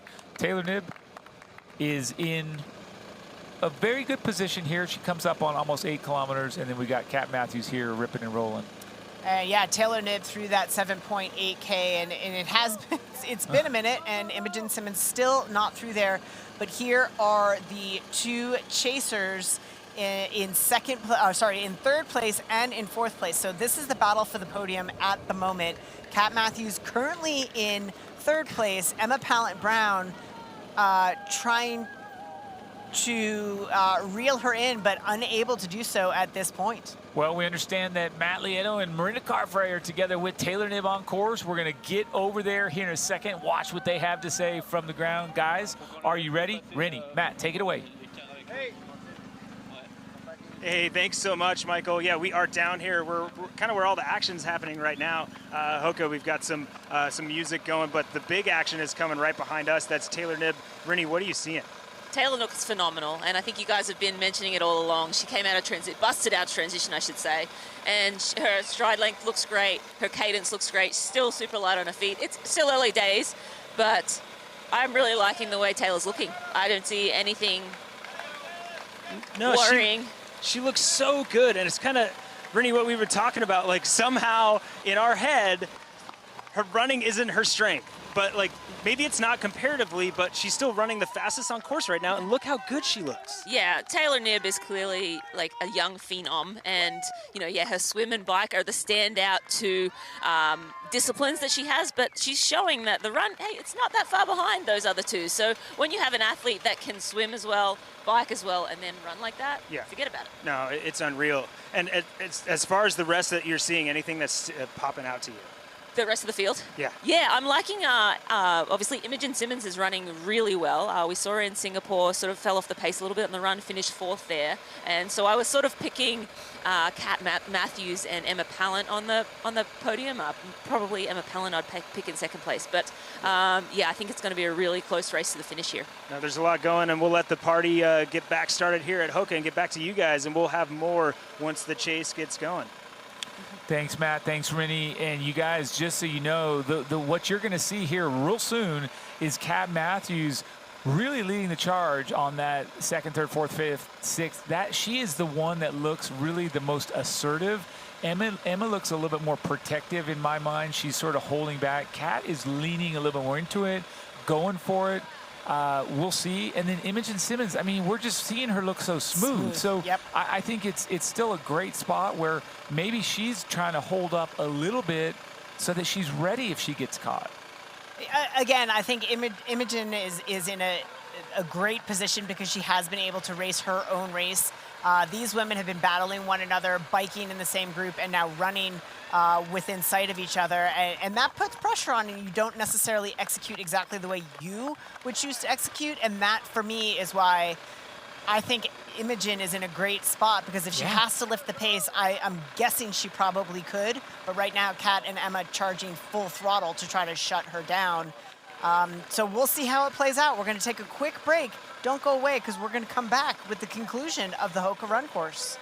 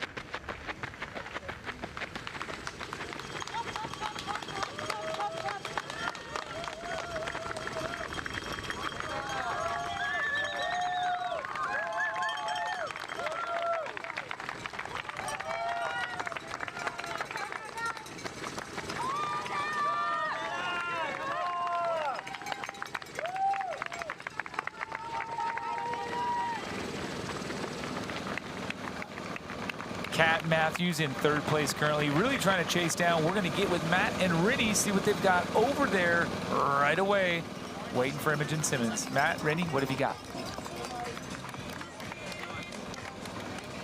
Yeah, so we got Imogen Simmons in. We're back at the Hoka area, and Imogen Simmons looking really nice coming through here. As I said, running really well. I think she lost a bit of time last weekend in Singapore, but she looks great today. Oh, she looks so good. Yeah. I'll say, I would have picked her as my dark horse, but I saw her last night, and she was concerned. I think she said she was still on antibiotics. She was not feeling good. That is a strong and powerful looking athlete. That is not someone who's still fighting something. She is strong. Yeah, and we saw that in the swim. We thought, well, maybe, she's holding on for the swim, and, that, sickness is going to rear its ugly head, but it's not. And she is going from strength to strength and running super well now. And I think often in triathlon, we think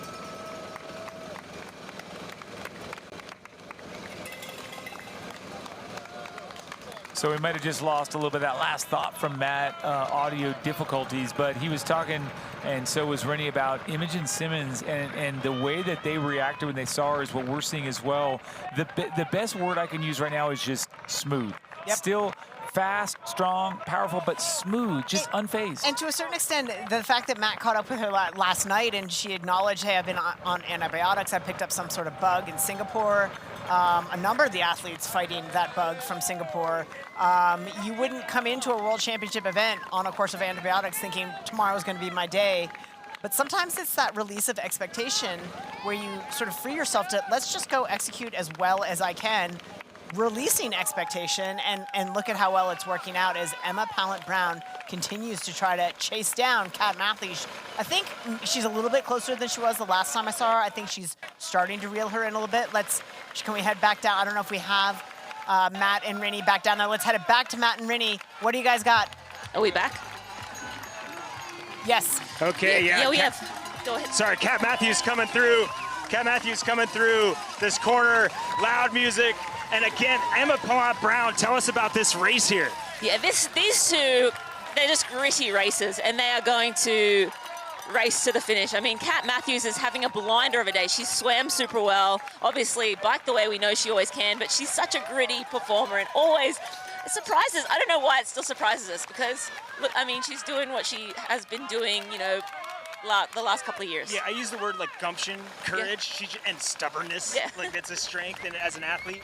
And if you're Emma Pallant-Brown, you think, okay, 15 seconds, I'll do that. Yeah. But Kat is going to make her just suffer to pull that back. She's going to make her work so hard for it. And of the two runners, Emma Pallant-Brown has the history of running ability, the pedigree, I should say. But Kat Matthews, she doesn't care about that. She's like, this is a race, and the gloves are off. Absolutely, and I wouldn't want to be in Emma's position, but this course, that second lap, that up and that down, that's a ball in her court. Absolutely, yeah. I think if you're an efficient runner and if you're used to cross-country running and all the running that Emma Pallant-Brown's done in her life, that's going to play into your favor. But again, I wouldn't. Kat Matthews, just gritty, tough, and I wouldn't count her out. It's going to be a great race for third place. Absolutely, and another one that you cannot count out on the bike or the run is Paula Findlay. Absolutely, you know, she has a history in short course racing, but she is dominating the 70.3 circuit and looking good. Paula, they're just kind of asking for a split from us, and I did not have a split. I think she wanted to see how far back Daniela was. I think what she was looking for was a split to the chasers, and she is clear from where I can see, but that information I couldn't relay at that moment. But I think she's just pushing herself, trying to get the most out of herself, obviously concerned about the athletes around her and trying to retain the position she's in, but still. And what she doesn't know is that she's in like no woman's land, right? Yes. Like it's a little too far to chase, and it's hard to not have your energy go behind you. But now if we had a chance to tell her, you're fine. Just You're fine. Settle it. Yeah, I want to run over there and be like, you're fine. There's no one behind you. Just focus on going forward. But yeah, I mean, Paula Findlay, class athlete. Been here for the last 2 weeks, and yeah, really soaked in this atmosphere. But yeah, So much more racing left. We're going to try to get to another spot before the finish. Back to you guys in the studio. So I think, Michael, the takeaway from that hit down to Matt and Rinny is that if anyone out on course hears us, tell Paula Findlay she's fine. The piece of information Rinny failed to communicate, she's doing fine. So is this woman, Taylor Knibb, through halfway now, back on the track, starting her second lap, firmly in control of this race. That up and over that pedestrian bridge looked a little tender, as one would expect, but no form breaks from Taylor Knibb. She still looks fantastic. She really does, and you can compare what we saw just 10.5 kilometers ago, and it looks very similar. A great setting here in Lahti, Finland. Stay with us because we are nearing the end of the VinFast Ironman 70.3 World Championship. We're taking a quick break. Please do stay with us for the rest of the Roka run.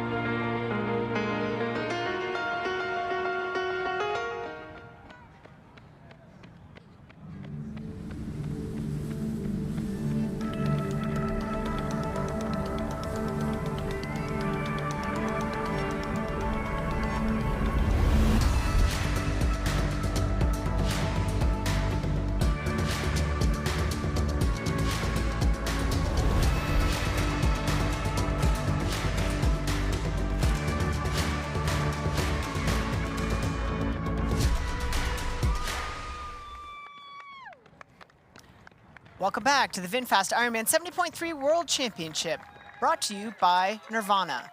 Enhanced athlete event experiences powered by Nirvana.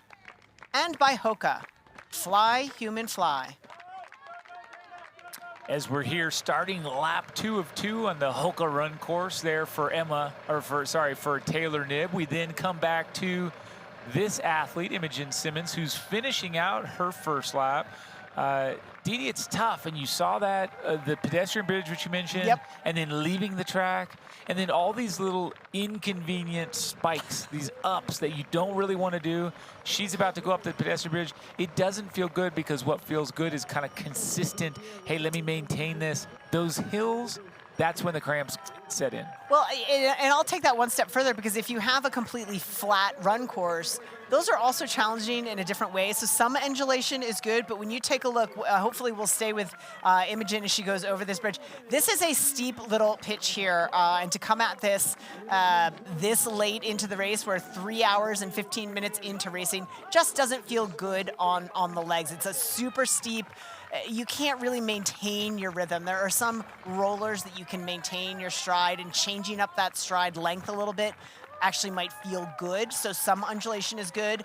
That amount is it's tough on the legs for sure. That it is, and the overhead shot as she hits that up side of this bridge. The downside also starts to feel a little testy when you really think about it on the second half here. The quads really don't want that eccentric contraction, the loading that you feel running downhill, very uncomfortable. She managed it with fluid movement. I mean, great, everything. I mean, great, smooth running. Still what I saw before. It looks great to me.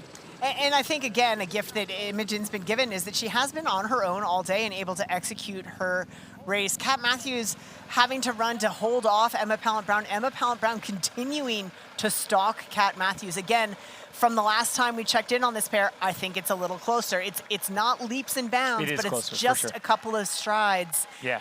Every time we check in on this pairing, and Emma continues to stalk her, but Kat doesn't seem fazed by it. No, that was real I would close, be fazed by it. We are actually fazed by it, but certainly in a different way. You know what, Didi, that was it right there, where you could see, okay, now this first half is done. She's going to pull up. Emma is on the shoulder of Kat here pretty soon.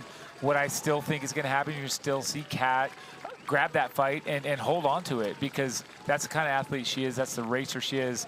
Watching now from above the super smooth and fluid Imogen Simmons rolling through this track. And then she's going to pop out the other side after go up that hill.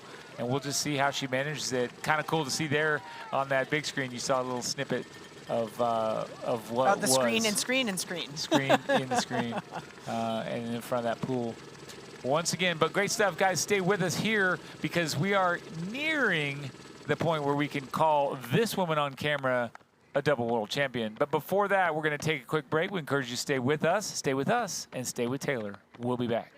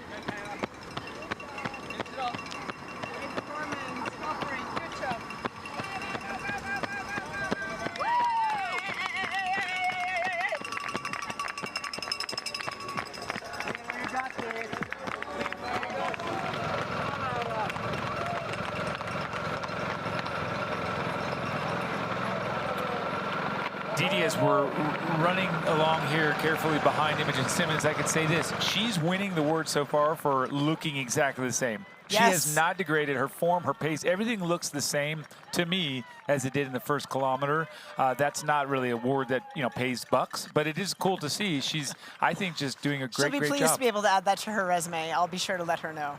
In the meantime, we're going to zip on down to Matt and Rinny. Guys, what have you got on course? Thanks so much. As you see behind, we've got these athletes heading out of the track. What an epic spot, Rinny. Look at this crowd. They're going crazy. These athletes are running around this track at the start of their first lap and at the start of their second lap. And we just had Emma Pallant-Brown bridge up almost to Kat Matthews. Kat Matthews. Yeah, awesome racing here, and the crowds are just loving this. Here comes Paula Findlay into the stadium too. So one lap of the stadium, the 400 meters. There we go. I mean, the crowds are loving this. What an absolutely epic spot to watch a race. There's Paula, and we've been talking about Paula. All she wants to know is what the gap is. Well, she's going to know if it's 90 seconds or less. Exactly. Yeah, this is a really great spot for the athletes to sort of take account of where they are, who's sort of in their arena in this place in particular. But Paula will get a good look now and see, okay, I can relax a little bit and I can settle into my pace. I mean, she's not going to take the foot off the gas whatsoever, but just mentally it feels nice to know you're in the clear. She might a little bit if she sees it in 90 seconds. You know, it's always painful, but an absolutely epic spot for these runners to go through at their World Championship. And now here you have a great shot of Kat Matthews just a couple steps ahead of Emma Pallant-Brown. The race is on here. This is for third and fourth. And neither one of them has pulled up on the shoulder of Imogen Simmons, but there's time for that, Dee, as we're just over halfway. But gosh, she's tantalizingly close. She says, I've got you. But no, Kat Matthews says, I know where you're at. Kat got a little bit back on her on that little uphill segment. Kat putting up a tremendous fight. She is completely unfazed by the run pedigree of Emma Pallant-Brown and continues to impress. Emma put the pressure on, and Kat is stretching that elastic once again. Emma got close, but she couldn't close it down. And I think we'll see this for a little while because the reality is pedigree shouldn't matter to anyone. What matters is what you're feeling, what you're doing, who's on you, who's not on you, where your race is. And I think that Kat Matthews knows right now she's every bit as good. And so that's the deal. And for, I think, a true racer, man, results don't matter. That was yesterday. So right now, right here today. This is just a battle of the Brits. I mean, this has nothing to do with being on the podium. They just want to be the fastest Brit out there. And who, it's a grudge match. And who wouldn't? So watching a little bit where before, too, you see that when they aren't having to run tangents, they take separate sides of the road. Emma's giving that space. Kat's still sort of, I think, in the driver's seat. And here's Daniela Ryf, our 5-time Ironman 70.3 winner. She's right up there, rolling through, and she just looks great. And you can't really say anything bad about it. No, you can't say anything bad about it. You know, she's been so dominant. It sounds ridiculous to say, but given her focus on the Ironman World Championship as well, my guess is that Daniela is carrying a bit more fatigue than she normally would have coming into this. Yesterday. I was going to say, she's an athlete who carries a remarkable training load anyway. And if she had to pick this versus Ironman World Championship, I would say she would pick Ironman World Championship as the more important to her. But for that reason, she may be just carrying a little bit of extra fatigue, which may be why we haven't seen her quite as speedy as she otherwise might have been. Probably. So this battle is my favorite one right here, and I will see more of it after this quick break, and so will you. So please do come back.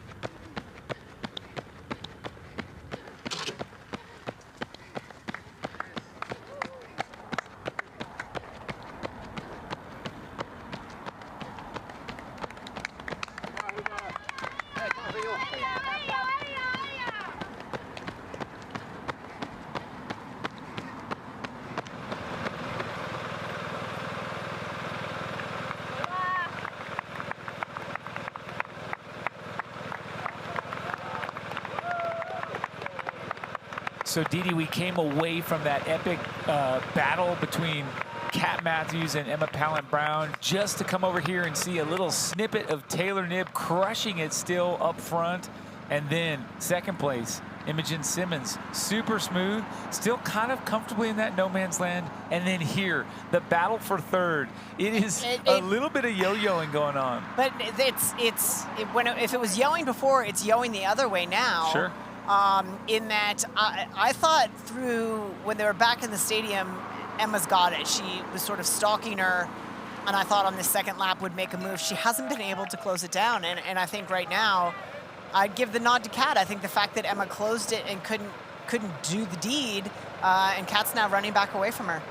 We always forget, too, that there are times for each athlete where you have little lulls, little dips, sometimes a blood sugar, sometimes just you're not feeling it. Our friend Matt Lieto calls those micro-bonks. And it comes and goes.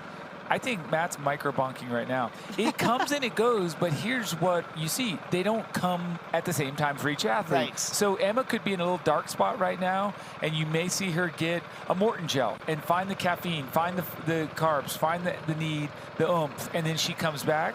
But what you just saw before we cut away was Kat pulling back a big gap of to time, Emma. right? So if Emma is hurting a bit at the moment, Kat is certainly capitalizing and sort of reestablishing that sort of 30-meter lead as opposed to, it was down to a meter, right? I mean, the separation was, they were right there. So Kat extending that gap back out. So all the work that Emma Pallant-Brown has done over the last, call it 5 kilometers, they're right back where they started 5K ago.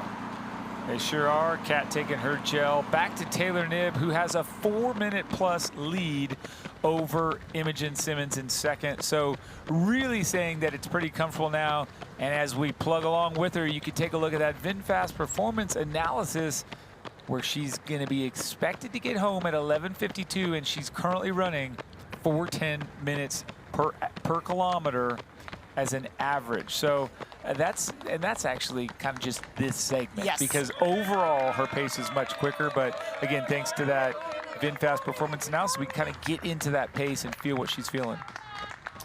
Taylor continuing to look very, very good.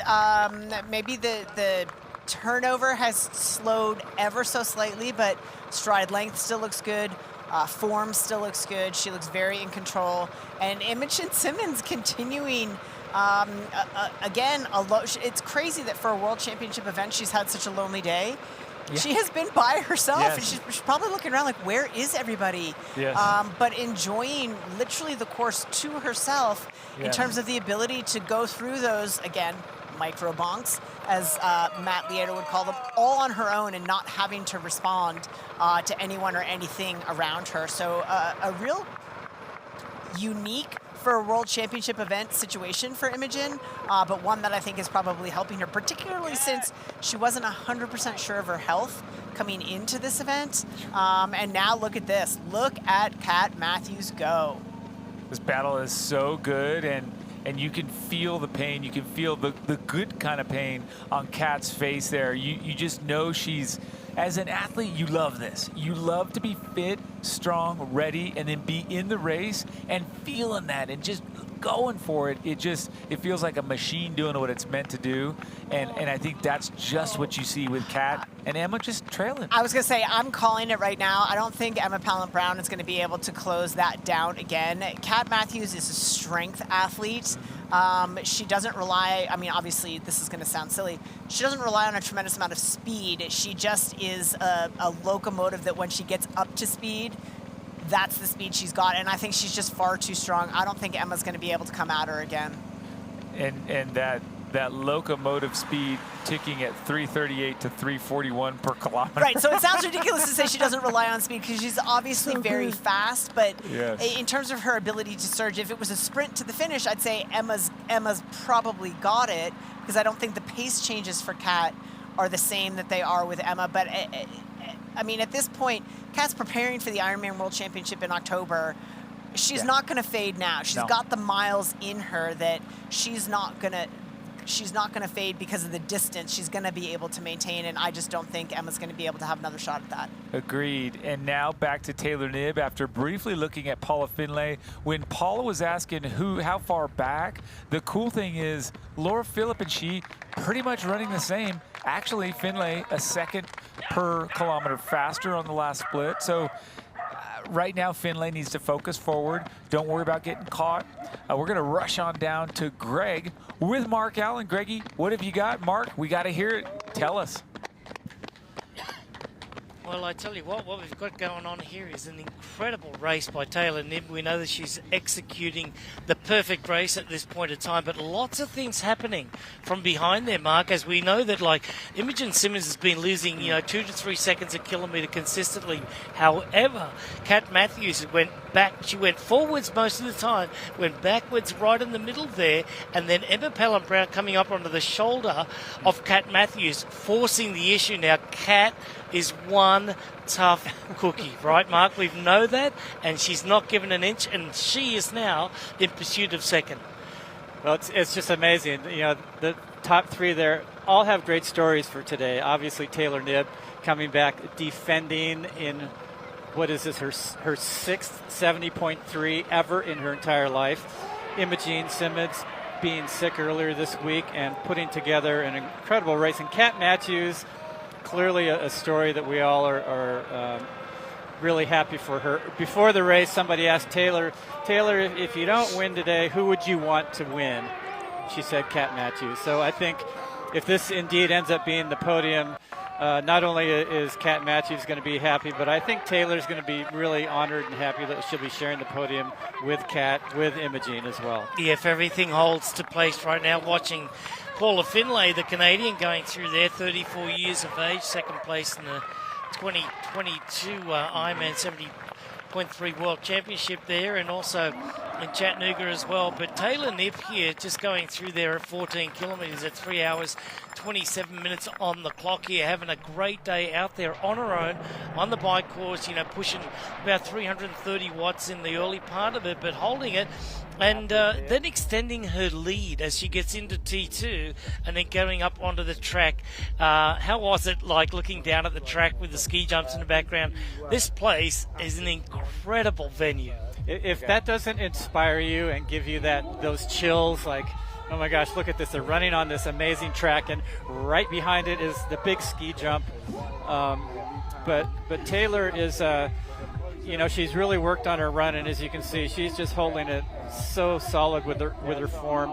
The interesting thing, Greg, and we were just speaking about this, is that a lot of people underestimated actually how challenging this course is, especially the run. A world-class course. It's taken the starch out of a lot of their legs, and these women are just so fit, they're just crushing it. Yeah, they really are crushing it. Taylor Knibb from the USA. Look at that knee drive. The stride length is absolutely perfect, and the arm carriage too.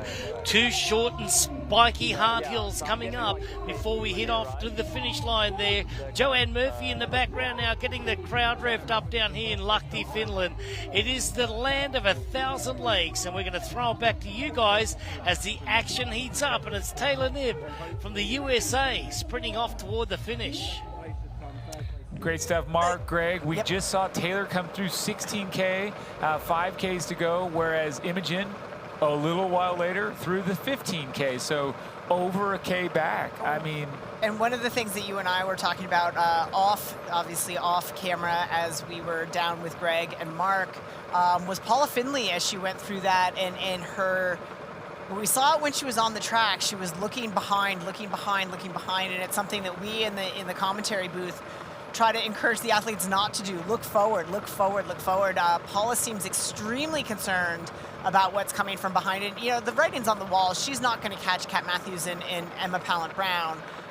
So I understand that she's concerned and wants to hold on to that 5th place, but the level with which she was concerned about it is what sort of, I think, caught us both a little bit. A little concerning. She seemed desperate and sort of angry to hear the split. How far back? Someone giving that split, kind of yelling at a guy, Eric yelling at Talbot.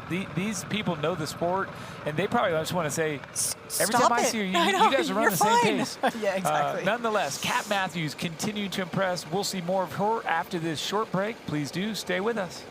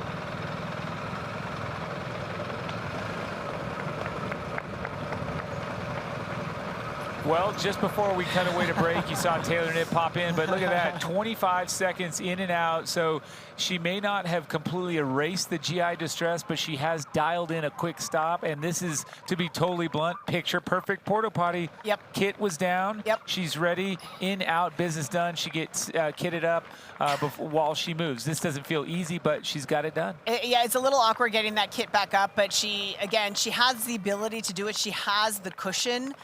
In terms of time, she is 4 minutes, 20 seconds ahead of Imogen. She gave up 25 seconds. You and I were commenting again, coming out of the break, that almost to the exact mile, the same stop Taylor made 2 years ago at the 70.3 World Championship that moved her from second place into third. So clearly something. Obviously, she's upped her game everywhere else she can afford the stop, but something that her and her team will continue to work on. Obviously, that's just time, and if you can nail that nutrition, you have to fuel. You need to get the fuel in, and so the risk of under-fueling is way more than a 25-second stop in a porta potty, but if you can avoid it, they're going to want to keep drilling in on that and try to figure out how to eliminate even those 25-second stops.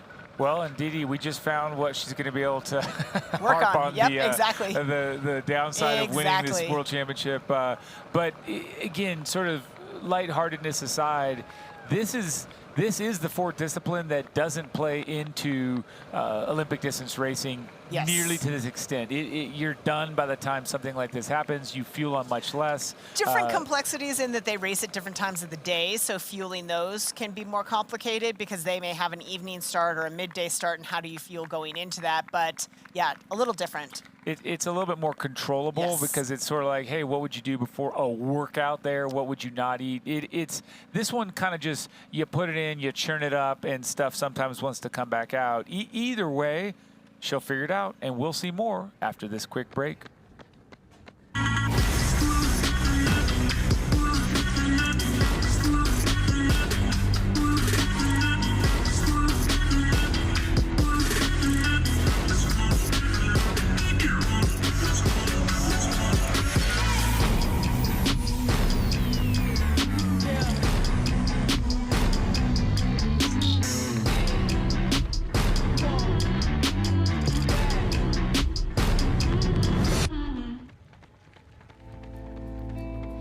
And a love so deep we cannot measure.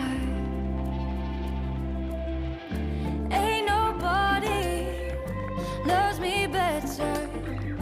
Makes me happy, makes me feel this way. Ain't nobody loves me better than you.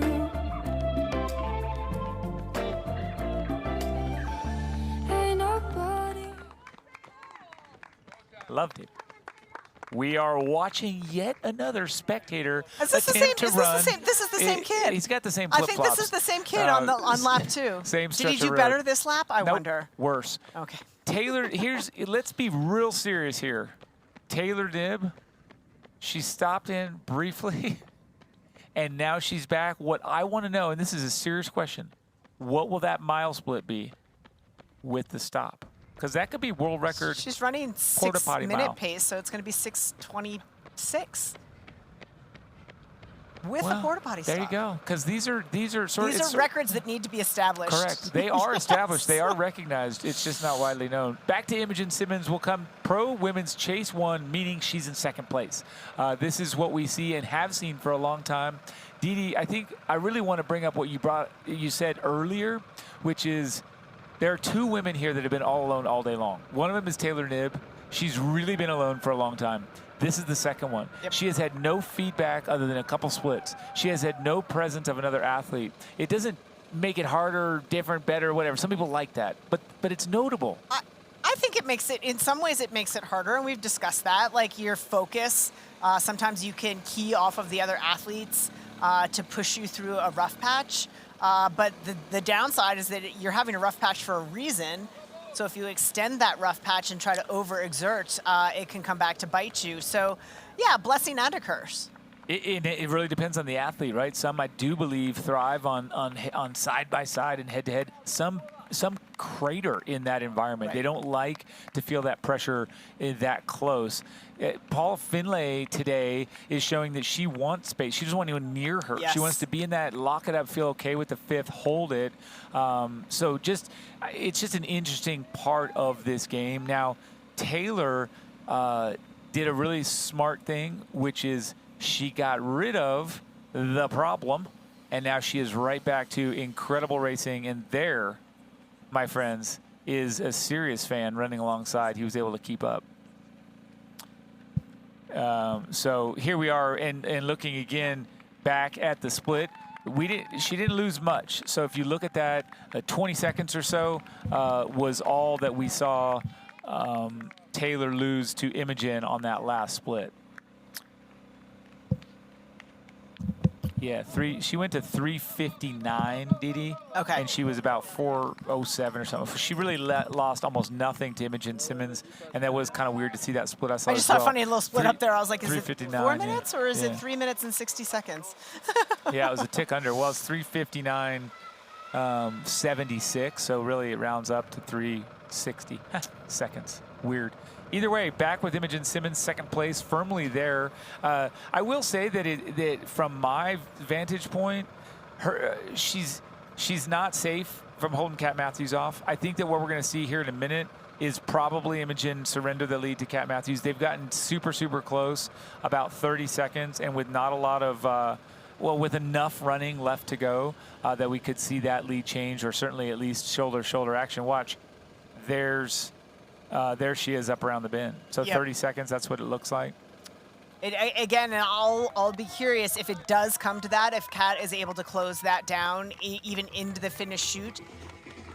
If Imogen has the kick, because she has had the flexibility to pace her own race and won't have done surges unnecessarily.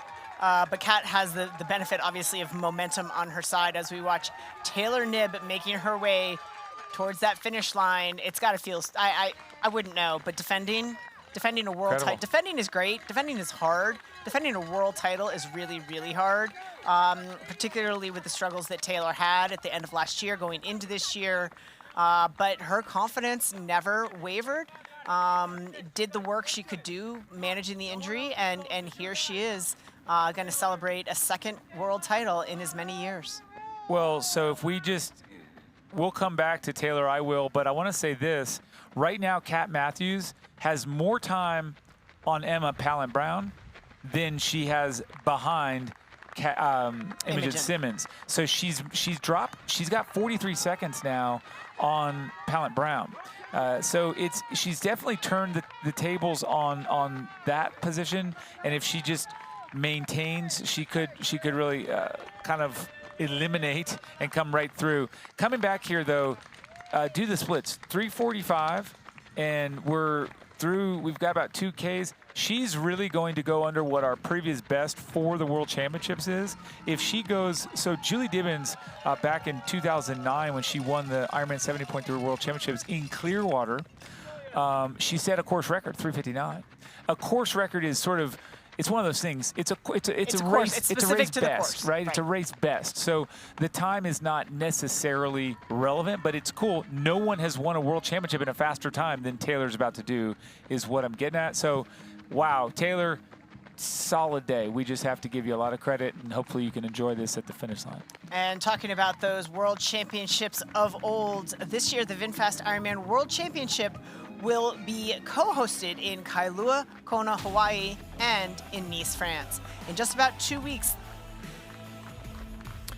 And that's right. And we're looking here at the 2024 VinFast Ironman 70.3 World Championships in Taupo, New Zealand. You can see the images there of the beautiful New Zealand setting as we look to that. Folks, don't miss it. 2024 VinFast Ironman 70.3 World Championship.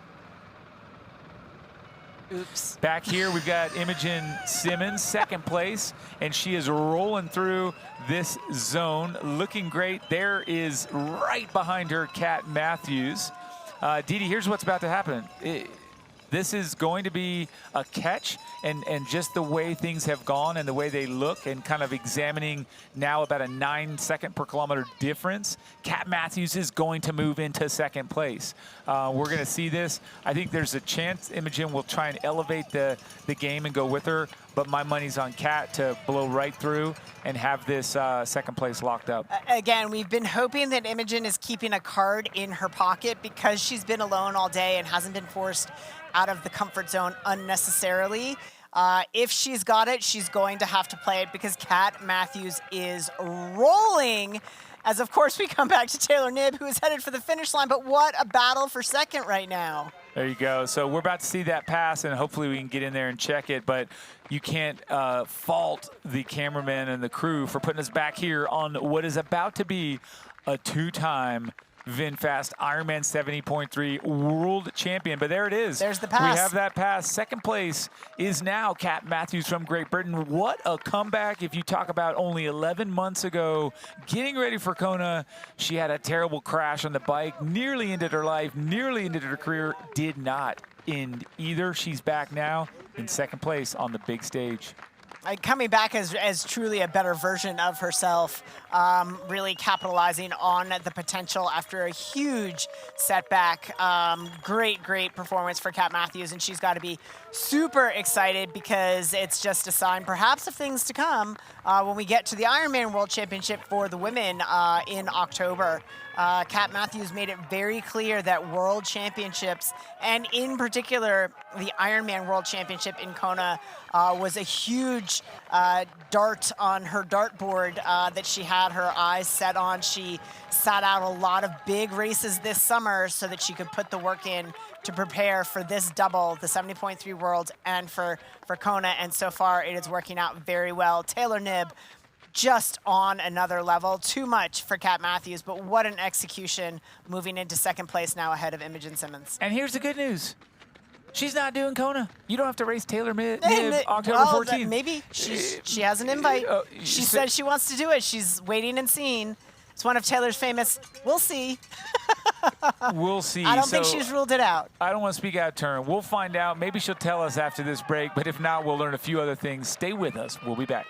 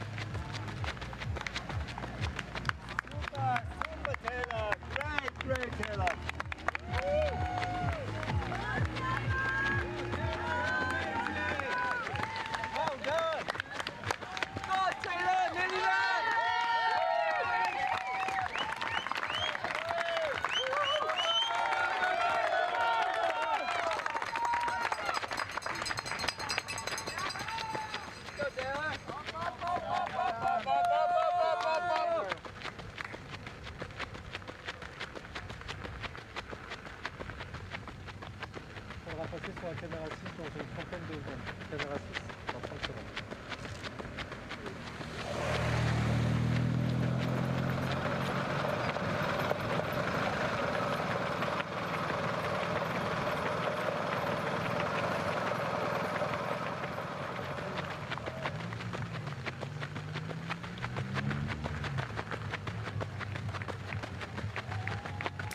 Taylor Knibb closing in on an amazing performance, 3:50 and 47 seconds with just a little ways to go. We're predicting here that she's going to come across the finish line in about 4.5 minutes. Again, a time at the World Championships that we have not seen before. We haven't gone under 3:59. And notably, talk about that race from 14 years ago, Julie Dibbins won the event. It was a completely different style of racing. Different course, different everything. Dramatically different race different course. conditions, different temperature, different, yes. But here we are, Taylor Knibb, really incredible show. And I know that she's going to have a lot to celebrate after this race, a lot to learn from, and perhaps a lot to train for. Maybe she's got a big year coming up here still, according to the people that can't stop chattering in my ear. But either way, exciting. Let's talk about this now. Up the hill one more time for Taylor Knibb, rolling past age group athletes who are lap traffic, and she is nearing the end of this Hoka run course. Oh, you can see it. That does not look good. That is bent at the waist. That one was a tough one to get up and over. How can that look good? Who makes that look good? Well, yeah, Miranda Carfrae, she can make that look good. Otherwise, here we come, and instead of going to the left, she takes that right turn, and that means 2 finish. Folks at home, please stand up out of your chair. Folks on course, please stand up out of your chair. It is time to celebrate the American who is making it 2 for 2 at the VinFast Ironman 70.3 World Championship. Her name, Taylor Knibb. Know it, learn it, and remember it, because she is the star of now and the future. She is the real deal. Her versatility secured her slot to compete in the Olympic Games in Paris next year, just a week ago, and here she is tackling her 2nd world title at this distance, the 70.3 world champion, Taylor Knibb. So impressive. And we'll get right down there to the finish line. But ladies and gentlemen, the VinFast Ironman 70.3 world champion from the United States, Taylor Knibb.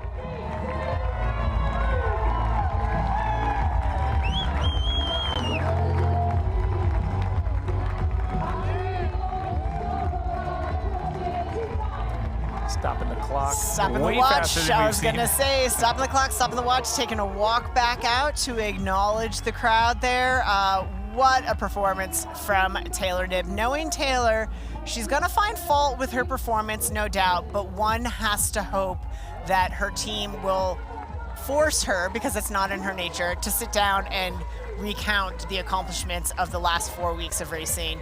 Outstanding performance in Milwaukee, securing an Olympic spot in the Paris test event last week, and then capturing her 2nd world title. There's Coach Ian O'Brien. So much credit to him. She is a tough athlete. She is demanding. Her expectations are so high. Really a chance to celebrate there with her team. What a great performance. Didi, have a look at that Wahoo Element Rival run split here. 1:18.05 for Taylor Knibb, the best here. 13.1 miles, 21.1 kilometers at sub 6 minutes per mile, sub 3:45 per K pace. Folks, take that to the bank and deposit it. 1:18 after riding a 2:07. Taylor Knibb, an impressive show. Also impressive, and also going to be an incredibly quick time when this race is over, is this woman, Kat Matthews, representing Great Britain, coming from what we've talked about, the lowest of lows that you can really hit, to now this point in August, 2nd place at the World Championship. Didi, remarkable. And again, Imogen Simmons as well. It's been since 2019 that she's found herself on a podium at the 70.3 Worlds and has executed.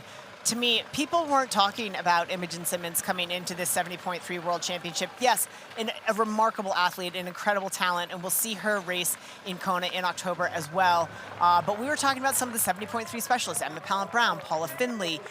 We were not talking about Imogen Simmons, so she is a big surprise performance that really shouldn't be. She's been on the podium before, but a surprise performance that people were not counting her in. Well, and there is something that we all fall prey to, which is who's on the hot streak, who's winning, who's ready, who looks like they're on the right trajectory. And she didn't look to have that, but it didn't matter. She put a great effort, a great swim, bike, and run today to hold this podium spot. And it's not done yet, but we feel like she's likely going to hold off at Emma Pallant-Brown.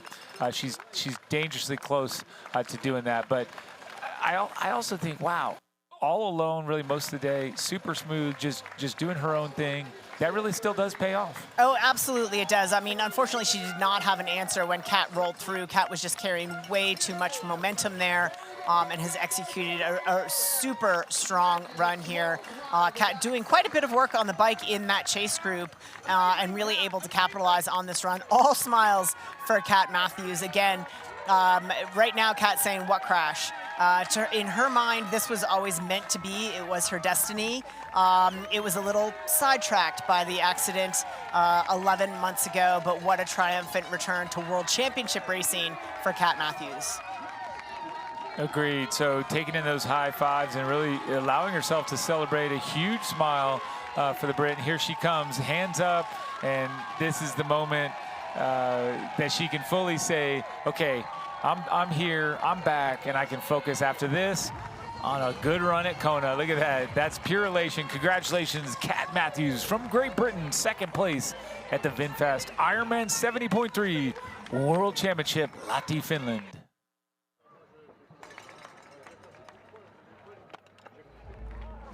Kat looks like she wants to keep going. That bodes well for October for Kat Matthews. She looks like she's got more to give out there, and more we shall see in the weeks and months to come. And Imogen Simmons as well, another athlete we will see not in too much time longer. A surprise performance only in that she herself was uncertain about her health, picked up a bug racing in Singapore not long ago, on a course of antibiotics, but absolutely able to capitalize today, rounding out our women's podium from Switzerland. Imogen Simmons, and look at the smile, says it all. It sure does. Congratulations, elated at the finish line, Imogen Simmons in third.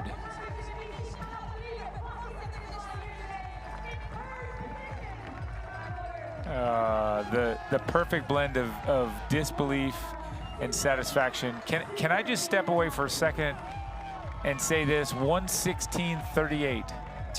That's the run split for Kat Matthews. Yes. So remember, that's on the heels of a 2:11 bike split. She did outrun the world champion. It wasn't enough. She finished 4 minutes back. But if Kat Matthews is running 1:16:38 to close out the Ironman 70.3 World Championship, we know, wow, we know how fit and how strong she is. And here across the line in fourth place, Emma Pallant-Brown. I think there's no disgrace in finishing fourth at the World Championship, but I think Emma Pallant-Brown's going to walk away from this race feeling a little disappointed for what might have been. Just wasn't able to do it on the run. That's where we expected her. I think she had the best swim she could have hoped for. I think she had a great bike riding in with that group. Maybe it just cost her a little too much. She did not have the run we're used to seeing from Emma Pallant-Brown, and it cost her the podium, but still a very strong fourth place finish from the woman from Great Britain, who also makes her home in South Africa. And she ran a 1:17:52, exceptional. But again, to grab that podium spot, it was going to take a 1:16 today, so just shy. And folks, overhead shots of Lahti, Finland, this amazing venue, this wonderful spot that has brought us in for this event. We'll do so again tomorrow. So those of you that are interested in the men's race, those of you that think we can top a race like this, we'd encourage you to come back tomorrow. So as we see Paula Findlay rolling in, smiles breaking across her face, you can say, all right, it's yours. You guys, we will be back. We encourage you to stay with us for the conclusion of today's show after this short break. Please do come back.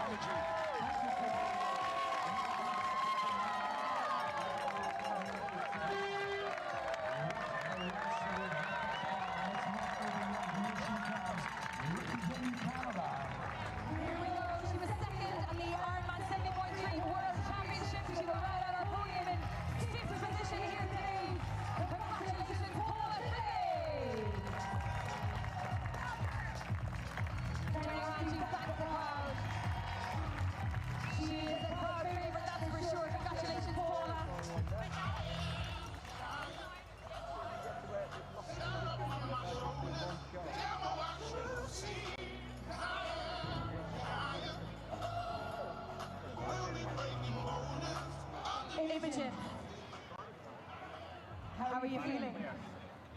A little tired and a little surprised, I'll be honest with you. Firstly, I'd like to say thank you to the most incredible crowds, Pippin, Mike Kura, and as you can quite confident that today you were extraordinary crowds. So thank you all so much for sharing. That last weekend was really hard, and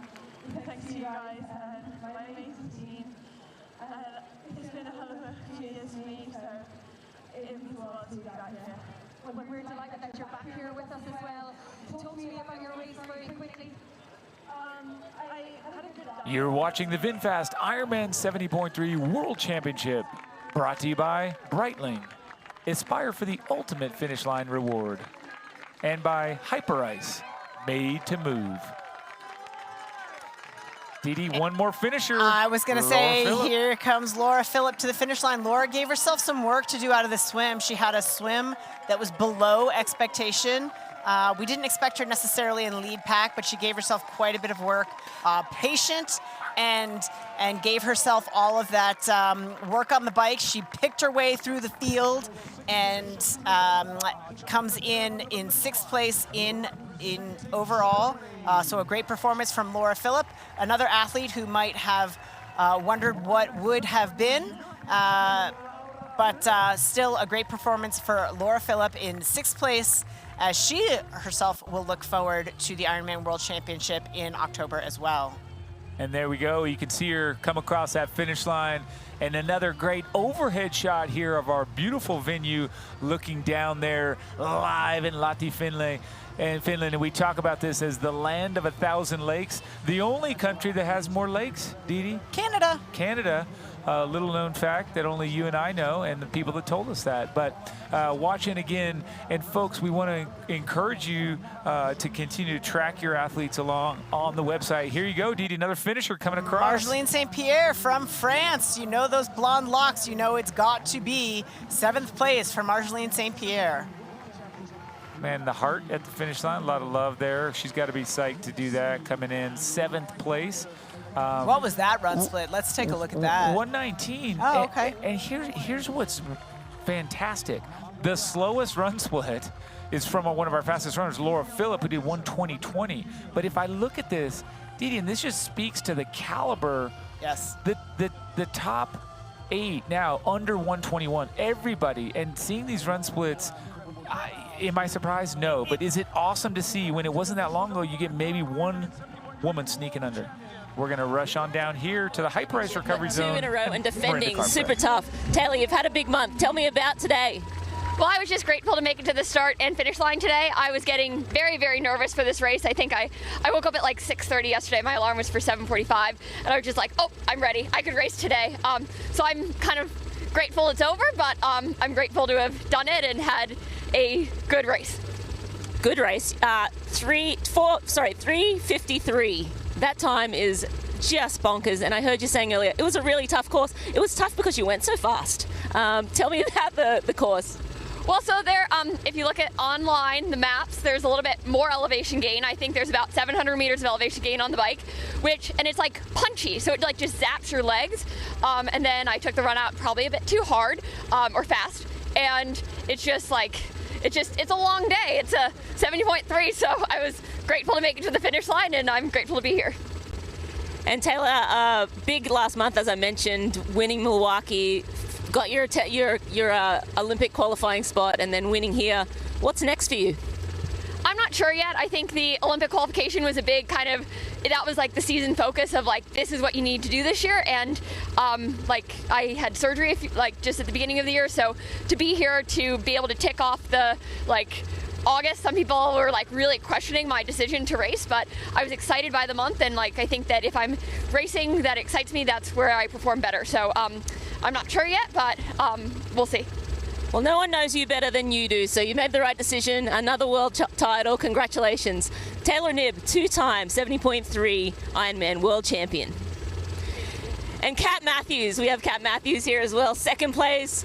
Holy wow, Kat Matthews. Incredible race today. Just a phenomenal swim. Obviously, always super strong on the bike and so tough on the run. Tell me about your race. Thank you. I had a really good day. They don't come always, and I had a really bad day a couple of weeks ago. So I just knew I was ready, and got really really boosted actually by the Ironman Try Instagram just a few days ago with my swimming. I was like, yeah, I can swim. So yeah, thank you. And yeah, good day. But I'm a little bit disappointed that Taylor just ticked off this race. That's hard. And I'd be interesting to see what she does next. Absolutely. And I know your season's not over. Was this race a big goal for you, or is it sort of building to something else in Kona? It would be very disrespectful, I think, to say that it wasn't a big goal. So yeah, I had full focus on this race, but right now all I'm thinking about is Kona in 7 weeks' time. Congratulations, Kat Matthews. So great to see you on the podium again. I think you've got a lot of people cheering for you, and we're looking forward to seeing you back in Kona this year. Thanks so much. Imogen Simmons, a phenomenal race, swam at the front group with Taylor, hung with Taylor for a little bit on the bike, but then was hung out to dry basically by yourself, no man's land on the bike, and then a really great run to close out the day. Couldn't quite hold on to second, but third place today, a really great performance. Tell me about your day. Yeah, so as you said, a bit of a shock when I came out of the swim and I realised I was in the front pack. And I think I came into this race not really thinking too much. I've had a busy month and I was like, you know what, let's have some fun today. And I think I can say I definitely had some fun. Taylor, what a phenomenal ride. So I hung with her for a little bit and then I realised I was maybe pushing my capabilities a bit too much. And so I just kind of rode my own ride and turned out to not be too bad. Didn't get caught on the bike, and then I just kind of held on as long as possible on the run. It's been an up and down few years, so I was just, overjoyed to be back racing at the very pinnacle of the sport. It's absolutely awesome. Yeah, absolutely. Your last podium finish was in Nice a few years back now. But we did hear whispers of you being sick this last few days on antibiotics, not feeling super well. And in fact, some of the commentary team were picking you as a dark horse, if you can call yourself a dark horse.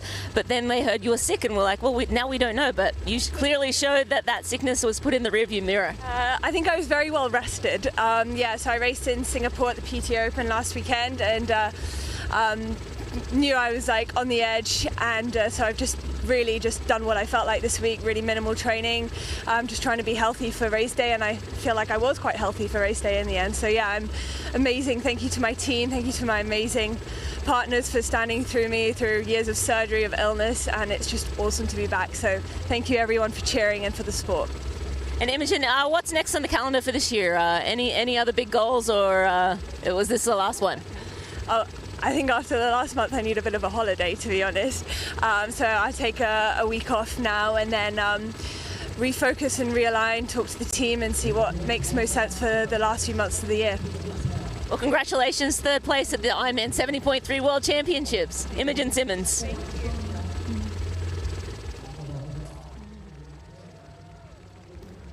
You're watching the VinFast Ironman 70.3 World Championship, brought to you by VinFast, Boundless Together, and by Athletic Brewing, brew without compromise.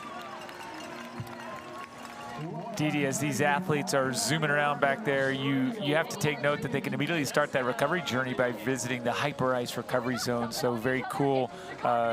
She's not liking what she found there, but ultimately being able to jump in there and speed up that recovery. So critical stop on the Ironman athlete journey is there at the hyper ice recovery zone. And let's take a quick look as we were conducting interviews there. Of course, we had Laura Philipp in 6th place. It was Marjolaine St. Pierre in 7th place. Amelia Watkinson in 8th place. Daniela Ryf coming in 9th place, 10 minutes, 55 seconds back. And Anne Reichman out of Germany, rounding out our top 10 at 4:06.18. So there is your top 10, and it tells you it was a World Championship event because we looked down at all those flags. What an international representation here in Finland. And looking to Canada's Tamara Jewett, 1:15.57, not to be outdone by Kat Matthews with the 1:16. There's the fastest run split I've seen, not surprisingly so, but she also suffered a penalty, so perhaps that aided her, perhaps not. Yeah, I was reading lips down there as we were running through that top 10, and the podium now strategizing what to do with their athletic brews on the podium. Folks, we will be right back with much more from Lahti, Finland. Please stay with us.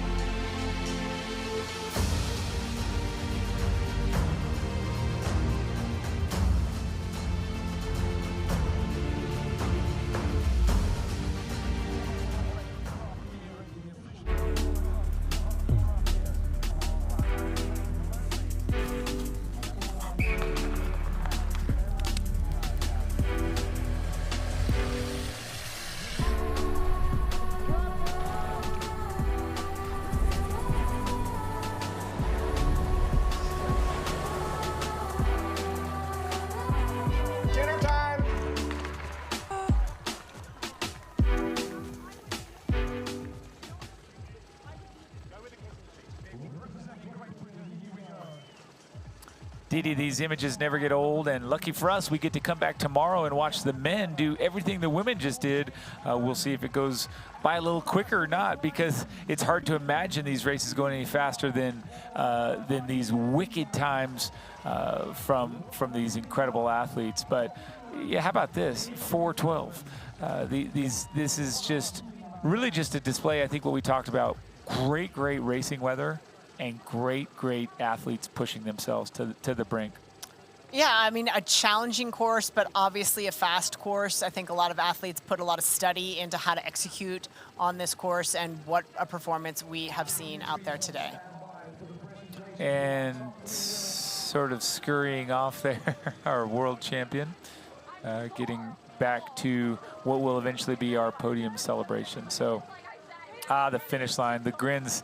She said, "Oh, you just ticked that off, did you?" Well, you know, maybe the wrong choice of words, but I also like that she sort of dodged the question. What are you doing later this year? I'm not going to tell you. Yeah, well, I knew there was going to be a "we'll see." That's sort of Taylor's stock answer for everything these days is "we'll see." Yeah. But I think there's some speculation as what's behind the "we'll see," but we'll let Taylor tell us in her own time. Who will see? All of us when you tell us. But again, to recap, and you went through that top 10, great stuff, very international competition, and very tight as well. Yes. So if you're looking at those gaps from 7th first to 10th, yeah, even 7th to 10th really lined up there, 20 seconds apart, all of those women, with the exception of Ann Reichman a little bit off the back there, but really top level competition out there today. To be certain, and I know some of you guys are sticking around saying, I'd love to see a recap. We will have that for you. That'll be fun to see. Also, podium celebration, and the best of the best. We get to watch these women.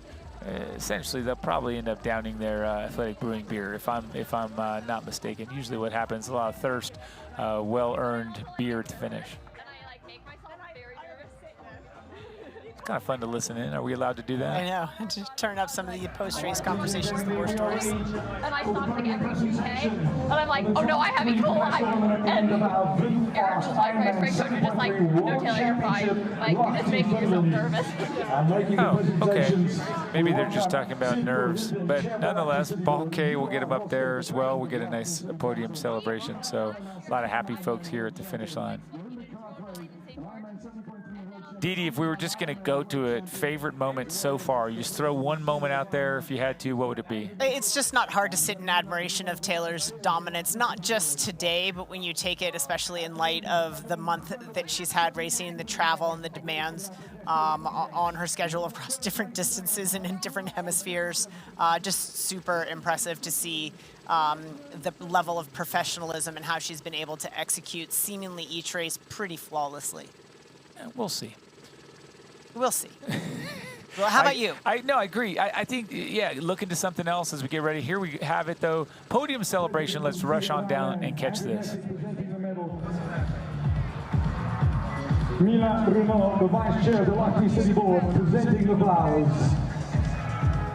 Your second place today, representing the United Kingdom, at a time of 3:57.05, it is Kat Matthews.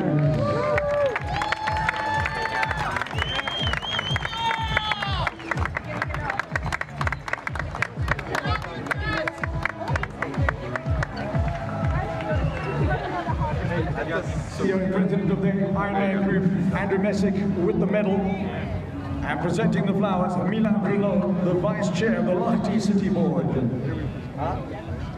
And the final name we need to call with a swim 24:45, a 2:07:52 bike, a 1:18:05 half marathon, a winning time of 3:50:02.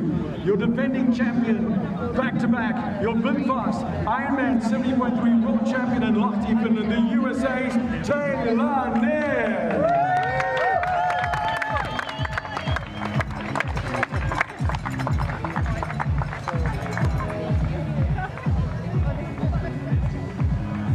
Do I get a handshake? You want a hug? Yeah.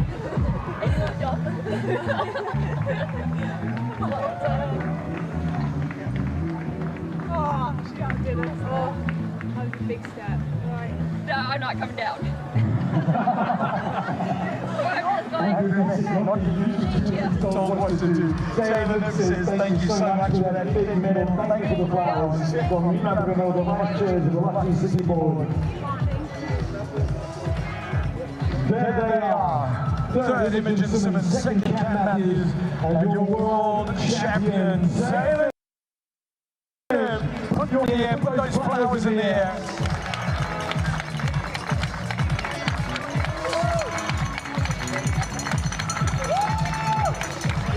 And you know what?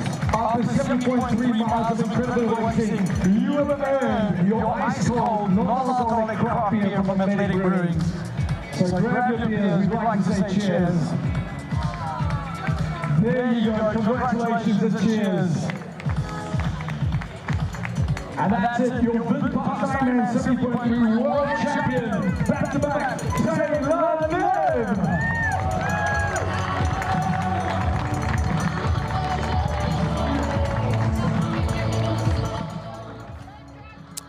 And watching those women jump up onto that Athletic Brewing podium, Didi, you can see the satisfaction, the happiness for one another, and just pride of a job well done is the best way to say it. A bit of relief. Obviously, there were some nerves. There's nerves coming into every race. I think the nerves are a little bit elevated for a World Championship event.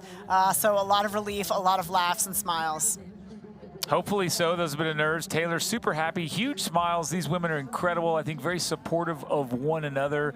It's great to also just sort of acknowledge that what you have here is, you know, Imogen's been kind of rocking and rolling for a few years now, been on a podium before, but when we look at this, we see really the stars of the future that are performing well today, because Kat Matthews, Taylor Knibb, both of these two are on the upslope of their career, and it's great to see and be a part of it, isn't it, Didi?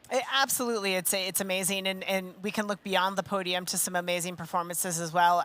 Emma Pallant-Brown not able to close it down onto the podium. Paula Findlay, such a consistent performer, and that's not something we've said about Paula all of the time throughout her career. So really, really some amazing performances across the board. But don't take our word for it. Let's have a look at how the race played out today at today's VinFast Ironman 70.3 World Championship. Here's how we got underway.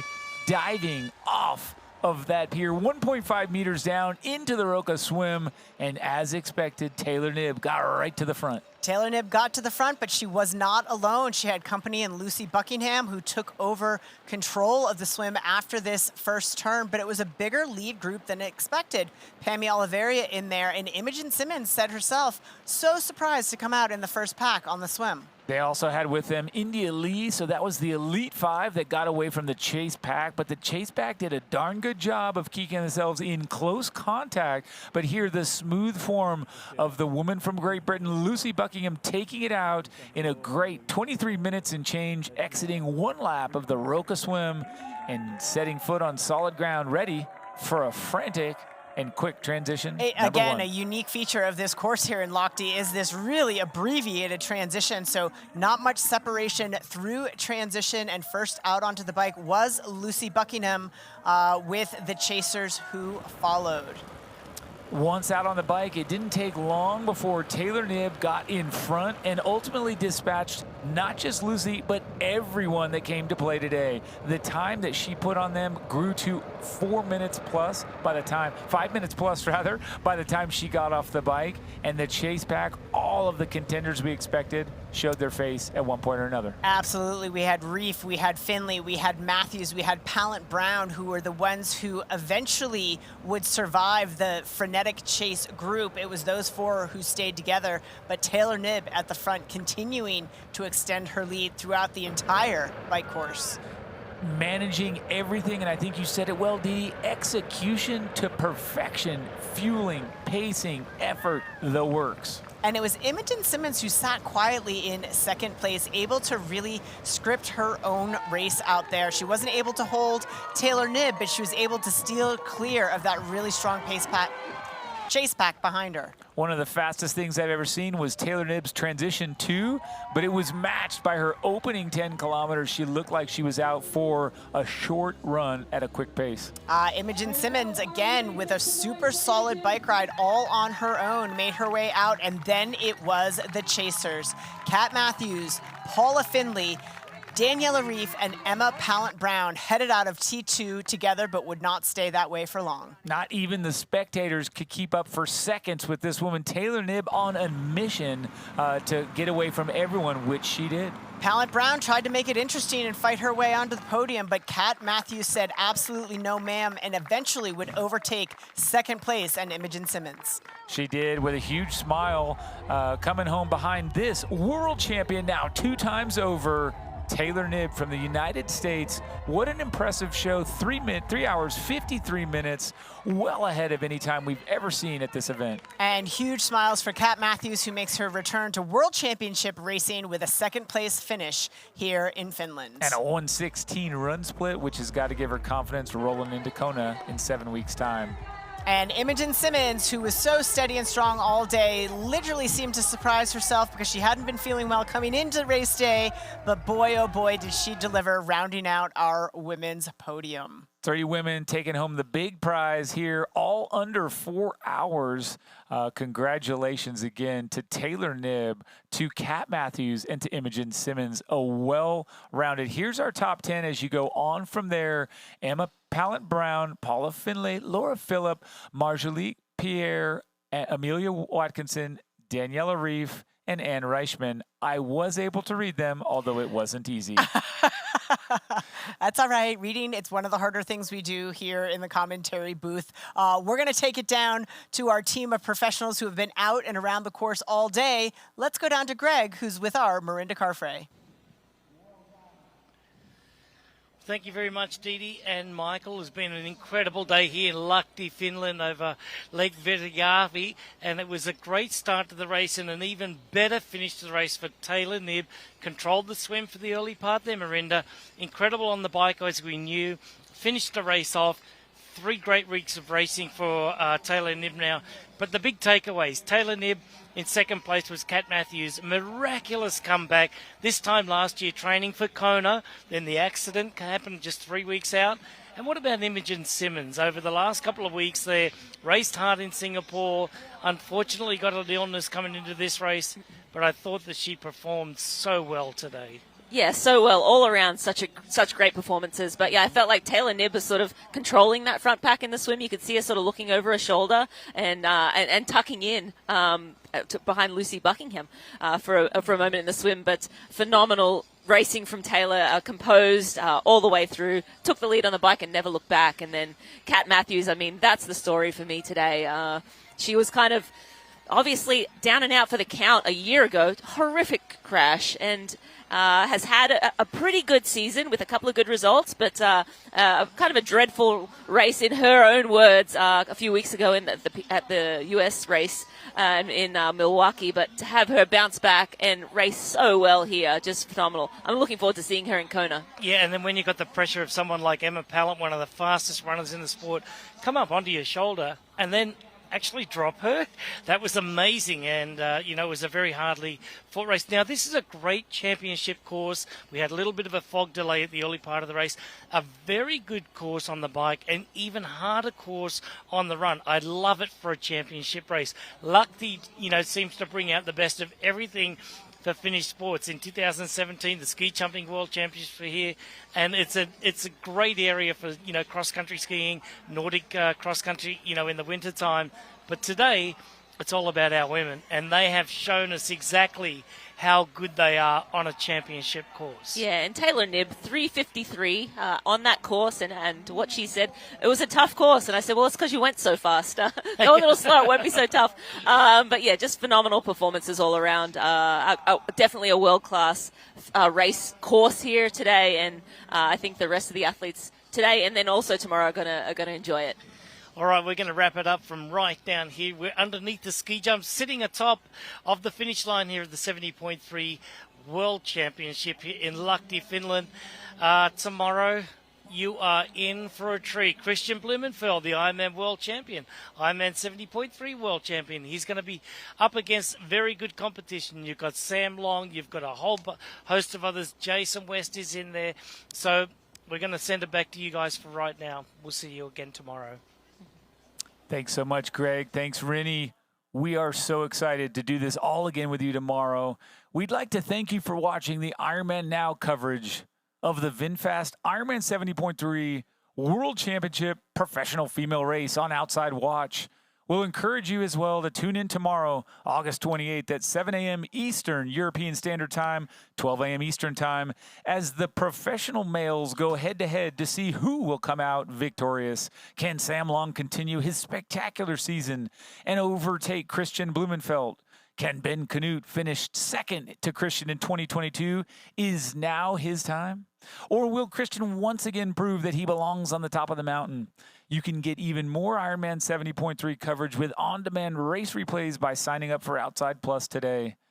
For Greg Welch, Marinda Carfrey, Matt Lieto, and Didi Griesbauer, I'm Michael Lovato, and I'd like to thank you for watching. Enjoy these moments and images from today's race.